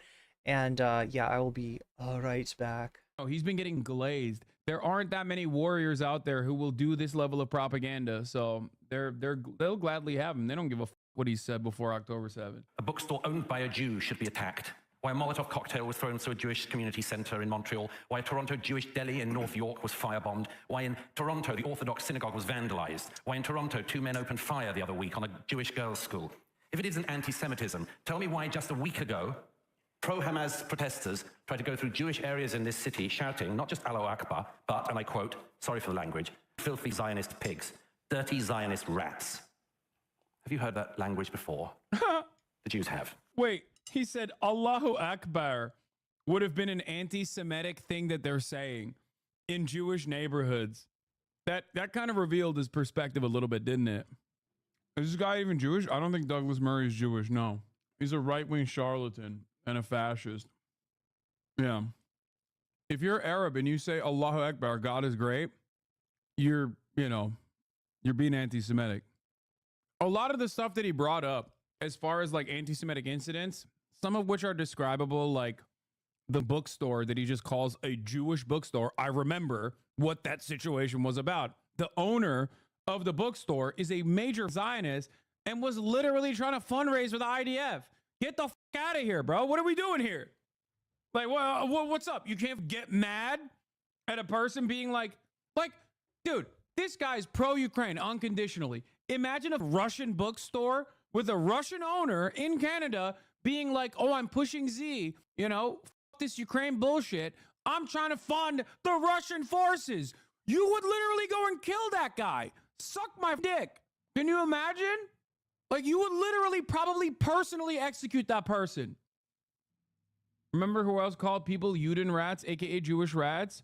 You have failed your Jewish students and Jew hatred. Yeah, I do remember Shai Davide saying that like the pro-Palestinian Jews were, you know, bad Jews. I don't remember him saying that though. He calls them Juden rock capos. Wait, what? You brainwash children into the terrorist mindset? When asked about Jewish students in JVP and Columbia University Jews for Ceasefire, Davide stated that he will still fight for them, calling them capos and Judenrat, groups of Jewish people who were forced to implement Nazi policy against other Jews. Just like Israel accepted the capos, like Israel accepted the Judenrat, they will accept the JVP and Jews for a ceasefire, Davide said. And I'm sorry, but it is not a big achievement to be on that last train to Auschwitz.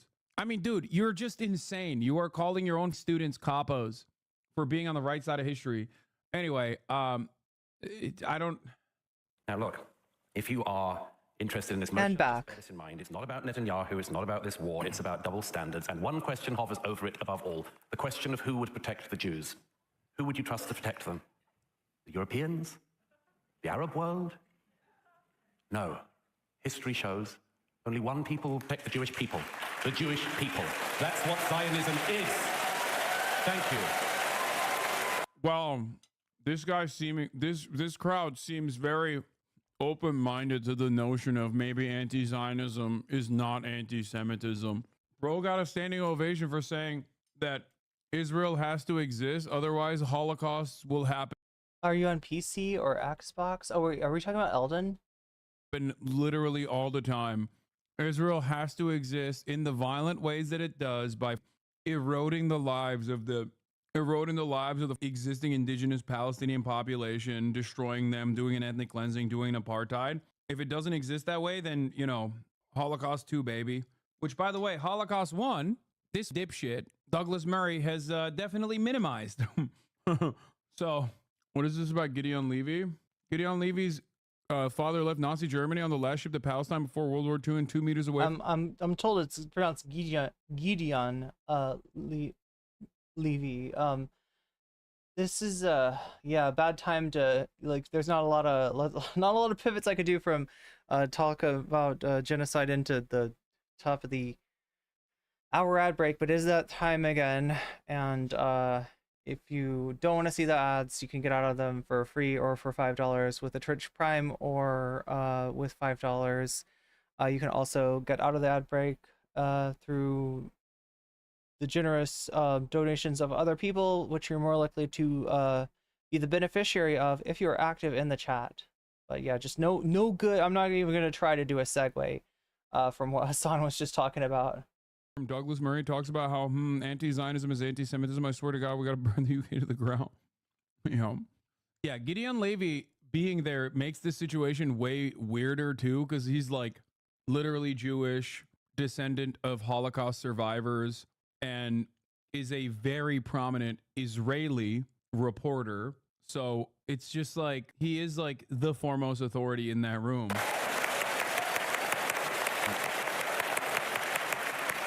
Thank you for that opening statement, Douglas. It's now Medhi Hasan's opportunity to present the current side of the argument. Thank you.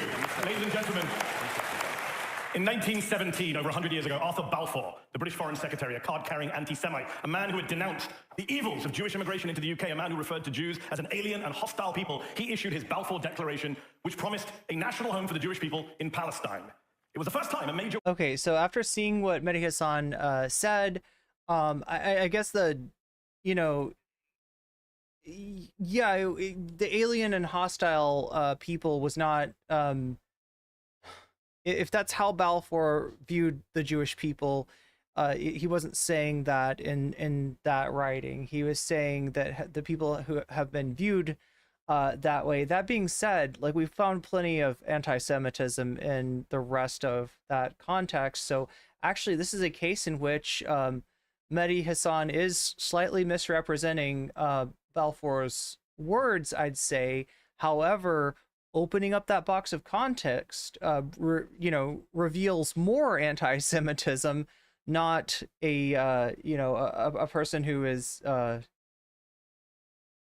know, who has you know, good feelings or good intentions, or a particularly charitable perspective of Jewish people, right? So funny enough, even though Medhi's, is taking those words out of context, if you look at the entire the point that he's trying to make about Balfour being anti-Semitic is definitely backed up by that. So kind of interesting, the more you know.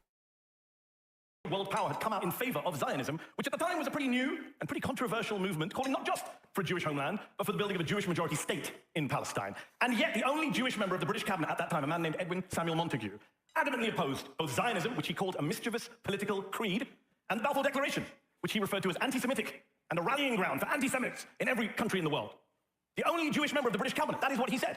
And yet tonight here in Toronto, over 100 years later, we are being asked to vote for a motion that would damn Montagu as the anti-Semite, while praising Balfour as the champion of Jews and Judaism. That's ridiculous.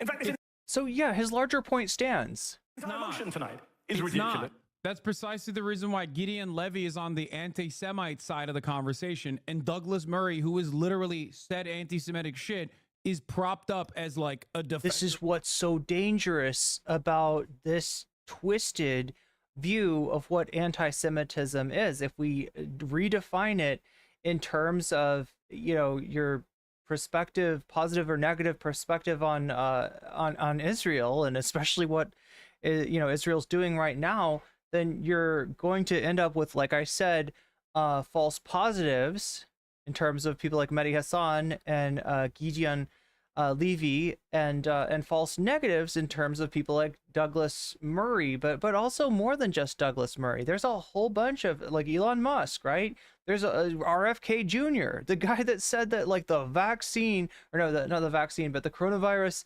he thought would seem to be designed to spare Ashkenazi Jews and to disproportionately affect other groups, right?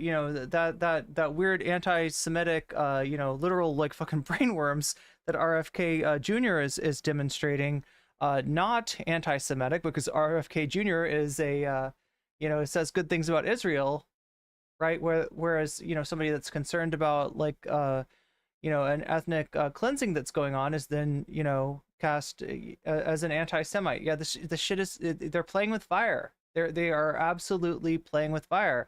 And look, anti-Semitism does not need any help to make a comeback.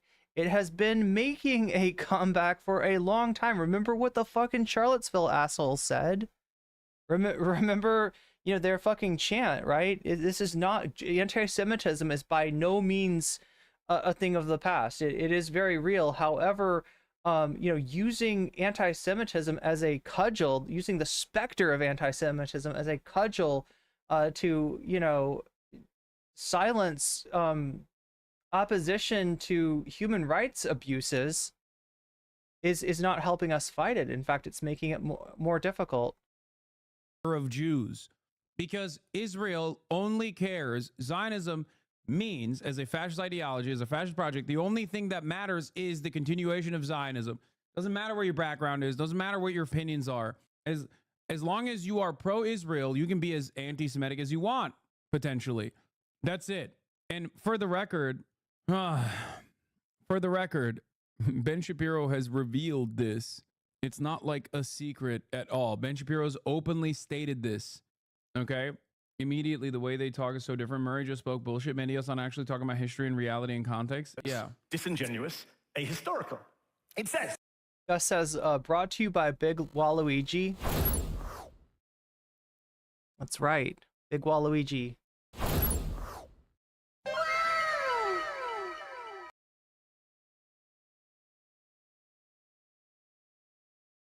Haven't watched Hasan for a year now. Yeah, well, so for anybody who's just joining us and you're wondering why, instead of just watching this debate outright, which I feel like everybody else is doing, I'm watching it through Hasan. There's a reason for that, right? On Monday, my stream got taken down for reacting to Jubilee. A kind of like a content mill that's basically made for streamers to react to. And when I do it, my stream gets pulled down, my channel gets threatened, right? And I'm a little spooked. I gotta be completely real with you. I'm a little bit scared, right? And so I am like, you know, if I can put anything in between me and you know, and having my channel get taken from me, I'm gonna do that. So that's why we're watching you know, Hasan react to this Munk debate with Medhi Hasan and Douglas Murray, Gideon Levy, and oh my god, Natasha, what's her fuck? Nobody cares about Natasha. Natasha doesn't matter. But yeah, that's why we're watching it this way. So I hope you understand, Chad. It's it is Be it it's a less than ideal way, but like I don't know. I feel I don't know. Maybe it's just maybe it's Dumbo's feather, right? Maybe it just makes me feel safer. But anyway. resolved, anti-Zionism is anti-Semitism. It doesn't say some anti-Zionists engage in anti-Semitism, which I don't disagree with. It doesn't say some anti-Semites hide behind the cloak of anti-Zionism, which again, I don't disagree with. Everything Douglas listed about what's happened in Toronto, disgusting, reprehensible. Those people are shameless bigots. But that's not what the motion says. The motion says anti-Zionism is anti-Semitism. No ifs, no buts, no caveats, no exceptions.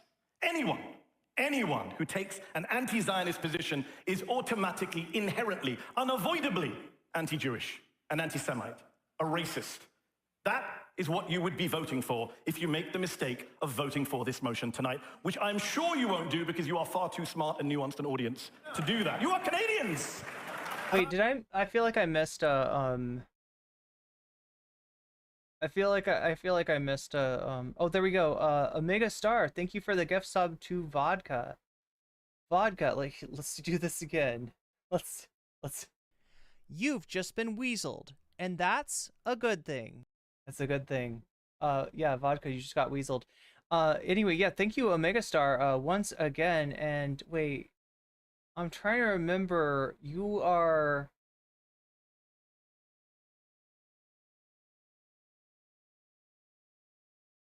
putting that money towards Dolly Parton, if I'm remembering correctly. So yeah, Dolly Parton absolutely cleaning up today. Absolutely cleaning up.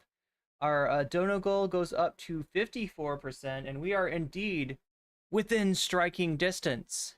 Within striking distance of being able to hit that. So yeah, it just takes a few more donos to get there. And it looks like it'll be Dolly Parton unless something happens. Like I said, you know, when you donate, you get to put your money where your mouth is, and you know, a dono could change it.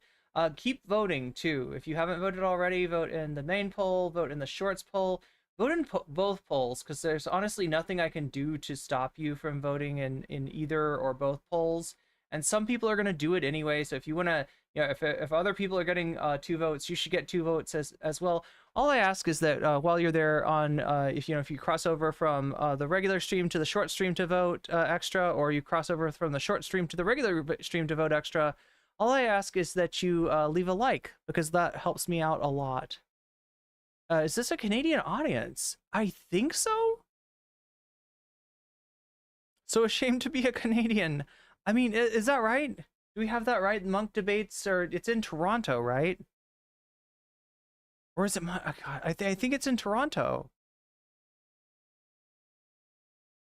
But anyway, yeah. Thank you, Omega Star, and let me know. Let me know. Yeah, Dolly. I figured it would be for Dolly. So. I have great respect for Canadians. I say that for no apparent reason whatsoever. I like Canadians. It is Canadian. My debate partner tonight, Gideon Levy, Israeli writer, is one of my journalistic heroes. It's a privilege to be on the stage with him. But this debate fundamentally at its core, and I kind of agree with Douglas here, it's not about Israelis. It's not about Israel. It's not about Gaza. And by the way, on the subject of Gaza, given Douglas gave us some... Okay, so really quickly, before we cut away from Medhi, what he's saying is that even if you're if you are pro-Zionist, right? You believe in Zionism, right? If that's your take, right? You don't have to conflate somebody disagreeing with you on that with anti-Semitism, right? And it, you know, it's just, it's kind of like that's what he's trying to say, is like, even for those of you who, you know, think that Israel's done nothing wrong, or you call yourself a Zionist because you believe in the the project of a specifically Jewish state in that reason, right? You could still have that perspective and say, but disagreeing with this does not make you anti-Semitic, and you would assume that most reasonable people, to the extent that reasonable people see, this is our problem. This is our problem. Reasonable. Could you imagine a reasonable person that is still at this point, like okay with what's going, like, I don't know. That's what the point that he's trying to make, right? Because, like, I mean, I guess he knows the nature of this debate. The way that it works, if you're just joining us, right, is that they vote in the beginning, right? They say, "Be it resolved, anti-Zionism is anti-Semitic, is essentially, and is like, right, that's the be it resolved statement, right? And they took a poll, who agrees with this? 60% of the people in this audience in these Munk debates agree with that statement, right? Right off the gate, they take the poll in the beginning, and then they take the poll in the end, and wherever there's movement, right, whatever gains more percentage points is declared the winner. But I mean, like, everybody knows that that's how it works, right? So if you want your side to win, then the correct way to do it is to be like, oh, I don't agree with that in the beginning, and then by the end, in the end, you vote that you do, right? That, I don't know. It's not there. There's nothing objective, in other words, about they are trying to say, like, this wins, this loses, like, objectively by you convince more people to their side, but there's just it's self-reported perspective, which is not something that you should have anyway. Right, like I said, this crowd is like 60% of them think that you cannot be against Zionism without being yourself anti-Semitic. So that's the audience that they're dealing with. That's the audience that we've got. Sasha G, thank you for the gift membership to Grand Theft Autobot. Wait, let me press the button. You've just been weaseled, and that's a good thing. See, I don't even have to say it anymore. We got the soundboard. Thank you, Throne Gang. Thank you, Throne Gang, for making this this possible. For making it so easy for me to go weasel, weasel, weasel, weasel, weasel. Oh shit! Oh shit! Oh shit! Which I will try not to ruin the stream with, right? Because that would be ironic if people crowdsourced a stream deck for me, and then I ruined the stream with it by overusing the soundboard. But yeah, Sasha G, if you got an opinion as far as what content that you want to see us cover after this debate, let me know what that is, and I will put your money where your mouth is.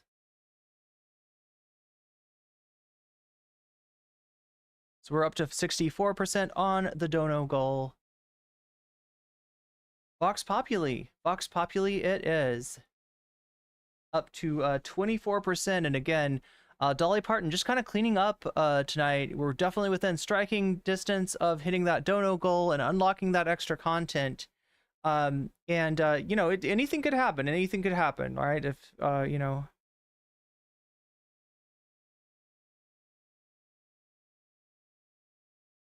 But Brett Cooper in second place. Brett Cooper in second. The video on Brett Cooper in second place, and then I think Blair White is in third. I don't know. Oh yeah, it's different in different polls, but let's just say Blair White and Destiny tied for third. All this soundboard. Wait, what is this? RM Brown or something? I'm not nearly as good as RM Brown. I am nowhere near as talented as RM Brown is when it comes to using the soundboard. So. Math about the death toll on October the 7th, horrific death toll, which we all condemn. I would remind you also that the death toll inflicted on Gaza. Sorry, I'm going to rewind this a little bit. Tonight, Gideon Levy, Israeli writer, is one of my journalistic heroes. It's a privilege to be on the stage with him. But this debate fundamentally at its core, and I kind of agree with Douglas here, it's not about Israelis. It's not about Israel. It's not about Gaza. And by the way, on the subject of Gaza, given Douglas gave us some math about the death toll on October the 7th, horrific death toll, which we all condemn, I would remind you also that the death toll inflicted on Gaza The deaths and injuries in Gaza are the equivalent, if we're going to do the ratios, of 2 million Canadians. 2 million Canadians. But that's not what the debate is about. It's not even about Zionism itself. It's about the legitimacy of anti-Zionism, whether you can be anti-Zionist, opposed to Zionism, which, remember, is a political ideology. GTA, I'm not like a sports head myself, but I feel like if I was going to get into a sport, it would be a sport like hockey. Hockey is weird enough to be interesting. You know what I'm saying? But yeah, it's apparently the Toronto Maple Leafs, not who. Wait, the Rangers. Did the Rangers? I know the Rangers were in the running. I can't remember if they won or lost. Nationalist movement, not a religion, not a race, not a protected class. Whether you can be anti-Zionist, Medhi, smeared, tarred, demonized as an anti-Semite. And I want to be clear tonight. You could be the most pro-Israeli person in this room tonight, the most proud and ardent Zionist here, and still vote against this motion with a clear conscience. Still vote with our side, the right side. Because this motion is not about whether you are pro-Israel or pro-Zionist. It's about whether the rest of us have the right, the freedom to take a different view on Israel, on Zionism, on Benjamin Netanyahu even, without being silenced, without being told... And look, this is the free speech crowd, right? If they don't vote that you can disagree with Zionism without being anti-Semitic, they're kind of, you know, they're kind of undercutting their own supposed principles here. 1967 was the last time they... Did you know there was a super cool brand new women's professional hockey league? I did not. Yo, if I feel like if I was to get into a sport other than kickboxing, it would be hockey or roller derby. Yeah, I'm only interested in sports where I can receive, like, you know, massive I don't know, injuries, I guess. We're racists. We're not. Anti-Zionism is not anti-Semitism. I'll tell you 3 reasons why. 3 reasons why you should oppose this motion tonight. Number 1, if you vote for this motion tonight, you are throwing logic, history, and the English language under the bus. Because anti-Semitism is hating Jews, the people, and Judaism, the religion. Anti-Zionism is opposing Israel, the state, and Zionism, the ethno-nationalist ideology that underpins that state. Zionism is not Judaism. Let me say that again for the people up top. Zionism is not Judaism, right? It's a very modern secular... The Rangers were eliminated. Final was Edmonton Oilers versus Florida Panthers. Florida winning at hockey? Wait, please tell me that the Florida did not win. Right? Florida did not beat Canada, right? Political ideology movement that was founded less than 150 years ago by an atheist named Theodore Herzl, who said, and I quote, "The anti-Semites will be our most dependable friends, the anti-Semitic countries, our allies." His words, not mine. Number 2, if you vote for this motion, you're throwing Palestinians as a people under the bus. You're telling an occupied people, a dispossessed people, to accept their own occupation, their own dispossession, meekly, in silence. Otherwise, they're racists. As my friend Yusuf Manaya, the Palestinian-American activist, says, to ask Palestinians not to be anti-Zionist is to ask Palestinians not to be. And number 3, last but not least, if you vote for this motion, you're throwing a lot of Jews under the bus as well. Not just Wait, so like, if you missed that, he said to ask Palestinians, because it's sped up, right? To ask Palestinians not to be anti-Zionist is to ask Palestinians not to be. Right, so... Montague, but Jews today. If you vote for this motion tonight, you're saying my debate partner, Gideon Levy, whose grandparents were killed in the Holocaust, who served for Shimon Peres, who's written for Haaretz for over 40 years, just won Israel's top journalism prize 3 years ago, he's an anti-Semite. You're saying the Satmar, the world's biggest Hasidic Jewish sect, which says it is fighting God's war against Zionism, is anti-Semitic. You're saying Jewish college students on campus, maybe some of them your kids, members of If Not Now and Jewish Voices for Peace, they're anti-Semites. You're saying some of the most respected Jewish voices in the world, like Abraham Berg, the former Speaker of the Parliament, Miriam Margolis, the actress from Harry Bloody Potter, they're all anti-Semites. That is what you are saying. That is what you're signing off on if you vote for this motion tonight. So I have a simple solution for you all. Don't do it. Vote instead for common sense, for free speech, and the right to criticize a foreign country, the right to criticize a foreign country and a political ideology. I beg to oppose. Thank you. Natasha Hausdorff, let's have your opening statement now. Hausdorff, that's her name. Thank you and good evening. What a privilege it is to be here, stood on this stage on what I consider to be the most important topic of our age. I have to begin with a debating tip coming from... Ooh, Florida is up 3-2. Damn, they were up to... Oh, wow, so it's coming back. It's close. Wow. So they won the first 3 games. Florida won the first 3 games. It's a match, hockey match, right? They won the first 3 matches, and then they lost the second 2 matches. and what it's like a best of 7 potentially. So you know, they could win it tonight, or they could win it on this next one, or they could it could be tied up at 3, meaning the next match, not game, would be the deciding one. Okay. A land with a culture of a rich history of debate. I have no idea who this person is, by the way. I do know Douglas Murray, but I don't know who she is. Is this in Canada or in England? Why is everyone English? It's in Canada. Okay, so what is she? Rebel News? No way. No way. Oh, she's shit. a Rebel News person. This is who they got. Isn't Rebel News also like openly far right? No shot. This is who they got, right? And this is who they're excusing. This is a fig leaf for a lot of really bad people who've probably got a non-zero number of anti-Semitism particles like circling around their brain. And that is that in debates, it is for the proposition to define the motion. And Where are the Canucks at? Someone in Canada, explain to me. Douglas did that for you, loud and clear. So what does that tell you about Munk debates, right? Because I don't know that much about this organization. But if they are like, yeah, Rebel News, let's get the Rebel News person to defend Israel. Like, oh my God. That tells you something right there. Medhi seems to think that he can redefine anti-Zionism without you noticing, but the proposition are not going to allow him to pull the wool over your eyes and conflate Zionism. I feel like if there's one side trying to redefine anti-Semitism, it's the one trying to conflate something that doesn't like imply that as anti-Semitic, right? That's the redefinition project that's going on here. With politics. Who has the right to define Zionism? Well, apart from the proposition in this debate, because that's how the rules work. Would you ask... And notice, like, this is a Rebel News person, right? About to tell us that the marginalized group is the one that has the right to define,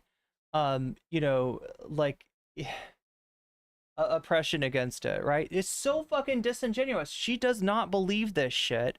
Otherwise, she would not have a job at Rebel News. A misogynist to define... I wish it was. I wish it was Munk from Munk. Oh, the show? Like the detective show? Misogyny. You wouldn't ask a sex offender to define... Blame Canada, says a megastar. Yeah. You wouldn't ask the KKK to define anti-black racism. So why, when it comes... Gus Kablau says, next we get somebody from the Epoch Times. The Epoch Times. Would you let the anti-Zionists define... Wait, isn't that argument the opposite? Why? Oh, yeah. Her argument doesn't actually make sense. A Zionist, and it doesn't mean that they're like Jewish automatically. Like in every single one of those issues that she personally mentioned, she said, here, let's go back. Those in power, the powerful party, like... To define rape, Zionism. Well, apart from the proposition in this debate, because that's how the rules work. Would you ask a misogynist to define misogyny? You wouldn't ask a sex offender to define rape. You wouldn't ask the KKK to define anti-black racism. So why, when it comes to... She's starting from the proposition that critics of Zionism are anti-Semitic. Right? Well, you're not going to ask the anti-Semite to define anti... Like, what the fuck? What the actual fuck? The Jews. Would you let the anti-Zionists define... Wait, isn't that argument the opposite? Why would you ask someone who is a Zionist, and it doesn't mean that they're like Jewish automatically?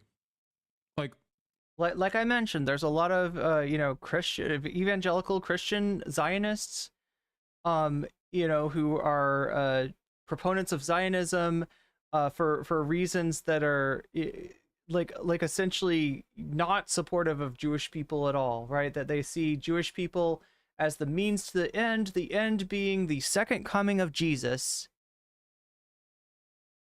the end times, which will supposedly result in a third of Jewish people being converted to Christianity and the other 2/3 dying in a most horrible way, right?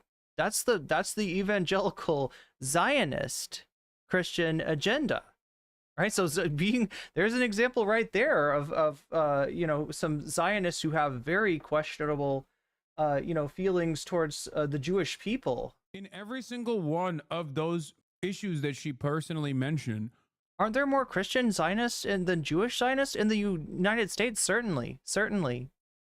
Only 100. Oh my God, is that from the Book of Revelations? I've heard this is like a Jehovah's Witness thing too, right? Speaking of which, if we if Dolly Parton gets the nod, right, which we are 64% of the way there, right? Is that where we're at right now? 64% of the way towards our dono goal. Looking to be Dolly Parton at the moment, right? If Owen Morgan, I'm like, which Owen am I talking about? Owen Morgan is the you know, that's the video that I'd be reacting to there. Owen Morgan, former Jehovah's Witness, and I believe that the Jehovah's Witness faith feels like espouses a viewpoint that there are exactly 144,000 positions, openings, vacancies, if you will, in heaven. So out of all the people that have lived on the earth and all the people that will live on the earth, 144,000 will be saved, right? So it's a weird thing when somebody like I think Prince became a Jehovah's Witness for at least a little while, and you know, their viewpoint, right, and the reason that, you know, they're out there knocking on your door is to be one of those 144,000. But yeah, that's a pretty hard religion. It's wait, 12,000 from each of the 12. Oh, from each of the 12 tribes of Israel.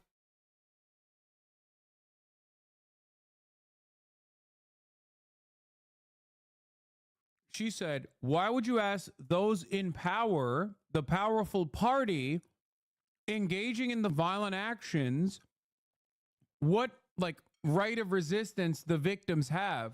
Wait, like the shittical drinker, the critical drinker? Should I be watching this critical drinker guy? I keep on, like, there are right-wingers that I just have not gotten into well enough. I think we've done like one Shadiversity video, no critical drinker videos. Let's see, What If Alt Hist? Oh God, I probably should watch some more What If Alt Hist. Like, the dynamic is the exact opposite of the way she presents it. Asking Zionists, not Jews, Zionists, whether they are Christian, whether they're Muslim, whether they are Jewish, doesn't matter. Asking Zionists, those who defend Israel, how they feel about anti-Israeli sentiment is insane. It's no different than asking a Klansman how they feel being called a racist. Yeah, I don't think the Klansman is going to appreciate it. Yeah, she constructed that argument in a way that if you actually pay attention to what she's saying, like, it kind of cuts against her point. Why the would we ask them that? Yeah, why don't you ask the architects of the South African apartheid to define apartheid? Exactly. That's so weird. Anti-Zionism. No, ladies and gentlemen, no minority should have its identity dictated. So look, she's a Rebel News. Okay, Natasha Hausdorff is a barrister in London and director of UK Lawyers for Israel. She holds a degree from Oxford and Tel Aviv universities, and was a fellow in the National Security Law program at Columbia Law School. Natasha previously worked for Skadden Arps, is that right? Am I saying that right? In London and Brussels, and clerked for the president of the Israeli Supreme Court, Chief Justice Miriam Naor, in Jerusalem. Wait, is she not Rebel News? I'm not seeing Rebel News in her bio.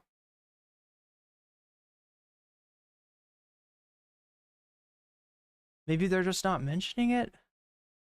We'll see who cancels who. That's true. We will see. Oh, sorry, I didn't realize that making myself big actually gets in the way of the where it says that. But yeah, chat, I just read the what website is this? ujs.org.uk.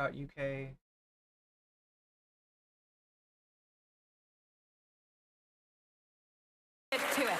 And we have defined Zionism. It concerns the right of the Jewish people to self-determination in their ancient homeland. Zionism is not a political ideology. Zionism does... Okay, so anyway, like I said, you know, she is pretty disingenuous here because she's trying to use what I would assume that like a right-winger like herself would call id poll to make the argument, like, you know, in other words, to sway people to the left of her.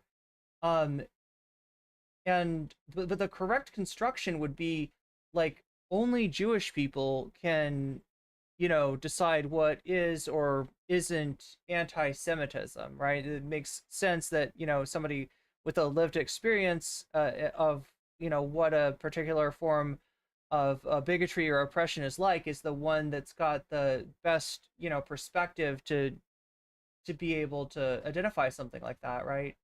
And that looking at it from the outside, you're not gonna see that, you know,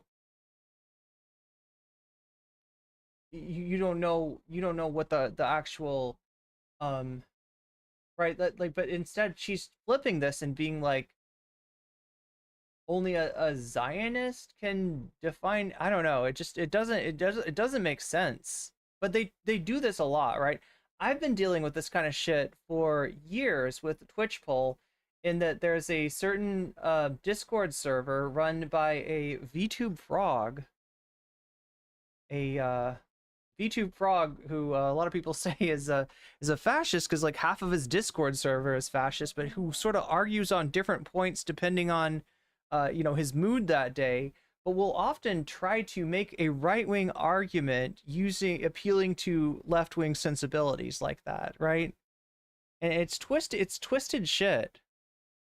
Does not stipulate how the Jewish state should be governed, which is what a political ideology does. It simply says it should exist. It doesn't dictate borders or the makeup of... No, but like part of the way that this state, that's part of the policy, right?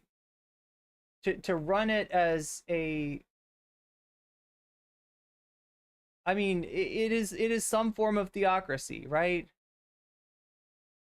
Like not an absolutist theocracy, but when you define it as a Jewish state, then I don't know what you want to call that. So yeah, that is an ideology. How the fuck do they get out of, how the fuck do you call Zionism anything other than an ideology? That boggles the mind. Population. It does not say that Israel should be socially... Wait, what? It's like saying Nazism isn't a political ideology. What the Nazism wills outside? Oh shit. Yeah, Nazism isn't a political ideology. After all, Nazi Germany did not have like definable boundaries. Nazi Germany had boundaries that consistently expanded, for example. Or you know, like saying fascism isn't a political ideology because fascism can arise and manifest in different ways, can constitute a government in you know, with different policies, therefore, you know what, it's not an ideology. Just like Israel had boundaries that consistently expanded. It would seem, or capitalist startup nation. Israel has exemplified both of those and everything in between. This is not about political ideology. This debate is about... Northern Israel has been warned to evacuate as rocket warning sirens sound. They are trying to expand the war into southern Lebanon. Right? They you know, killed Hezbollah official up there, and then you know, Hezbollah firing back with rockets, and then that's going to be taken as well, you know, we were attacked by Lebanon. So oh god, this is so yeah, if you don't know, like the kind of meta on this is that Bibi Netanyahu prior to October 7th was on track to lose power and to be prosecuted potentially, right, due to you know, some of the stuff that his government had attempted with the judicial branch, right? Or sorry, maybe that was, I think I'm conflating two different things, but the when October 7th happened, he convened a war cabinet, meaning it's a type of power sharing, which recently he dissolved, right after the departure of Benny Gantz, the somebody from a party to the left of him, and so anyway, a lot of people speculate that the reason for this conflict just dragging on and on and on with more and more and more civilian casualties is that it's keeping Netanyahu in power. And look, at this point, his polls are not as negative as they were in October 7th. In other words, his strategy might be working, right? He might have recast himself as a war president and gotten this sort of rally around the flag.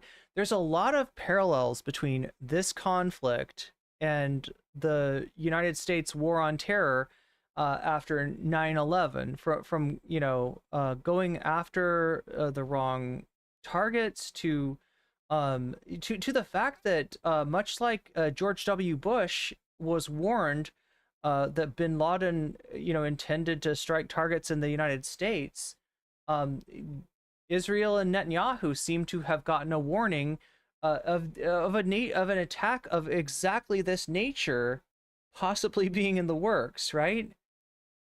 And their forces were predominantly occupied with activities in the West Bank supporting this in further settlement of the West Bank, rather than being anywhere where they could have responded to what was going on, what went on October 7th, right? So there's so many fucking parallels, and some of the people that claim to have either learned the lessons from 9/11 or to not be on the side of warmongers like George W. Bush are now supporting the actions of Israel and completely ignoring the parallels there. Anyway. Racism and creating a double standard where you make an exception for the Jews. Now, you don't have to support Zionism, but if you are anti-Zionist, if you are against the Jews having a state, you are against the Jews. Medhi Hasan is lying about what Zionism is in an attempt to win this debate and to provide cover for his own anti-Semitism. We usually hear... the head of the Electrical System Planning Divisions of Israel states Israel is unprepared for a full-blown war with Hezbollah via Channel 12 Israel News. Israel, quote, Israel would be uninhabitable after 72 hours without power.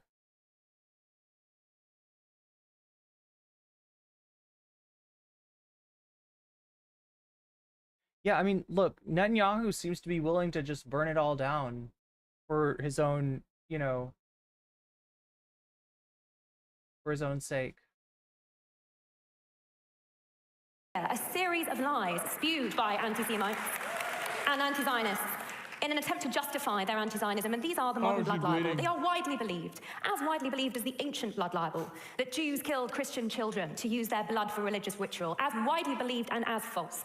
I'm going to take you through 4 blood libels that anti-Zionists rely on. Number 1, the libel of colonialism. Israel is the ultimate decolonization success story against all...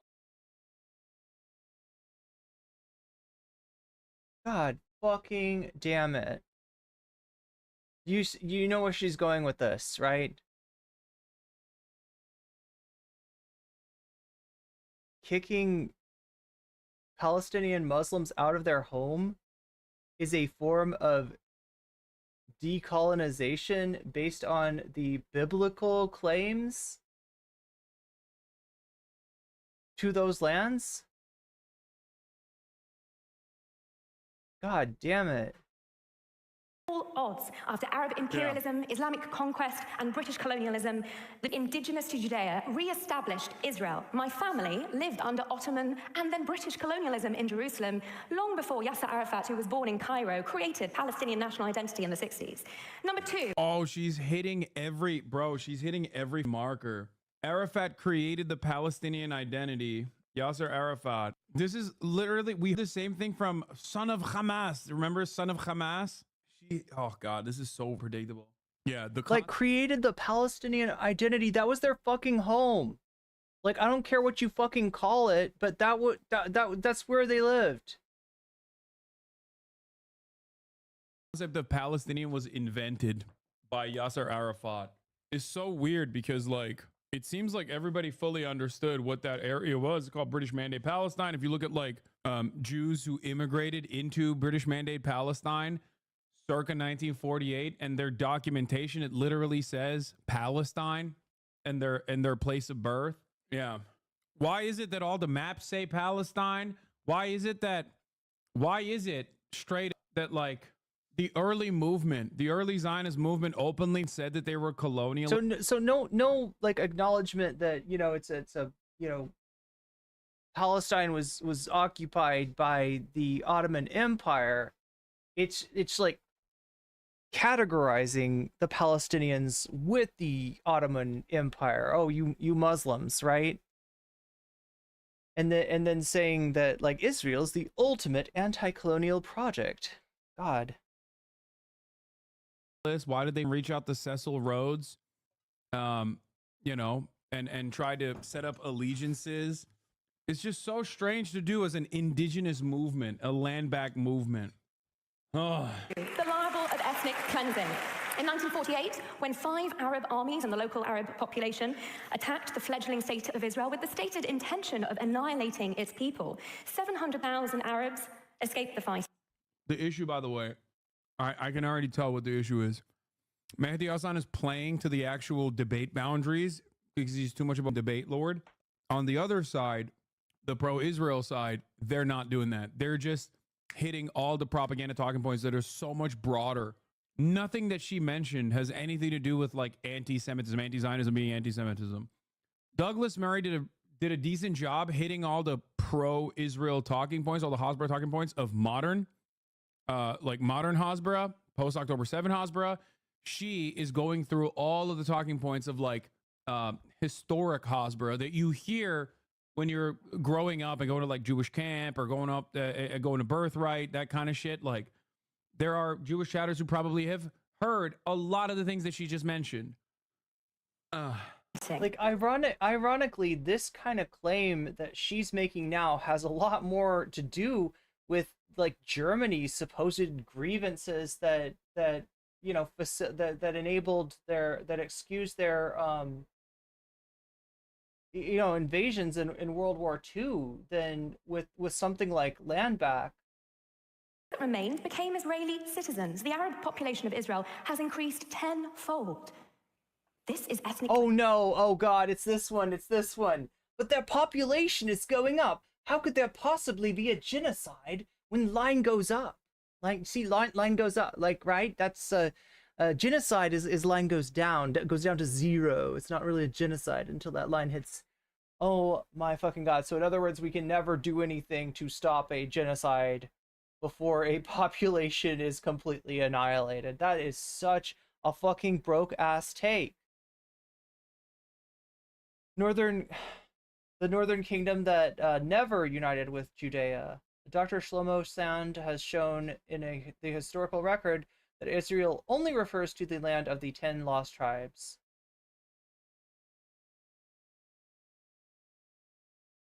Herodotus, the ancient writer, called it Palestine in the 5th century. No, but like according to her, Yasser Arafat made it the fuck up, right? I was like, oh yeah, that's right. We're Palestine, right? Yeah. Like he's some fucking, you know, magnificent liar, like, right? Creating this Palestinian identity out of whole cloth, right? This, wow. Cleansing? No. Ethnic cleansing is what happened to the Jews in 1948 when Jordan occupied the West Bank. Ethnic cleansing is what happened to 850,000 Jews expelled from Yemen. Bro, there's something really crazy about being close to the Holocaust in history, only to turn around and be like, yeah, you know what? In 1948, the real ethnic cleansing happened when the Arabs did it to the Jews. Like that's... Yeah. So you're talking there about the response to the Nakba. You're talking about there that, you know, like, you know, shouldn't have happened you know, they're either like, you know, kicking you know, Jewish people out of the countries, but again, like just erasing the fact that this was done in response to you know, to essentially the dispossession you know, of Palestinian people from their homes. That is entirely too close to the Holocaust for you to be like the real ethnic cleansing. You thought I was going to say the Holocaust did it you. Turns out, nope. That was wild. Algeria, Anyway, Egypt, Will's Morocco, here. Syria. So I'm not going to continue doing this shit. We're going to go to Disney Pride Night. So yeah, like the kind of I don't know. Look, it's probably for the best. It's probably for the best that look okay, in terms of I mean, good music though. Good music from Hasan Reactions. That's this channel. I love your branded music, Hasan Reactions. It's great. But yeah, he's going to some Pride event with Austin, his gay friend. And like I was saying, it's probably better for us just as so that we do not risk it. We do not risk, you know, putting my channel in danger. And again, I haven't had anything happen you know, in terms of like we haven't, okay, look, like I haven't had any claims made by what's it called, Munk debates, but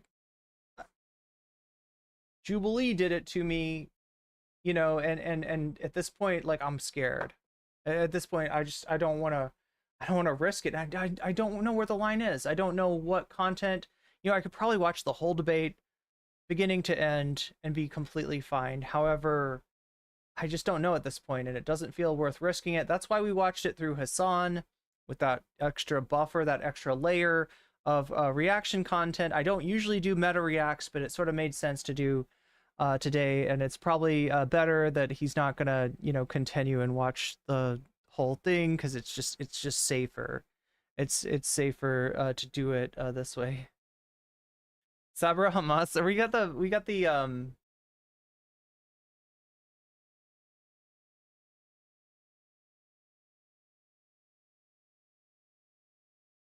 bad Hasbra.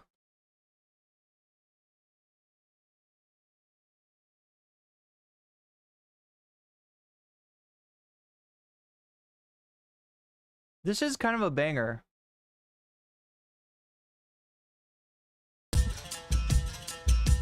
And this is music that we can. We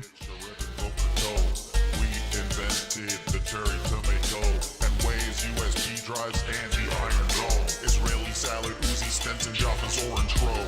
Microchips was us. iPhone cameras us. Taco salads us. Bodababamos us. Olive Garden us. White phosphor us. Sabra Hamas. As far as us. Oops, it pauses it when I do that. And you use water irrigated by Israel. You take medicine that was invented in Israel. You use cell phones, there's a chip in there that is made in Israel. All of that is Israel. Jumping jacks was us.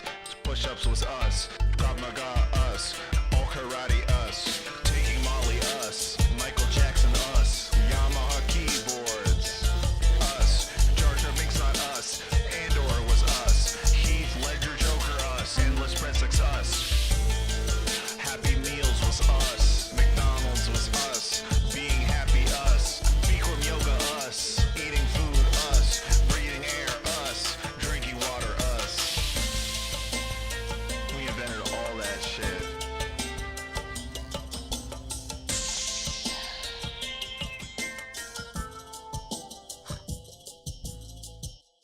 Again, that is the theme song for Bad Hasbra. So the podcast with Matt Lieb, husband of Francesca Fiorini, and host of the most moral podcast. That's what Bad Hasbra is, the most moral podcast of all podcasts. And that's their so the theme song is a banger. The theme song is definitely a banger.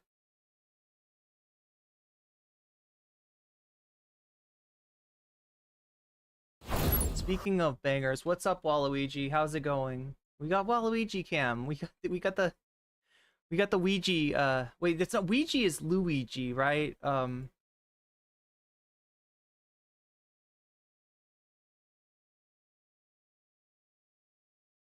Just started listening to it lately. Yeah, it's good shit.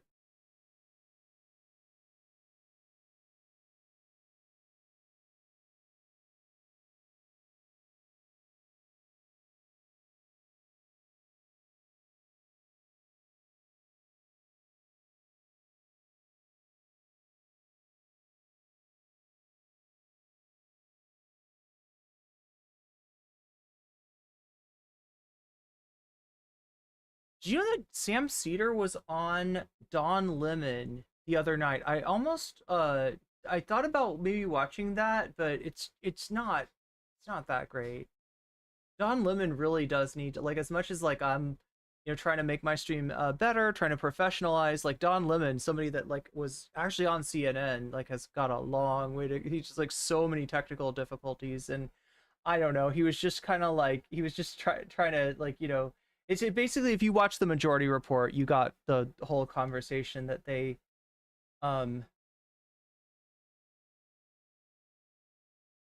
had. Israel's army. Okay, let's take a look at this Owen Jones video. Arafat had a TARDIS. You see, there we go. Zionists literally sank a ship filled with Jewish people. They did not want to dock in Palestine. Wait, are we talking about the flotilla? Wait, no. Sorry, that's a different thing, right?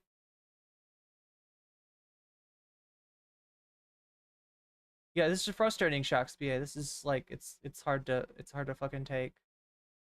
And the expulsion from the Arab states was literally brought about by Zionists, like in Morocco.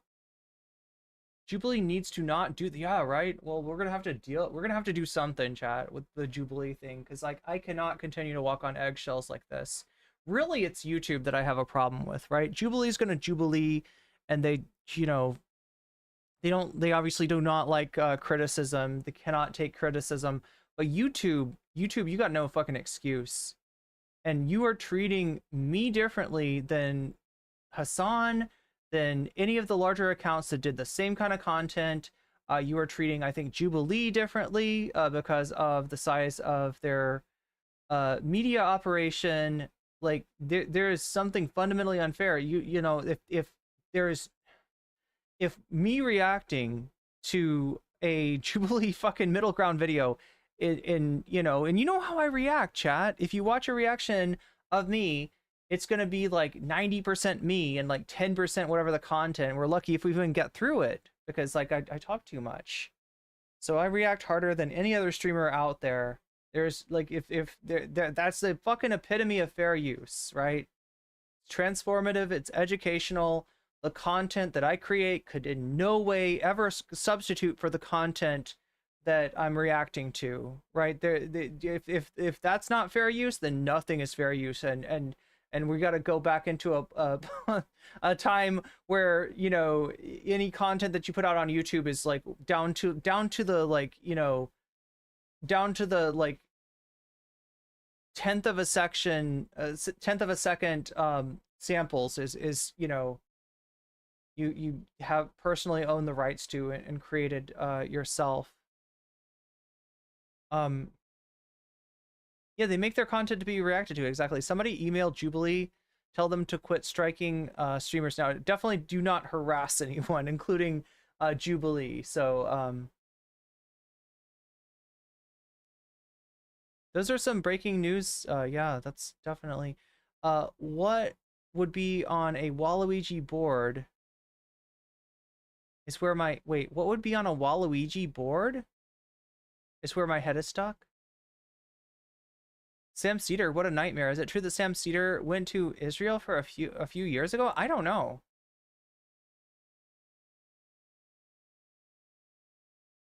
Wait, oh, this was 1947. That's what I thought. see that Destiny complained about, oh yeah, about Twitch TOS because of Hasan. Twitch changed the what? Oh no.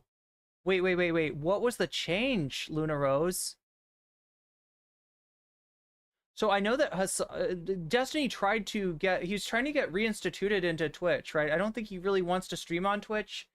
I don't even know why he wants to be back on there. Like, he hates Twitch.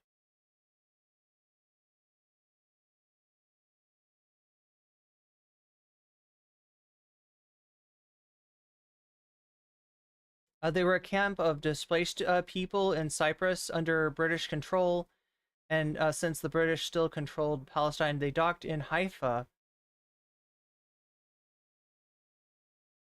The Zionists expected. Okay, so it was a mixed group. The Zionists expected the Jewish people on board to get off the ship and stay there, but they ended up sinking the ship. What before? Don't harass them, just politely ask them. Yeah, just so I'm real, yeah, because, like, I mean, bad things happen if I am perceived as, like, sending, harassment in any ways. They wanted to go to France and the US instead. Yeah. Reacting to banned streamers, so Twitch changed, okay, well, I'm glad you, wait, what? Twitch change. Okay, so, Twitch changed to reacting to banned streamers is okay now. Okay, so my understanding of this is that here's what happened, like, to my understanding. Now, if there's updates on this, I need to know about them because it's really important. If they've changed their minds again, sometimes Twitch does. Twitch giveth and Twitch taketh away, right? But here's what happened.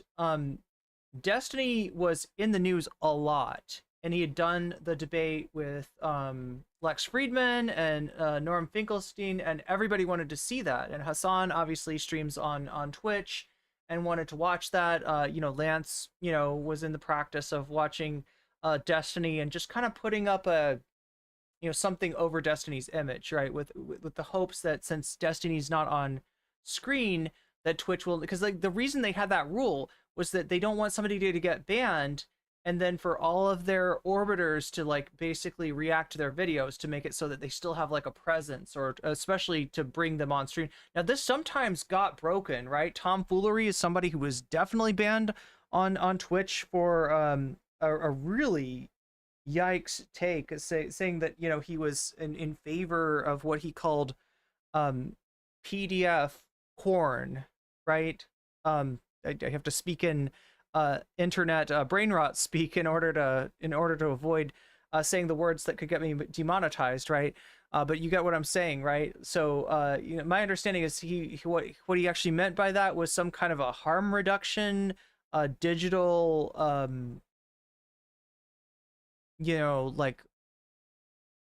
like a digital approximation or of that kind of material for it to be used as, like, harm reduction. I mean, I still massively disagree with that, and I think what he's saying is gross.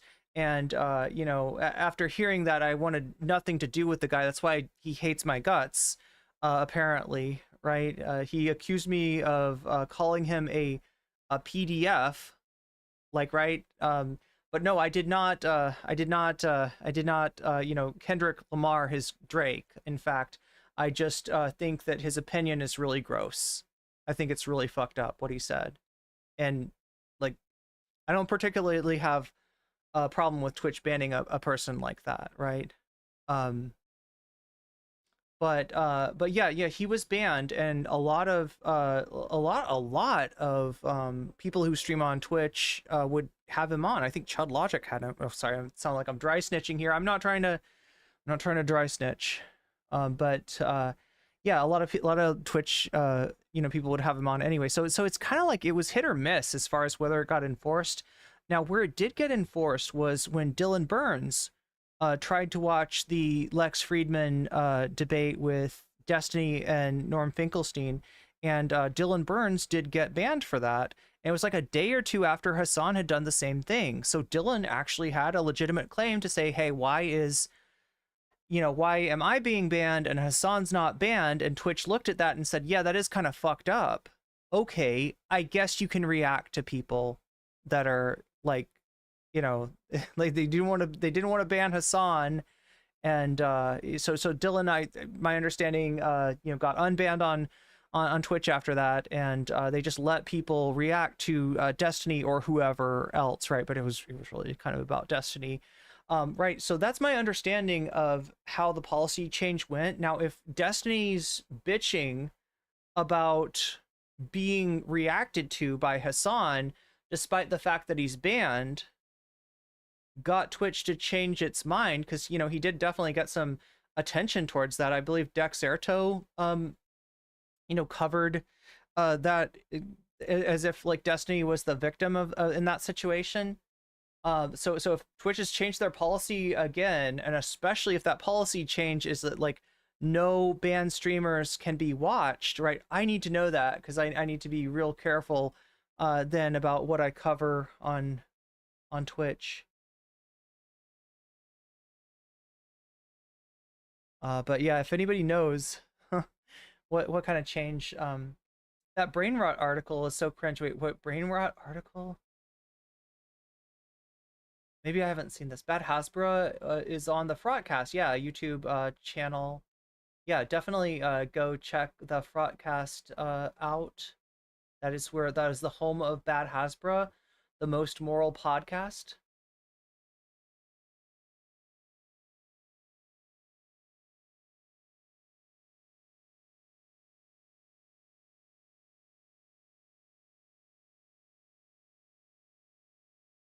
Destiny was trying to get unbanned, so instead Twitch changes the rules to keep him banned, but Hasan can still react. Wait, what? Did they change the rules to keep him banned? Twitch hates Destiny.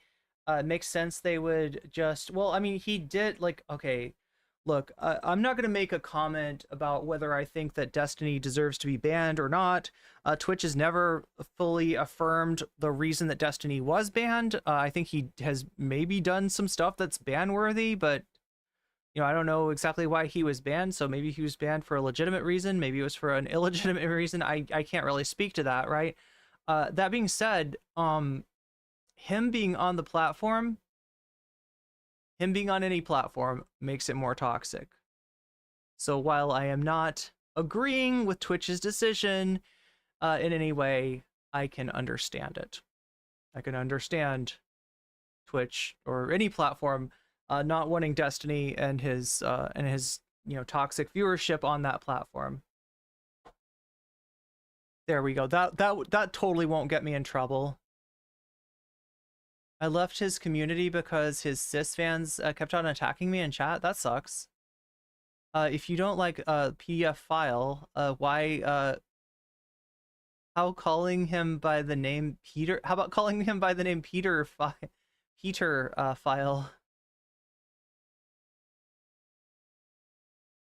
Or Peter Vile?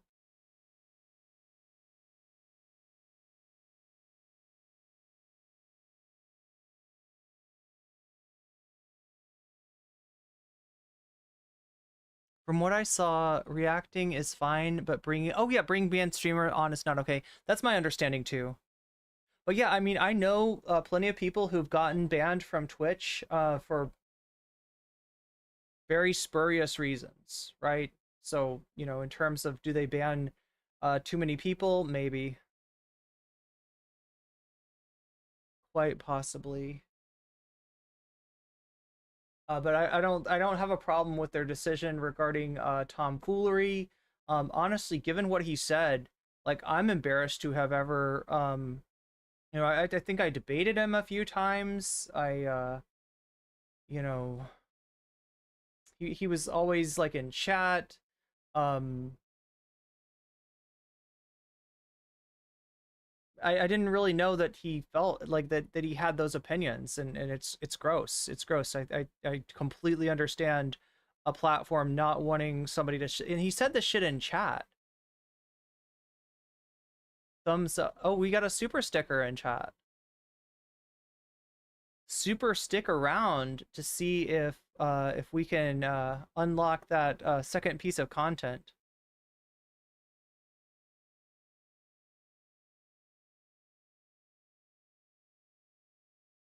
Well, that's the thing about Kick is that like I think the reason it was named Kick is because people who were kicked would go there. But yeah, I'm hearing more and more things about. In fact, there's more and more stuff coming out about Kick recently. Not just the people who stream on Kick, who there's been people bringing on minors, doing inappropriate things with minors, doing kind of like their streams. Some people whose streams are just like harassing people on the stream in IRL situations. There's more and more bad. There's more and more like bad press coming out for Kick. Most recently, we found out that their operations, like the people that run Kick, apparently there's a hostile from somebody who just quit. They say that it's a hostile workplace, and that slurs were regularly said, like in the office, right? The N word with a hard R. Misgendering trans people. More and more is coming out about Kick. That did I watch the Jay Aubrey expose? Let's see. That's a long expose, by the way, but it's a good one. And so I watched the part about Neon. I watched the part about Jake Dougherty, and that was like all I could get through.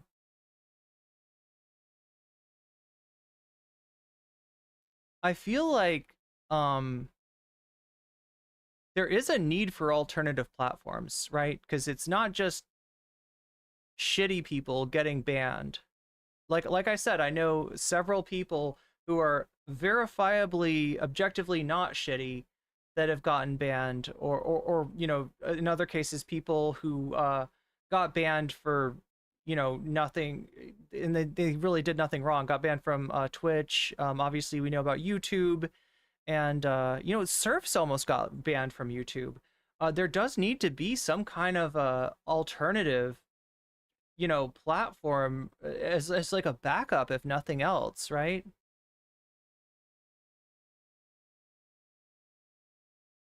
The owners are sus. Oh yeah, like wait, who all are the owners? Like there's Trainwrecks. I don't know if he owns it or if he's just like instrumental. And obviously a lot of the people that are on there are... Oh yeah, New Anna, did you have an opinion as far as thank you for the super sticker? That gets us to what, like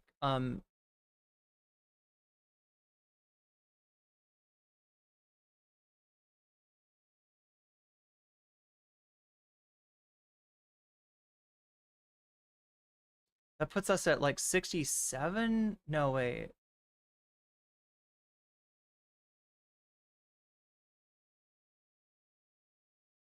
It's like 68% of the way to the dono goal, which we may not hit today. We are definitely within striking distance. Let's look and see what's going on with it again. Dolly Parton is 51%.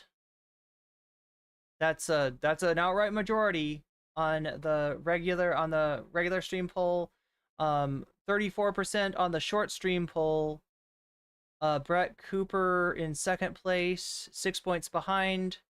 Blair White and Jake Klein tied for... What are you talking about? Do squats? I should do squats, but I'm trying to figure out if we're gonna have a second segment. I'm trying to figure out if we're gonna make it there today.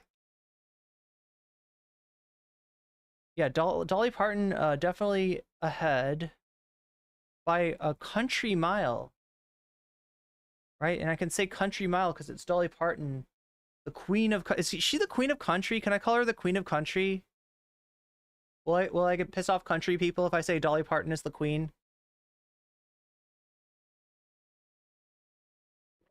Although I was made aware of some of the working conditions at Dollywood, not much better than what goes on at Disney World and other theme parks. If you don't know, Dollywood is the theme park of Dolly Parton. She has her own theme park near Gatlinburg in Tennessee. and it's called Dollywood.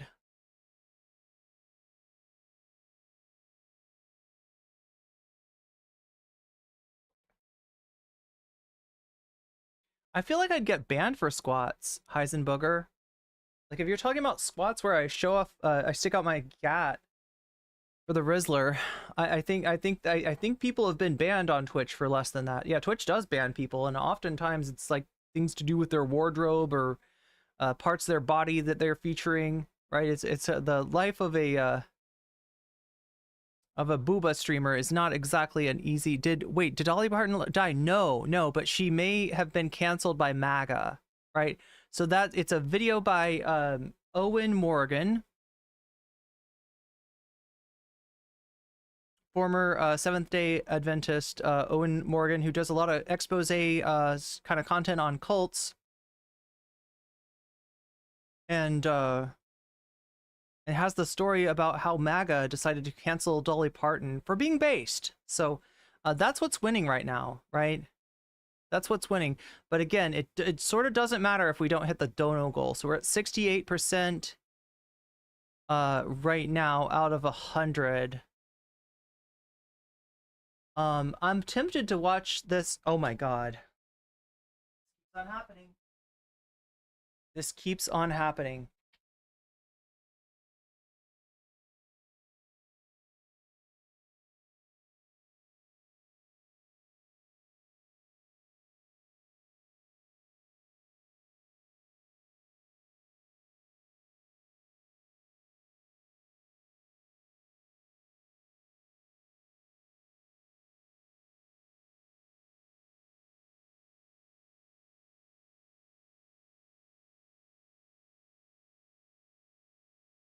Actually take this off.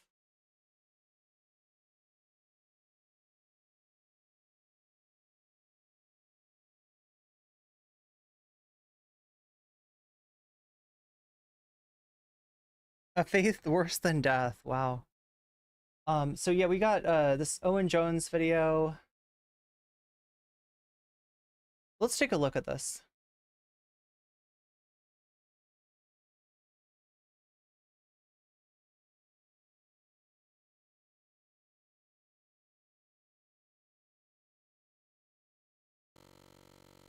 We'll give it a little. We'll give things a little longer to cook as far as whether we can open up that second topic, the fun half. Usually it's the fun half.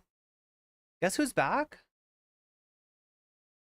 Shady has officially admitted it has lost the war. That's what the latest admission from the official Israeli military spokesperson amounts to. Now, remember the big official military objectives set by Israel from the very start.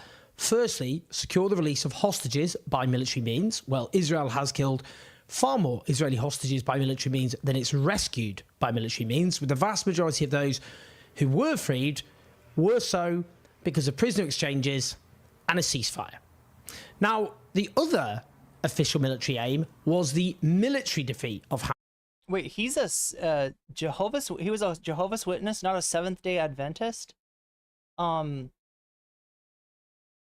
pretty sure, I'm like 99% sure I said Jehovah's Witness. Yeah, Seventh-day Adventists are, it's the, they're mostly like vegetarian, they, have their, their day of rest is Saturday. That's the Seventh-day Adventist thing, whereas Jehovah's Witness is the one that has 144,000 spaces open in heaven, and to get there you got to be the best salesman. You got to go around and convert people to being Jehovah's Witnesses. Their church thing is called Kingdom Hall. I'm pretty sure I know the difference between these two. But yeah, I guess sometimes they get mixed up. Owen is a cutie, yeah. Oh, no, I think I added that to Vox Populi. And to the Dono goal as well. Hamas. Now, 8.5 months later, yes, they've slaughtered tens of thousands of people. Yes, many of them children. Yes, they've wiped most of Gaza from the face of the earth. Yes, they've severely maimed and injured countless numbers. Yes, they've imposed mass starvation on the Palestinian people alongside the deprivation of the essentials of life. Yes, they've brutally incarcerated and tortured so many. Yes, they violently crushed the medical system. Yes, we could go on. But they've done all of that, but they haven't defeated Hamas. Not even close. And they're never going to militarily defeat Hamas. Now... Okay, so yeah, like... they're not even worried or concerned about Hamas per se. They're concerned with resistance. And you do not beat resistance. You do not quash resistance, right? Like, look at the Battle of Algiers, right? This is a film that a French film that the United States used for training in terms of their anti-insurgency efforts in Iraq, and essentially the message of this film is that, yeah, like you do not beat a resistance. That's not how shit works. And certainly by immiserating people, you know, killing off more family members, that's certainly not a way to you know,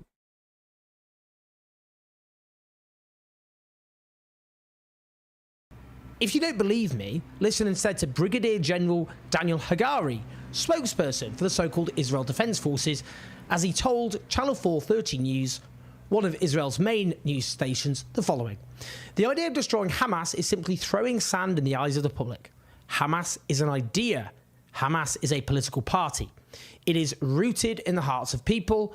Whoever thinks we can eliminate Hamas is mistaken. Hamas is the Muslim Brotherhood. It's been around for many, many years. Well, no shit, Einstein. Duh. This is something those of us who oppose this genocidal onslaught have been saying. I didn't expect to hear duh today, but there it is. Hamas emerged as a product of Palestinian suffering, of Palestinian misery, the product of languishing under a relentlessly brutal occupation of an Israeli state which... Trying to cancel Dolly Parton is like trying to go head-to-head with two Mack trucks in a Yugo. Okay, I thought you were gonna say in Yu-Gi-Oh. Wait, is the Yugo is like a small car? Violently prevents Palestinian national self-determination. Now, except that's not what Daniel Hagari was saying, but the point is, the absolute key point is, this is not some military force which you just pick off and that's the end of that one. It is rooted in Palestinian society. It is an idea, which is where I think we would disagree, and it's not to support Hamas in any shape or form, is that it is a product of Palestinian suffering. And if you wish that to change, then you have to abolish Palestinian suffering. Now, as I've previously reported, US intelligence officials have privately been briefing that as well as the Israeli state killing fewer Hamas militants... So in other words, if there is no partner for peace on the Israeli side of negotiations, does it make sense for the Palestinian people to empower a group seeking to make peace with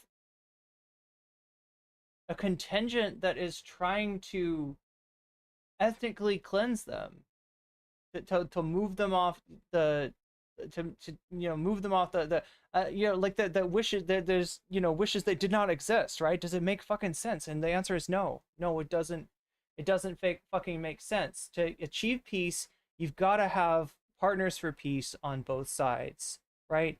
And partners that recognize what can be had in a negotiation and what in a negotiation is a deal breaker. And so far, the peace offerings, like at Oslo, that have been offered to representatives of the Palestinian people, like Arafat, have contained poison pills, have contained non-starters, have contained elements that were a Palestinian leader to accept, they would lose the trust and faith of the people on whose behalf they are negotiating, right?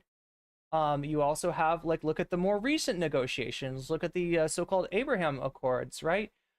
You've got an attempt to cut the Palestinian people out of the negotiations. In other words, they went around Palestine. They sort of negotiations with other, Arab nations in the area that just cut the Palestinians right out, right?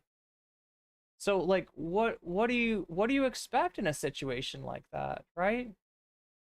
And claimed Hamas's ranks are replenished by new militants because of one of the many consequences of engaging in mass slaughter is that many of the loved ones, the survivors of those butchered who've got nothing to lose, most of them didn't even have homes to go back to, become determined to fight those who have drowned their people in so much blood for the rest of their lives, in many cases.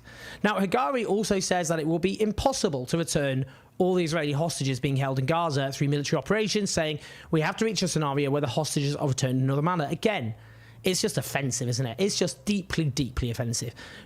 All of the things that we've said from day one being just repeated back by those who have prosecuted a genocidal war, which has achieved none of its aims and has succeeded in slaughtering huge numbers of people and isolating Israel across the world and making it a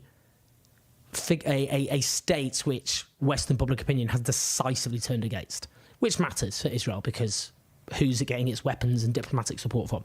Now, the last such hostage operation he's referring to there slaughtered perhaps up to 300 Palestinians, many of them children, as well as maiming many others, and meant the odds of a deal to release other hostages has massively gone down, meaning other hostages are more likely to end up killed, indeed potentially killed again by Israel's military onslaught. What needs to happen instead is a permanent ceasefire and a prisoner exchange, not least those Palestinian hostages, and let's call them that, who are being held by Israel. Yeah. This is a huge important point. You've heard about the hostages, like, this discussion came up after October 7th of the, hostages that were taken on October 7th and taken back into Gaza, right? But what you may not be aware of is that Israel regularly abducts Palestinians without due process and holds them. And if that's not a hostage, I don't know what is. Generally, the hostage exchanges are very asymmetric because at any given time, Israel will be holding vastly more Palestinians than, than Hamas or whoever, holds Israelis, right? And so, and this is the background, right? This isn't like a new thing, a new development since October 7th. This is just what's been going on. This is just how Israel conducts its affairs.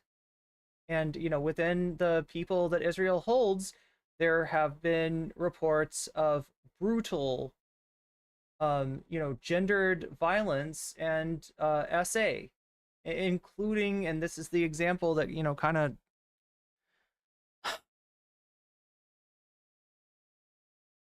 including people having hot metal rods shoved up their nether regions. That's the kind of shit that we're talking about, but you don't hear about this. This doesn't get picked up. This doesn't get talked about. But this is the truth. And any sort of peaceful settlement is going to have to recognize that truth. Indeed, we've just had reports, for example, about Dr. Iyad Rantisi, the director of Kamal Adwan's hospital maternity department. He was killed, it transpires, in November last year after he was abducted by Israeli troops. And there are now demands to investigate the alleged torture that he suffered, in fact, being tortured to death. That's the second Palestinian doctor known to have been killed in Israeli custody. Well, before we continue, though, don't give this man, Daniel Hagari, any credit. He has been a propagandist for one of the great horrors of our age, and he should go to prison, along with the rest of Israel's establishment. He goes on to say, what can be done is to develop something else to replace Hamas, something that will make the population realise that something else is distributing the food, someone else is taking care of public services. To really weaken Hamas, this is the way. So what he's really zoning in on here is a split in the Israeli establishment, because Netanyahu is refusing a post-war plan, largely because he fears that when the war ends, he will be toppled from power and could end up going to prison, either in Israel or abroad. Yeah, Jules, I didn't realize that about Owen Morgan. When was that? Can you message me that stuff? But this is, let's just put it kindly. Wait. Are we being also make sure we're talking about Owen Morgan and not? There's also like Owen Benjamin and Owen. This is Owen Jones. But yeah, if that's true about Owen Morgan, I was not aware, and I need to be. I need to be aware of that if that's true. Desperately naive stuff, because he's suggesting the occupiers impose a new administration, either directly by the Israeli state or a collaborating administration, and that will offer an alternative to Hamas, and therefore Hamas's basis will disappear. Well, it just shows his education has only gone so far. That will be seen, such an administration, for what it is, a continued occupation by the Israeli state and a continued war on Palestinian national self-determination. It too will end up being fought by the Palestinian people in Gaza, whether through Hamas or through other factions that exist or new factions. It's just beyond delusional to suggest otherwise. And again, we were right all along about all of this. So I think maybe Daniel Hagari should listen to the people who were right from day one. So then Israel's Prime Minister Netanyahu, whose arrest for war crimes and crimes against humanity is being sought by the International Criminal Court's chief prosecutor, rebuffed the spokesperson here, declaring the political and security cabinet headed by Prime Minister Netanyahu defined as one of the goals of the war the destruction of Hamas's military and governmental capabilities. So Netanyahu's real clear position there is a war of annihilation, that you simply have to keep on waging war until the impossible military defeat of Hamas, which in practice means you just ethnically cleanse or murder every last Palestinian, which is why we have a genocide. Now let's just listen to this absolutely extraordinary attack by Netanyahu on President Joe Biden's US administration. When Secretary Blinken was recently here in Israel, we had a candid conversation. I said I deeply appreciated the support. What is it about that blue tie that he's wearing that reminds me of the red ties that Donald Trump and his supporters wear? Maybe the width of it, right? It's like a slightly skinny, like The U.S. has given Israel from the beginning of the war. But I also said something else. I said it's inconceivable that in the past few months, the administration has been withholding weapons and ammunition to Israel. We need those 2,000-pound bombs. We have only exploded the same amount of ordnance as 3 times of what was exploded in Hiroshima. And how can we possibly be expected to defend ourselves without the... Oh my god, I'm sorry, chat. This isn't funny. This is not funny. America's closest ally, fighting for its life, fighting against Iran and our other common enemies. Secretary Blinken assured me that the administration is working day and night to remove these bottlenecks. I certainly hope that's the case. It should be the case. During World War II, Churchill told the United States, give us the tools, we'll do the job. And I say, give us the tools and we'll finish the job a lot. That sounds pretty eliminationist, Benjamin. Faster. Firstly, can I say, this guy really does come across like Kevin Spacey's character in House of Cards, like such a transparently malevolent character. We'll finish the job? Yeah, no thanks. Do you know what I mean? It's just not that subtle. I mean, just look how he bites the hand that feeds him. The lack of gratitude. The US has poured weapons into Israel to facilitate its mass slaughter and destruction of Gaza and the mass huge war crimes and crimes against humanity involved. It's offered vast sums of aid, diplomatic, political support, and in fact... Oh, wait, so there's an Essence of Thought video on Telltale?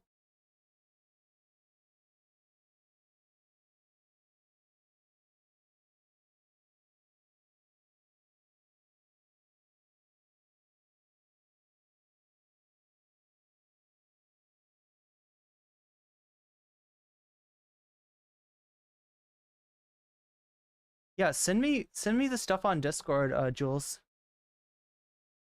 Frankly, has suffered terrible political damage as a consequence and may well lose a presidency because of it all. And then Netanyahu comes out swinging like this. And then the Biden administration announces that it had cancelled a high-level meeting with Israel, adding the decision, but this is privately briefing, because they're not going to say it publicly, are they? No, instead they just do these little whisperings off stage, to nods and winks at disillusioned voters. This decision makes it clear that there are such consequences for pulling such stunts. Ooh. a council meeting. Goodness me, goodness me. So Israel can commit countless war crimes and crimes against humanity in plain sight, and frankly, as I think most of us would agree, a genocide. But then if Biden gets embarrassed by a video, then they declare, the US privately, wimps, there are consequences for pulling such stunts, which is, again, to emphasise a council meeting. I bet Netanyahu is trembling in his boots. And then the US Press Secretary, Karine Jean-Pierre, says, we generally do not know what he's talking about. We just don't. A couple of things that I do want to add, and you're right, there was one particular shipment of munitions that was paused, and you've heard us talk about that many times. So yeah, this is from the Biden administration itself, right? Yeah, they didn't meaningfully stop munition. They did not meaningfully stop like military support from Israel right? You know, is as much of an obfuscation by the Biden administration as an exaggeration by Netanyahu in you know, expressing his aggrievement, right? This is not, nothing meaningfully has changed in terms of the, you know, military relationship between the United States and Israel. We continue to have these constructive discussions with Israelis for the release of that particular shipment that I just mentioned, and don't have any updates on that. There are no other pauses, no other pauses or holds in place. And so, as Secretary Blinken said today, he took some questions from some of your colleagues and spoke to the press. Obviously, everything else is moving in due process. So the response is actually, no, we have been arming them to the teeth. No, seriously, we've been giving loads of weapons as they prosecute their genocidal rampage. Well, I hope lawyers are noting all of this down. The fact is, Israel has committed some of the worst atrocities of the 21st century every day, for weeks, for months, in full public view, and with the direct complicity and involvement of the United States of America's administration and its European allies, including the British government. It has failed, catastrophically failed, in its stated war aims. And we said all this from the start. Everything we said was right. We don't say that out of any triumphalism. What vindication do we get? Just mass death. The point is that those who made themselves willing accomplices to this great crime of our age have to be held accountable. They can't be allowed to get away with it. Either the Israeli state or those who aided and abetted them. That's the point. This was a crime. A grave crime, which wasn't just on the Israeli state and isn't just on the Israeli state. It's on everybody who made it possible. Please like and subscribe. Do leave your comments. Love to hear your thoughts as ever. Help us take on. Okay, so Owen Jones, as far as I know, is the only unabashedly unproblematic Owen at this point. We've got some concerns expressed about Owen Morgan in Twitch chat. I'm going to look into that because I need to know. It may not matter though, because it looks like we are only at 68% of the dono goal, which is it's got to be 100%, or else the the vote, it's just sort of the moot, as they say. The point is moot. The point is moot. Brandon, what the fuck? Who do you think you're talking to?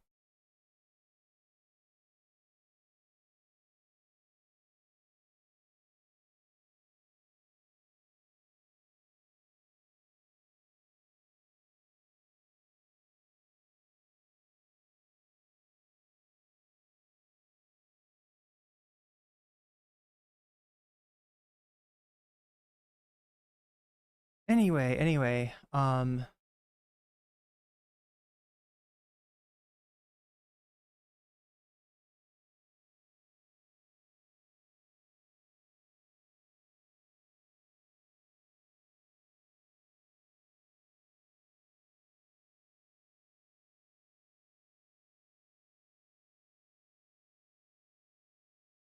looks like the final tally is Dolly Parton with 50%. And again, chat, even if we don't hit the sub goals, I do always take your votes into consideration. When you like a piece of content or you don't like a piece of content, it informs my decision as far as what I'm gonna bring to stream. On in the future, and so it's always worth voting, and donating really helps out the stream. It's the only way that I'm able to keep doing this. Otherwise, I would just disappear entirely. So thank you to everybody who supports me on Patreon, everybody who supports me on YouTube or on Twitch, or in whatever way that you support me. Shouts out to the Throne Gang again. The reason that you're listening to me on a much better mic than I was, and Waluigi's got this Waluigi is sitting on a much better mic. Here, let's get back to the, there we go. Look at that. Look at that. Look at that. That's pretty cool. Waluigi's got the good seat now. But yeah, it's always worth it to vote and to let me know what kind of content you like best of all. Even if we don't hit those goals as it looks like, we're within striking distance, but I gave it a little extra time. And you know, I also wanted to see this Owen Jones video, so I'm glad I you know, I don't know, I was wondering, you know, what this title, like what this was about. So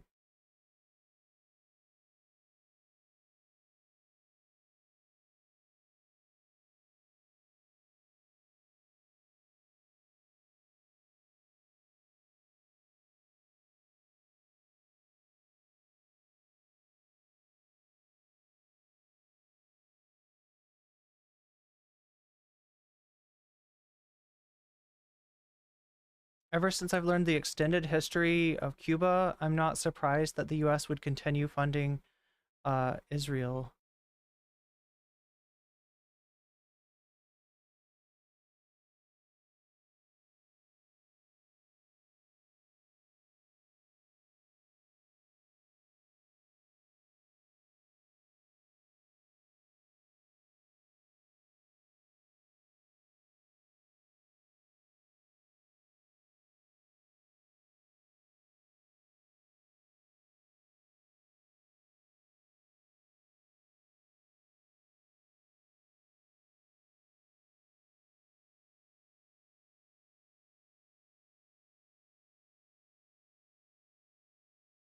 But yeah, it looks like we didn't quite get there as far as the goal for today. So we're gonna have to put a pin on the doll tent. I can't make that into a funny joke, no matter how much I try.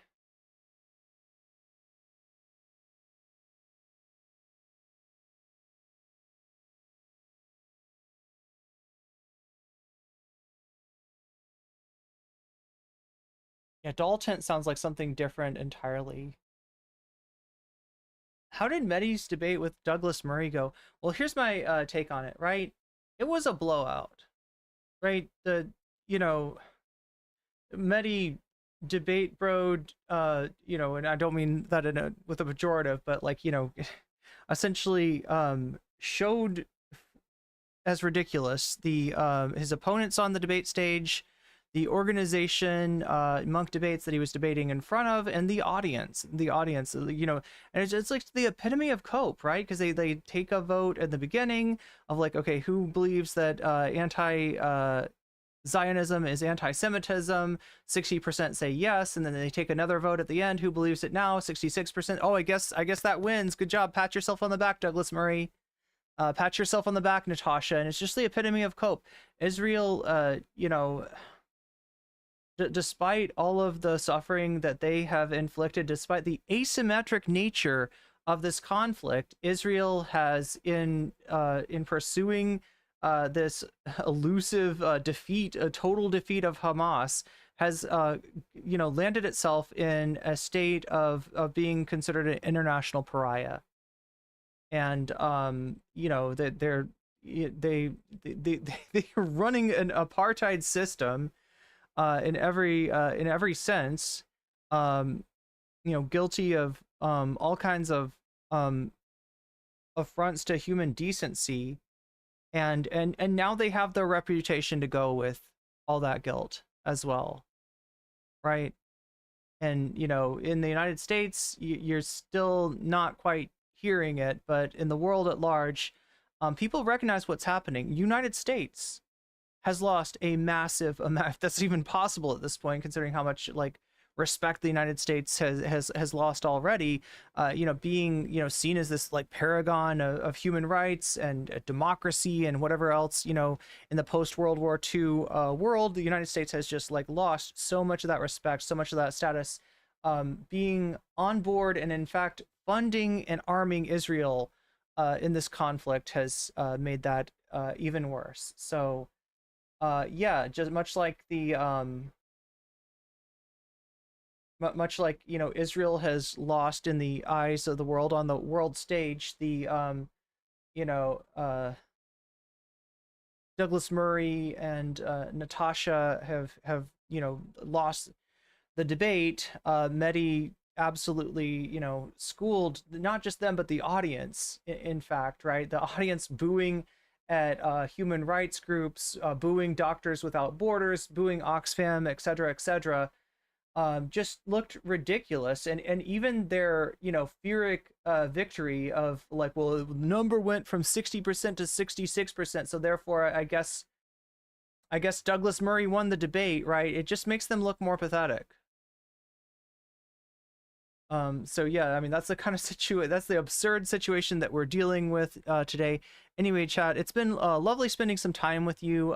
Thank you so much for watching today. I will try to be back with, I don't know if I'm going to do the Vosh versus Hasan, Vosh versus Hasan, what am I talking about? Vosh versus Dylan Burns thing. I'll look into that and see if there's an interesting story. Like I said, these are, I just don't really like covering Dylan Burns stuff, but apparently he and Vosh are at loggerheads as far as the,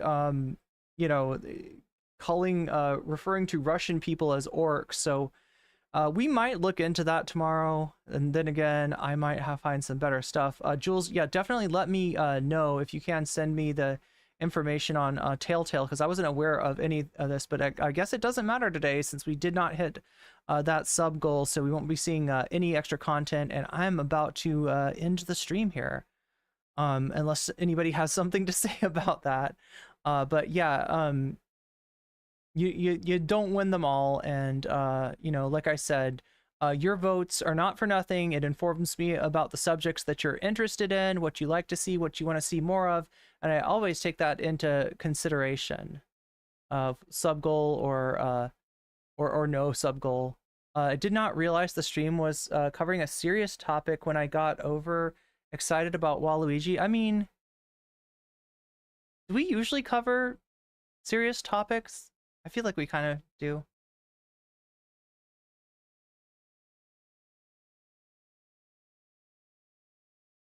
I hope the Waluigi doesn't undercut it, but like, he's my streaming partner, and people were worried about Waluigi when I had just gotten this new microphone and didn't have it set up correctly. You couldn't see him if he was off the screen, so I thought I'd give him a prominent place that people can always see him, and we're always keeping an eye on him too, because you got to keep an eye on Waluigi, right? What is bro cooking? That's what we all want to know. And now that we've got this webcam, we can keep an eye on this purple guy, and I'll keep an eye out for more content.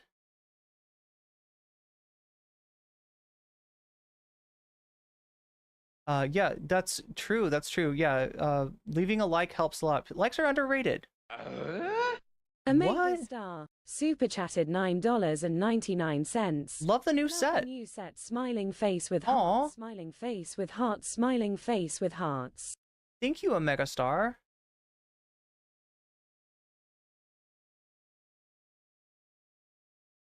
How do I? Okay, wait. That's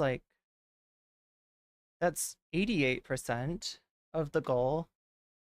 Thank you for the super chat. I'm glad you like it. Yeah, I had fun putting it together. Like I said, chat, I don't generally like clean my room for people I'm sleeping with. So, but I decided to clean my room for chat just so that we'd have a good background, because I get tired of the fact that like so many, like I see other people's backgrounds and I'm like, that's a beautiful background. That's like, why can't I do that? And I was like, why can't I do that? And the truth of the matter is there's a little elbow grease that had to be put into it, right? I had to put a little, I had to do a little work. I had to clean things up, but it makes my living space nicer, and hopefully it makes the stream nicer to look at, and it gives us more option. Like right now I'm on a trampoline, and you know, it's like I find it necessary to combine my my vocation with my exercise. So before doing this, I was a kickboxing coach, teaching wine moms how to be rock stars in the gym. And you know, that, like, you know, before that I was a delivery driver, actually delivering delicious Mediterranean food to people up and down this giant hill. And my boss was always telling me, like, he would grab my leg, and I'm like, what are you doing?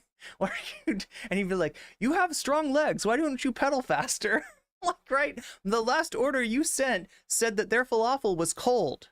Do you know what it's like to eat cold falafel? I'm like, yeah, you know, cold falafel sucks, sure.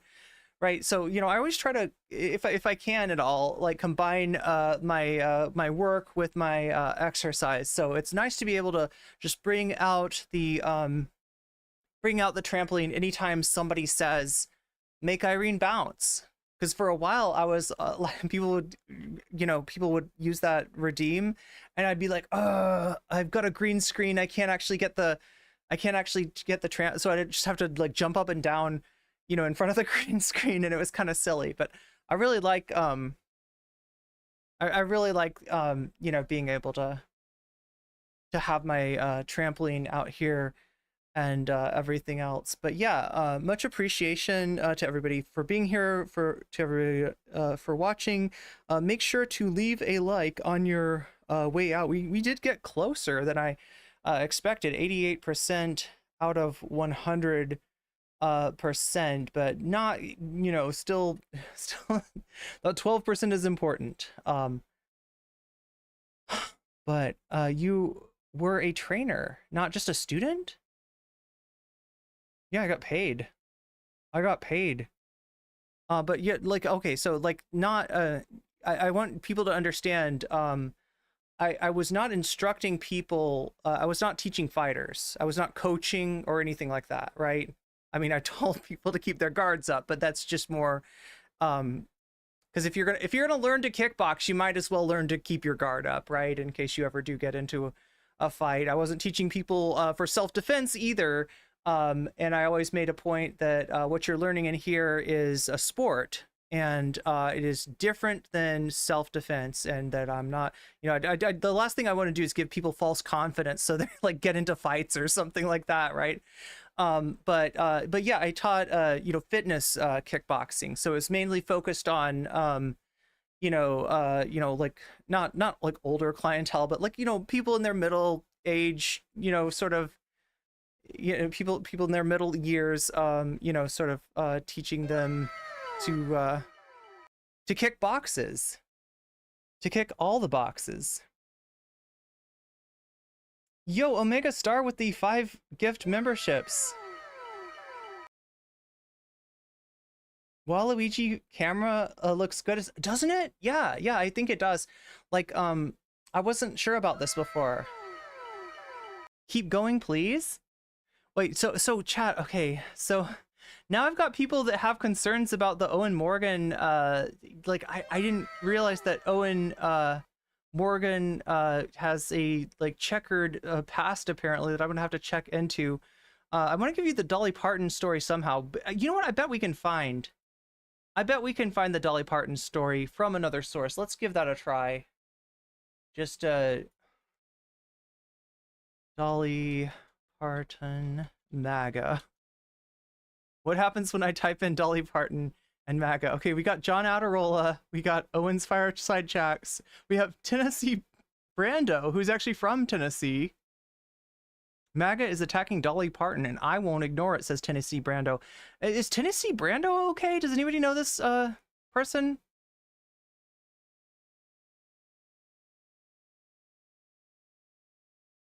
Oh, we got one of the guys from Do Dissidents is wait, no, that's not Do Dissidents, is it? That's somebody else. Wait, no, wait, that is a Do Dissidents guy. Yaron Brook, right? Is Do Dissidents or Do Dissident or whatever you want to call it.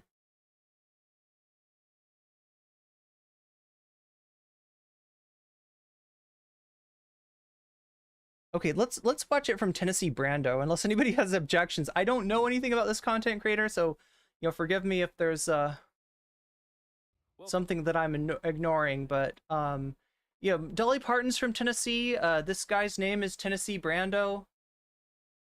I feel like No! What just happened?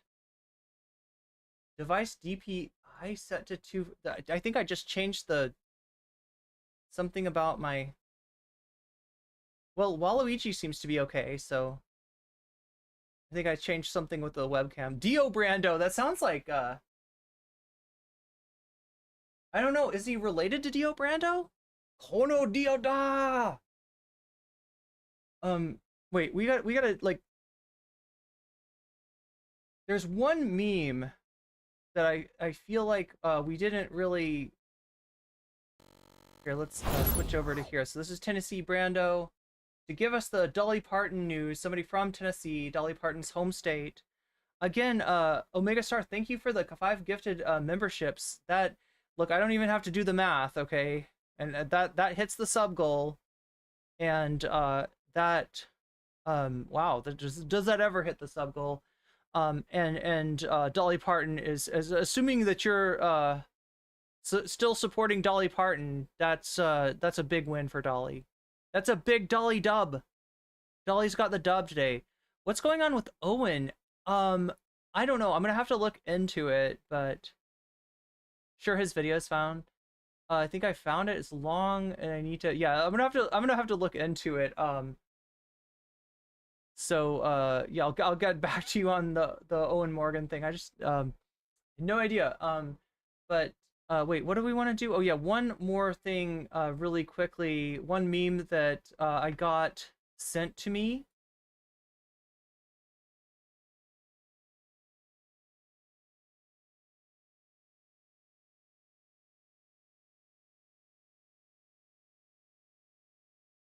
And like I watched it Monday, but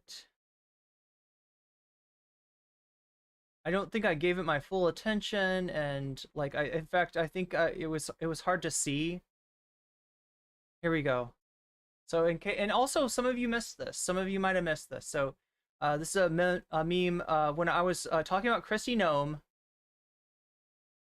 Zara sent me Kristi Noem of shooting her dog fame. That's the GOP politician, governor of what, South Dakota, that bragged about unaliving the family dog.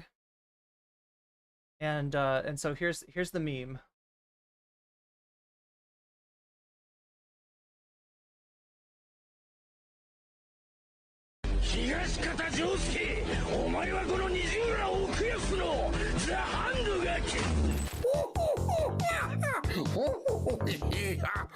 Hola, me old chum.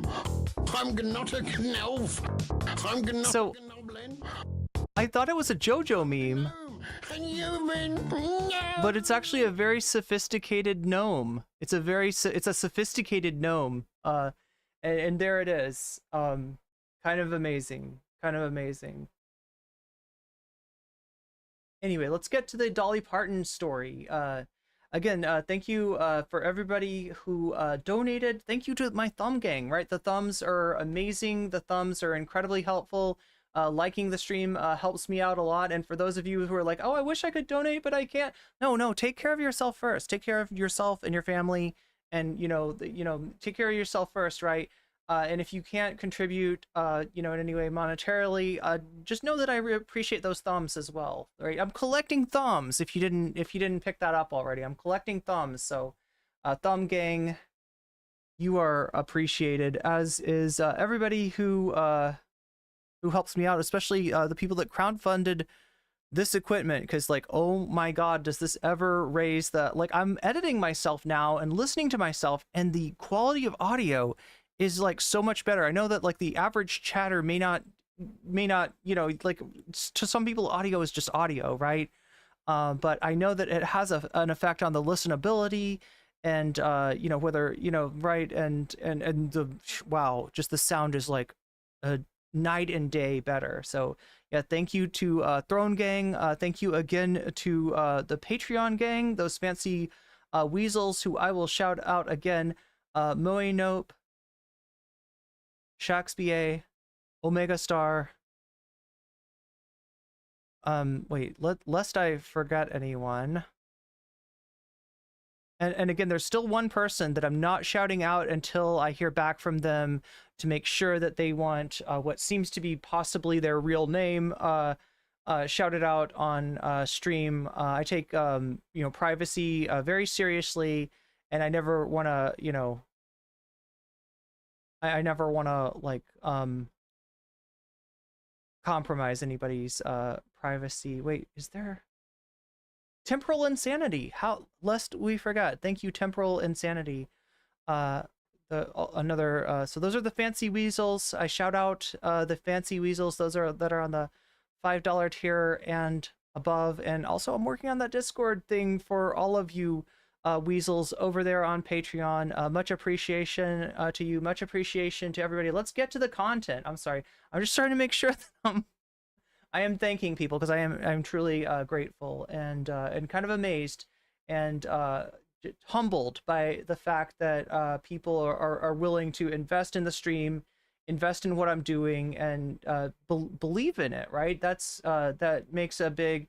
I always used to talk about back in the day this concept called speaking through the silence, which is like when you start as a content creator, you feel like you're speaking in. And not hearing anything back, right? You're putting something out there and you're not sure if it's received. And like through supporting the stream, you've really told me that I've put something out that is in fact received and appreciated, and that people want to believe in, right? So I am humbled by that, and I will strive to be worthy of all the support that I've gotten. And I'm like I said, we're raising the production value of the entire stream, and trying to just expand the content and the Patreon and everything else, so that it's anyway chat, I'm sorry, just had to take a moment. Okay, let's go. Video, people reaching out to me telling me I definitely needed to talk about it, and I knew that I had to. I knew I couldn't set this one out, because once again, MAGA has set their sights on someone to try to tear them down, and this time it's Dolly Parton. And folks, for those of you that don't live in East Tennessee, I'll tell you this much: there's some things you just don't do. You don't fuck with Dolly. On Superman's cape, you don't spit into the wind, you don't pull the mask off the old Lone Ranger, and you don't mess around with Dolly. Don't mess with Dolly Parton. But the Federalist paper wrote an article saying that Dolly preaches a false gospel. And they say she preaches a false gospel because she welcomes people from the LGBTQ community into Dollywood, and she says she loves everyone and she don't judge. So let's think about shout out to the Tennessee dude's goatee, maybe, I guess. Yeah, I'm not left enough.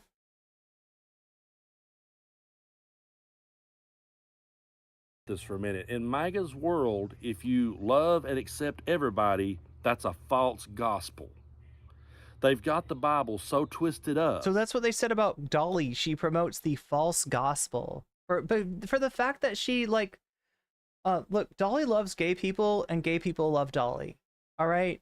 Many drag queen, many a drag show have been inspired by Dolly Parton, and pay tribute to her. The one thing that I thought about, like, right, was like, she, like, there should be drag queens at Dollywood, okay? She can't do it. There's no way that'll happen. Don't expect that. That'll never happen, right? But I feel like it should happen, right? It should be a thing. Considering what an impact like Dolly has made on the world of drag and on the LGBT community in general. Dolly Parton is, I guess, kind of like an unexpected ally, right? Somebody exists in a cultural milieu, which is being country music, which is not often super friendly or super accessible to queer people, and Dolly Parton is one notable exception. that if you follow the teachings of Jesus and you love everyone and you treat everyone the way you would like to be treated, well, you're preaching a false gospel. That right there alone should tell you everything you need to know about MAGA and what they stand for. But the Federalist paper is kind of... I would say that MAGA is a false gospel. Half of those fuckers like have some weird parasocial quasi-religious attachment to Trump. Walk this one back now. They're trying to say that they're sorry for saying that. And even the Republicans that aren't like pro-Trump, aren't pro-MAGA, I mean, like, what do you call Elon's fandom? What do you call the cringe lords that like see a dude jumping in the air trying to make an X and they're like, that's my guy right there. That's my guy. The guy that was supposed to invent robots to compete with like Boston Dynamics and doesn't you know, can't even manage like a single, like a walking like, you know, robot in time, and so he hires fucking dancers to put lycra all over themselves and pretend to be like, this is what it would be like if Elon had actually like done his you know, had actually completed this project ahead of time and had a robot that could dance. Like, and it's literally just a person in a robot suit. It's just anyway, there's a lot of cults on the right. There's cults on the left too, right? When we talk about Vosh and Keppels and people like that, but definitely the cults on the right somehow still more cringe. Somehow still more cringe. Welcome, communist invading radicals. Sorry they brought up Dolly because, yeah, here comes MAGA after, calling her a false prophet. They hate Dolly. MAGA hates Dolly, and they love Trump. But in spewing all this ridiculous... But Trump, in Trump from New York City, in that man from you love the man from New York City, and you hate the gal from, wait, where is she even from? She's not from like Nashville. She's from some small town in eastern Tennessee, right? Like, I mean, you don't get much more authentic than Dolly. Bullshit. And again, it just shows us exactly what kind of people they are. They can dial that apology back all day, but they've already started this fire, so it's too late now. You've messed around with one of our patron saints, and we're not going to sit here and be quiet about this one because Dolly has been such a humanitarian for so long. And she's always sort of tried to stay out of politics. I'm going to talk a little bit more on that later. She's always kind of tried to stay in the middle and not get political with things. And yeah, you can't accuse her of jamming her political beliefs down anybody's throat, right? She's not usually like, you know, what she talks about. But when it comes to, you know, a group of people that are just the subject of countless moral panics, right? And another moral panic starts up and this fucking like groomer narrative takes place. Dolly is there and she's got the backs of LGBT people. And that's not easy. That's not easy for somebody existing in her cultural milieu. So yeah. Feel like I know why that she chooses to take that road. But Dolly has been such a humanitarian and helped so many people in our part of the world and all over the world that the fact that MAGA would come after her just shows you again what kind of people they are and how truly disgusting they are. So I found an article on Billboard talking about a timeline of things that Dolly Parton has done over the years to help people. And as I'm reading this list to you guys, I want you to think about MAGA, and I want you to think, do they have one politician? I know Trump don't do it, but do they have a politician anywhere in their midst that has done this much to help people from all walks of life? Dolly has. And so far, I can't think of anyone off the top of my head in MAGA land that does, because all they're about is spreading as much division as possible and weaponizing the government against anyone that they disagree with. But we're going to go down this list. I had to make some notes here because I didn't want to leave any out. And I'm sure this list probably didn't cover all the things that Dolly has done over the years. So we'll just go ahead and say that these are a few things that she's done. Going back to 1988 when she started the Dollywood Foundation, which was to help decrease high school dropouts. And since that foundation started, the rates have decreased from 35% all the way down to 6%. So that's a great thing. Then in 1989, she started the $500 scholarship to every student who wanted to attend Hiwassee College here in Tennessee. 1991, she started the Eagle Mountain Sanctuary to preserve the bald eagle. 1995, she started the Imagination Library, which gives kids books every year up until they start school. Everybody in my family at some point has received those books in the mail. They're great books to read to your kids before they start school. Again, what's wrong with that? Where's the false gospel in that one, folks? Then in the year 2000, she started the Dolly Parton Scholarship. She gave $15,000 to 5 high school seniors to help them start college. 2007, she did the benefit concert for the new Sevier County Hospital. The concert raised over $500,000, and Dolly herself donated $1 million. So Sevier County, I mean, if I'm to guess, I think that's where Dollywood is located. I know that it's near a town called Seviersville. I don't know enough about Tennessee to like be, you know what I mean? Sometimes like there's a name that's just like, you know, there's like a county named after this name, and then there's separately like a town, and the town's not in the county. So I don't want to jump to any conclusions, but I know that that's where Dollywood is located, is in Seviersville, Tennessee. 2016, she did the telethon for the East Tennessee wildfires, and she raised more than $13 million for that. Folks, I remember that. I played several benefit concerts for that with myself. Nunca says, I forgot Tennessee has weird progressive pockets in its culture. Yeah, it is kind of strange. Even the place, wait, what is the, isn't the place like where Brett Cooper lives is like one of the strangely progressive parts of you know, Tennessee. And again, just remember, like, whatever you think about like MAGA and you know, Southern culture in general, and you know, the Bible Belt, remember that there's people living there that are allies. There are people living there that are not hateful. There are people living there that are, you know, under the fucking same like crosshairs as the queer community, right? That are you know, that you know, it's not easy to stand up to this shit when you live in the midst of it, right? And there are people like that in Tennessee and Alabama and Mississippi and every southern state that you could fucking think of. So, you know, instead of having this mentality of like, yeah, that whole fucking state, like, write it off. No, it's not about that. And, you know, remember, there's, you know,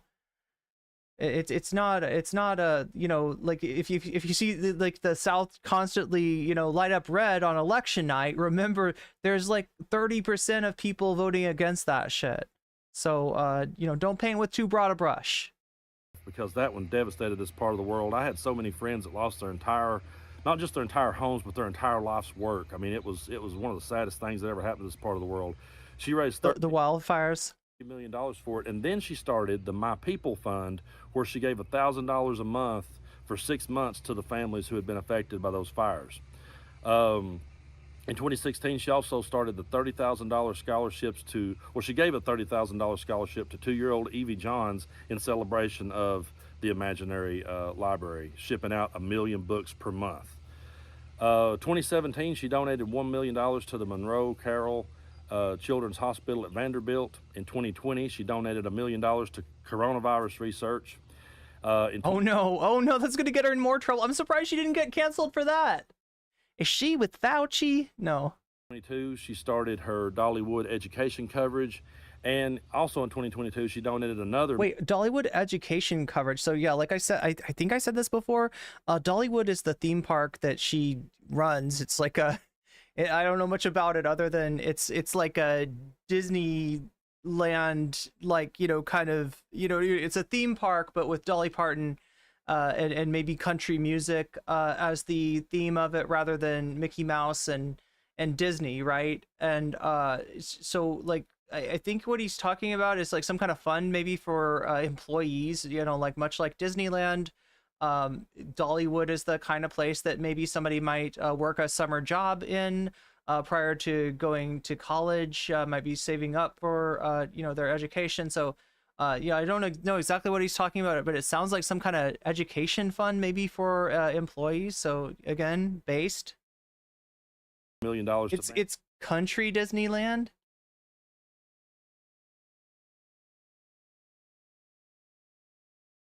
A girl I worked with got that aid. Nice.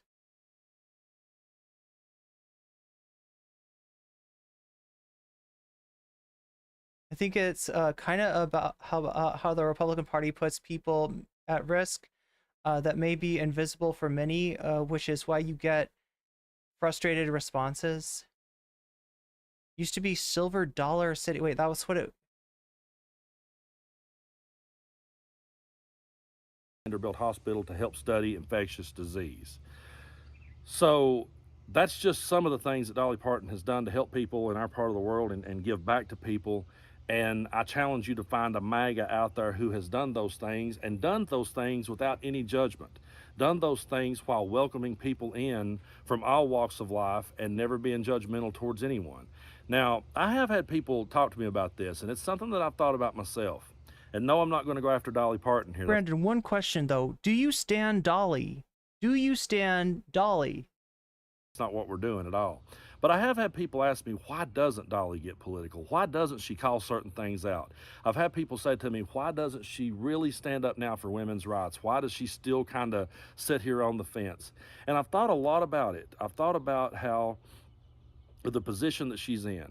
Look at all the good things that Dolly Parton has done for her part of the world. Look at how much she's gave back to her part of the world, and look at the part of the world that she's in. I really think the reason why Dolly stays neutral on politics and kind of stays out of the way is because she knows what part of the world she's in, and she looks around and she sees people like Kid Rock go out and blow up Bud Light. I mean, you know, the MAGA movement is all about just destroying American companies they disagree with, and they say it out loud. Kid Rock says, well, I'm over my argument with Bud Light, but we need to be going after Starbucks. We need to be going after Target. We need to be cutting down those people. That's what they're all about, is tearing people down. And I think Dolly realizes deep down, you know what, if I come out really hard swinging against them, they would come after me. And if they did... I mean, wait, they did. Her just saying, like, the most basic support of LGBT people during Pride Month has gotten her fucking attacked and canceled by MAGA. Like, what do you... Yeah, you know. And again, she's a country musician and, you know, not... you know, a politician. You know, it is nice when people with reach, with influences, when with platforms use that for good. But you know, I'm happy that she's willing to say, like, it's somebody like Dolly Parton is you know, she's from a older generation, and there's not a lot of support for LGBT people, like within, like I said, her cultural milieu, let alone her age group. So, you know, when she's willing to stand up and be counted, you know, in whatever way that she can, that does mean something. If they attempted to boycott Dollywood and boycott East Tennessee, that would be a major blow to a lot of people. There's a lot of people that is employed by Dolly Parton. There's a lot of people who out there depend on her and what she does and her work. And I think that's the reason she stays neutral, and that's so why. Yeah, like from what I know of Tennessee, right, you got 3 sections, right? You got and this was you know, this was pertinent in the Civil War as well, because not every part of Tennessee was as aligned with the Confederacy, you know, as the state ended up you know, joining the Confederacy, right? But there were several there were several, like, votes, you know, taken on that, and the first few of them were, you know, they did not vote to secede. But there's so you got Eastern Tennessee, which traditionally was like railroad country. That was like the major employees of Eastern Tennessee, I think, were the railroads. You've got Middle Tennessee, where you start to get into, like, you know, more agricultural. And then you got Western Tennessee. Wait, am I right about this? Was Western Tennessee kind of like the more plantation-y sort of, so the area that would have, you know, gone, you know, full hog for the Confederacy back in the day? Obviously, you know, it looks a lot different now, but essentially the part of Eastern Tennessee that he's talking about is to the east of Nashville, which is the capital of Tennessee, way to the east of that, a little bit to the east of Knoxville, which is a college town in Tennessee. And there's like a lot of college towns in like North Carolina and Tennessee and, you know, Kentucky. And in general, you know how college town is going to be a little bit different in terms of its political makeup than, you know, like another city in a red state or another, you know, rural area of the city. And then but he's talking about into the Appalachians, right? Seviersville, and further to the east, I think, is Gatlinburg, which is another like vacation destination for people that don't want to, that can't or don't want to, you know, travel like, you know, to the beach, to the coast, to like Myrtle Beach or to Florida or something like that, or I don't know what, South Georgia, South Alabama, I guess, maybe too, right? You know, Gatlinburg is, it's hard to explain. I think I feel like I've been there at some point. Oh yeah, because it was this weird thing. It's like in the middle of the fucking mountains in Tennessee, and there's like all this traffic. Like, right, if you go there anytime near like vacation, like peak season, you're gonna get stuck in traffic in the middle of fucking nowhere, in the middle of the mountains, right?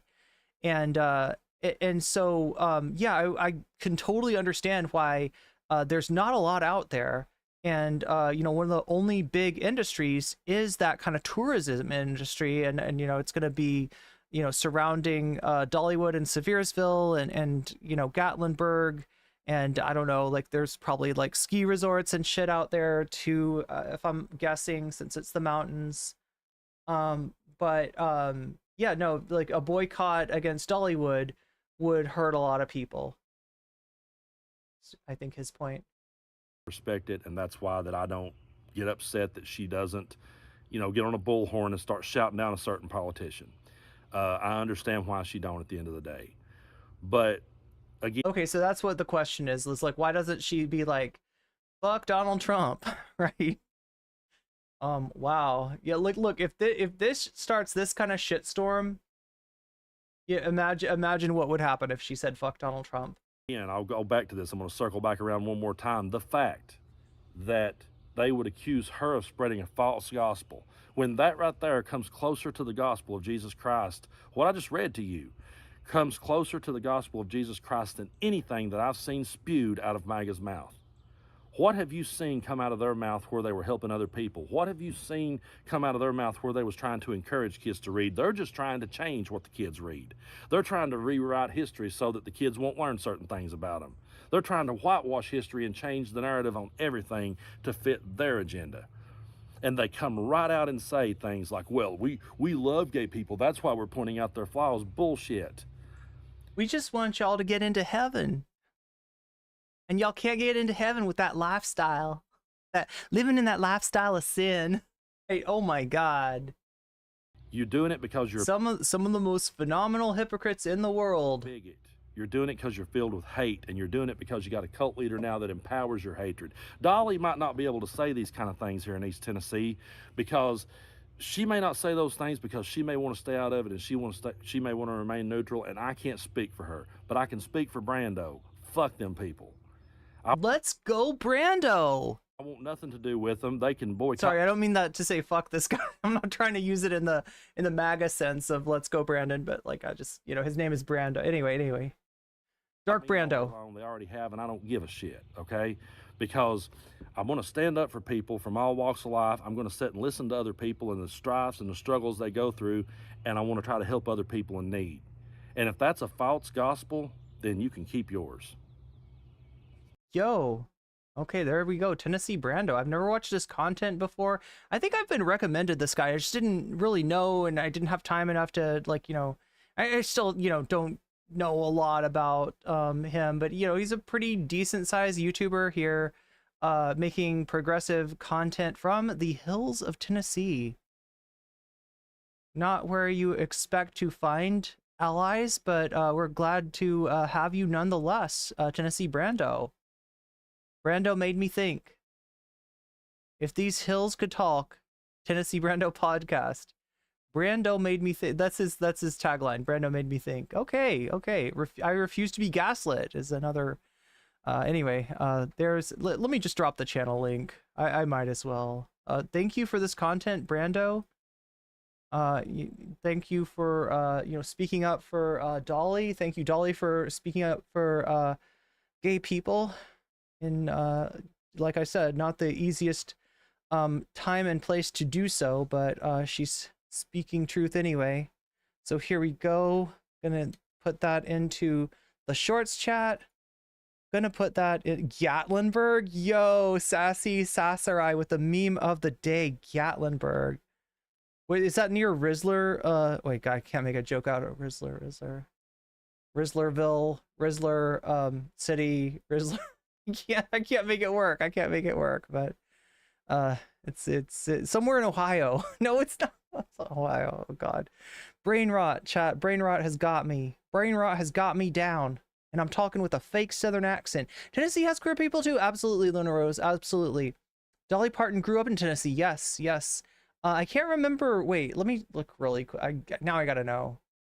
Dolly Parton. Dolly Parton. Where did you grow up?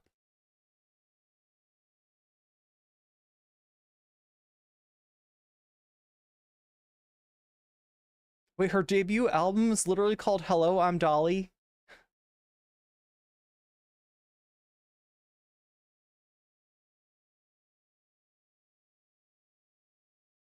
Pittman Center, Tennessee. Oh, okay. So it's in Sevier County. Sevier County, which I think is that it's like they mentioned that early.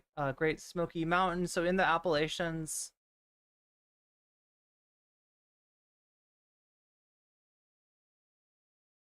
Wait, can I just gotta know, is Seviersville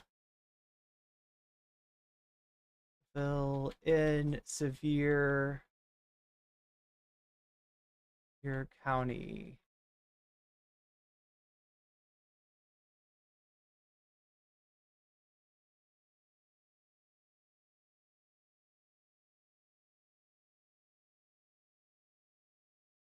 Wait, I think so. Wait, yeah. Sevier County, Tennessee. Wait, can I get a map?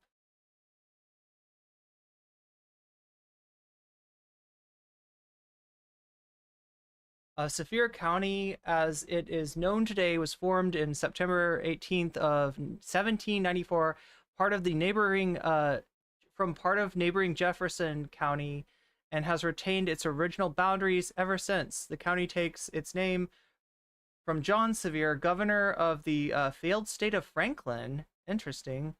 First governor of Tennessee. I gotta look up what the failed state of Franklin is all about, right?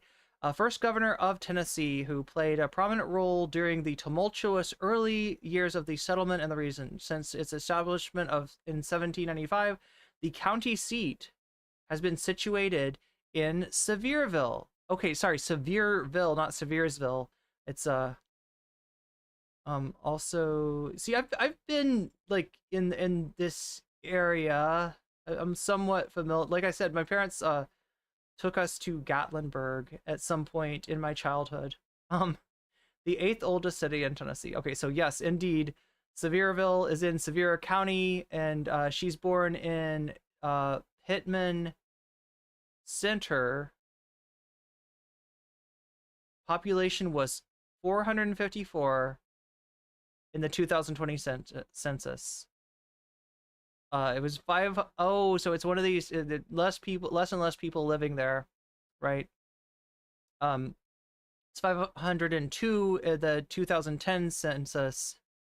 Town borders Gatlinburg. Okay, so I got the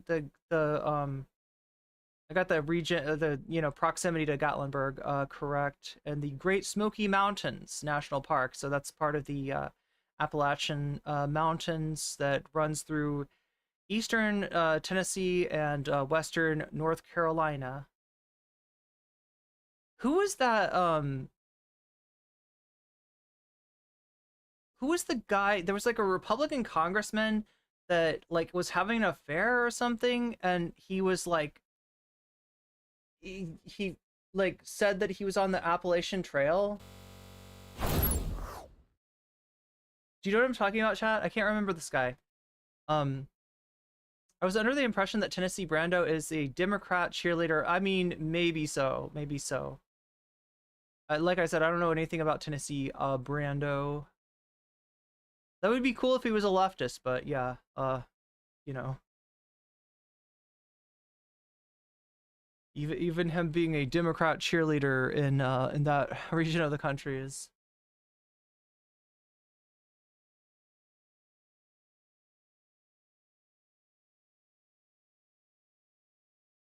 MAGA being mad at Dolly now don't seem to realize that Dolly has always been woke. She's just a white and she's just white and in country music living in the Bible Belt state. Yeah.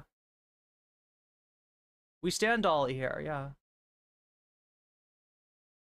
YouTube repeated your comment. Tennessee, yeah, it has absolutely has queer people too. Dolly's queen. 58008. Now I know the meaning of that. At first, when somebody typed that, I was like, wait, what is that? You type it in a calculator, you turn it upside down, and then you see what it means. Oh, that's why the connection with Dolly Parton. I have a Dolly Parton book. I can look it up right now. Yeah, she's an interesting person. They hate her for her freedom. They do indeed. Boston Dynamics robots were so fake. Anyway, they were the gymnastics robots. So Elon, wow.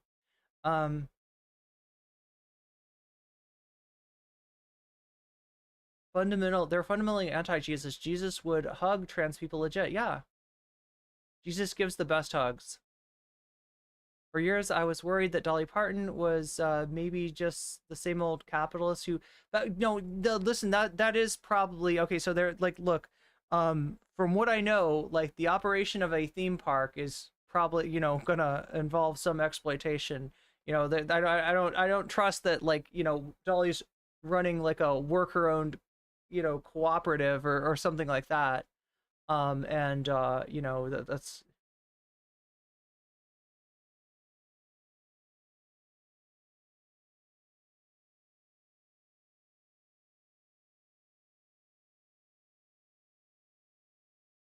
Dolly World meetup when?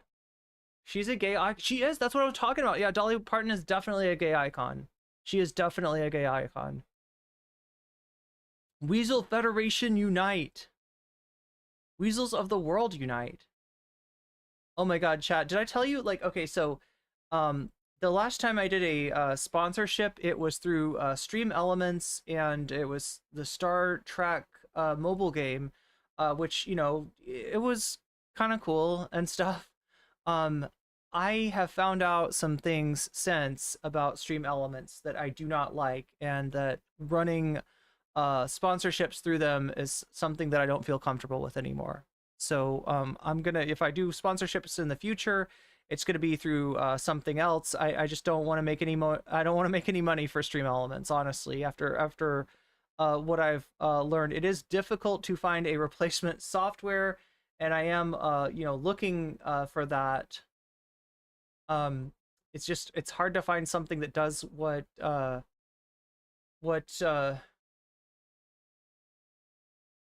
Stream Elements does. It makes it like it essentially lets you offload some of what would normally be running on your computer onto the internet, which is great for me because my computer is very, very old. That is probably something that I should put on the throne.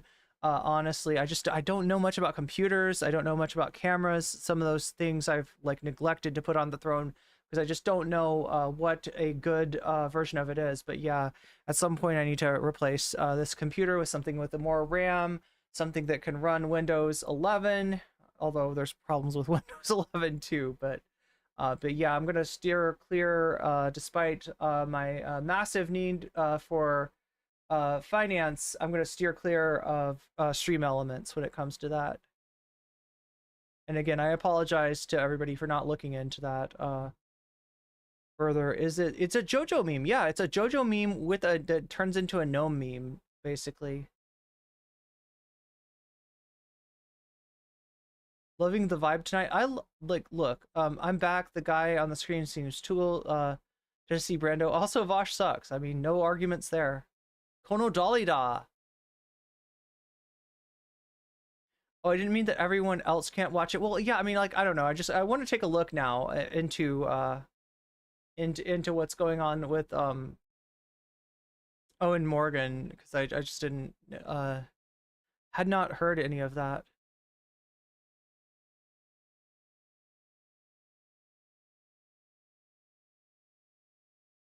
But yeah, I'm loving the new setup. I'm loving the Waluigi cam.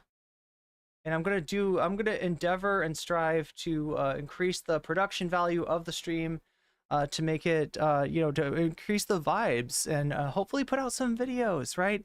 If I disappear, if I'm not on stream at any time, it's probably gonna be because I'm working on videos and stuff like that. But yeah, you'll probably get a stream out of me. What, tomorrow's Friday, right? So we'll probably stream tomorrow. I'm not sure what it'll be about yet. I may be back tonight for some Fallout New Vegas for the gaming frogs out there. If you're interested in that, I'll try to make a point to do that. We're in a actually hard part of the game. So up until now, I've been like, I guess, easy mode, and then I tried some DLC that is like, you get companions in Fallout New Vegas, right? But the companions leave you when you do this DLC, and so I'm doing it like on my own, and it's like way harder. Like I'm barely making it through these like levels. I'm using like all my stim packs to just stay alive. We're fighting lobotomites. We're fighting, what are they called? Cyber police dogs or something like that. They're like dogs with their brains in a vat on top of their head, and they're robotic, and they shoot like psychic sound waves at you when they bark. It's pretty rough. It's pretty tough. It's not easy. So we got to get through that content. We gotta save Dr. Dalla from the evil Dr. What's his name? God, what the fuck is that guy's name? Mobius. Dr. Mobius. No, not Mobius. I'm sorry, I'm making it about Moobs here. It's Mobius. Dr. Mobius is who we're fighting against. Didn't know anyone. Oh, yeah. Of course we noticed you're absent, Christy Z. Good to have you. Mob rule again. Need to get rid of money in politics.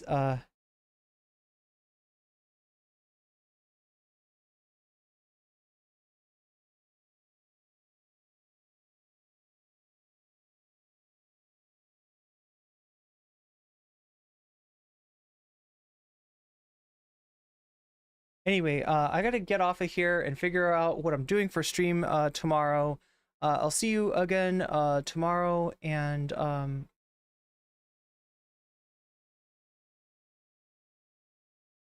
I gotta get something to eat. But much love, and moe hyun. I used to say that at the end of every stream, and I haven't done it in a while, so thought we'd get back to it. And oh wait, should I do one more close up with Waluigi first?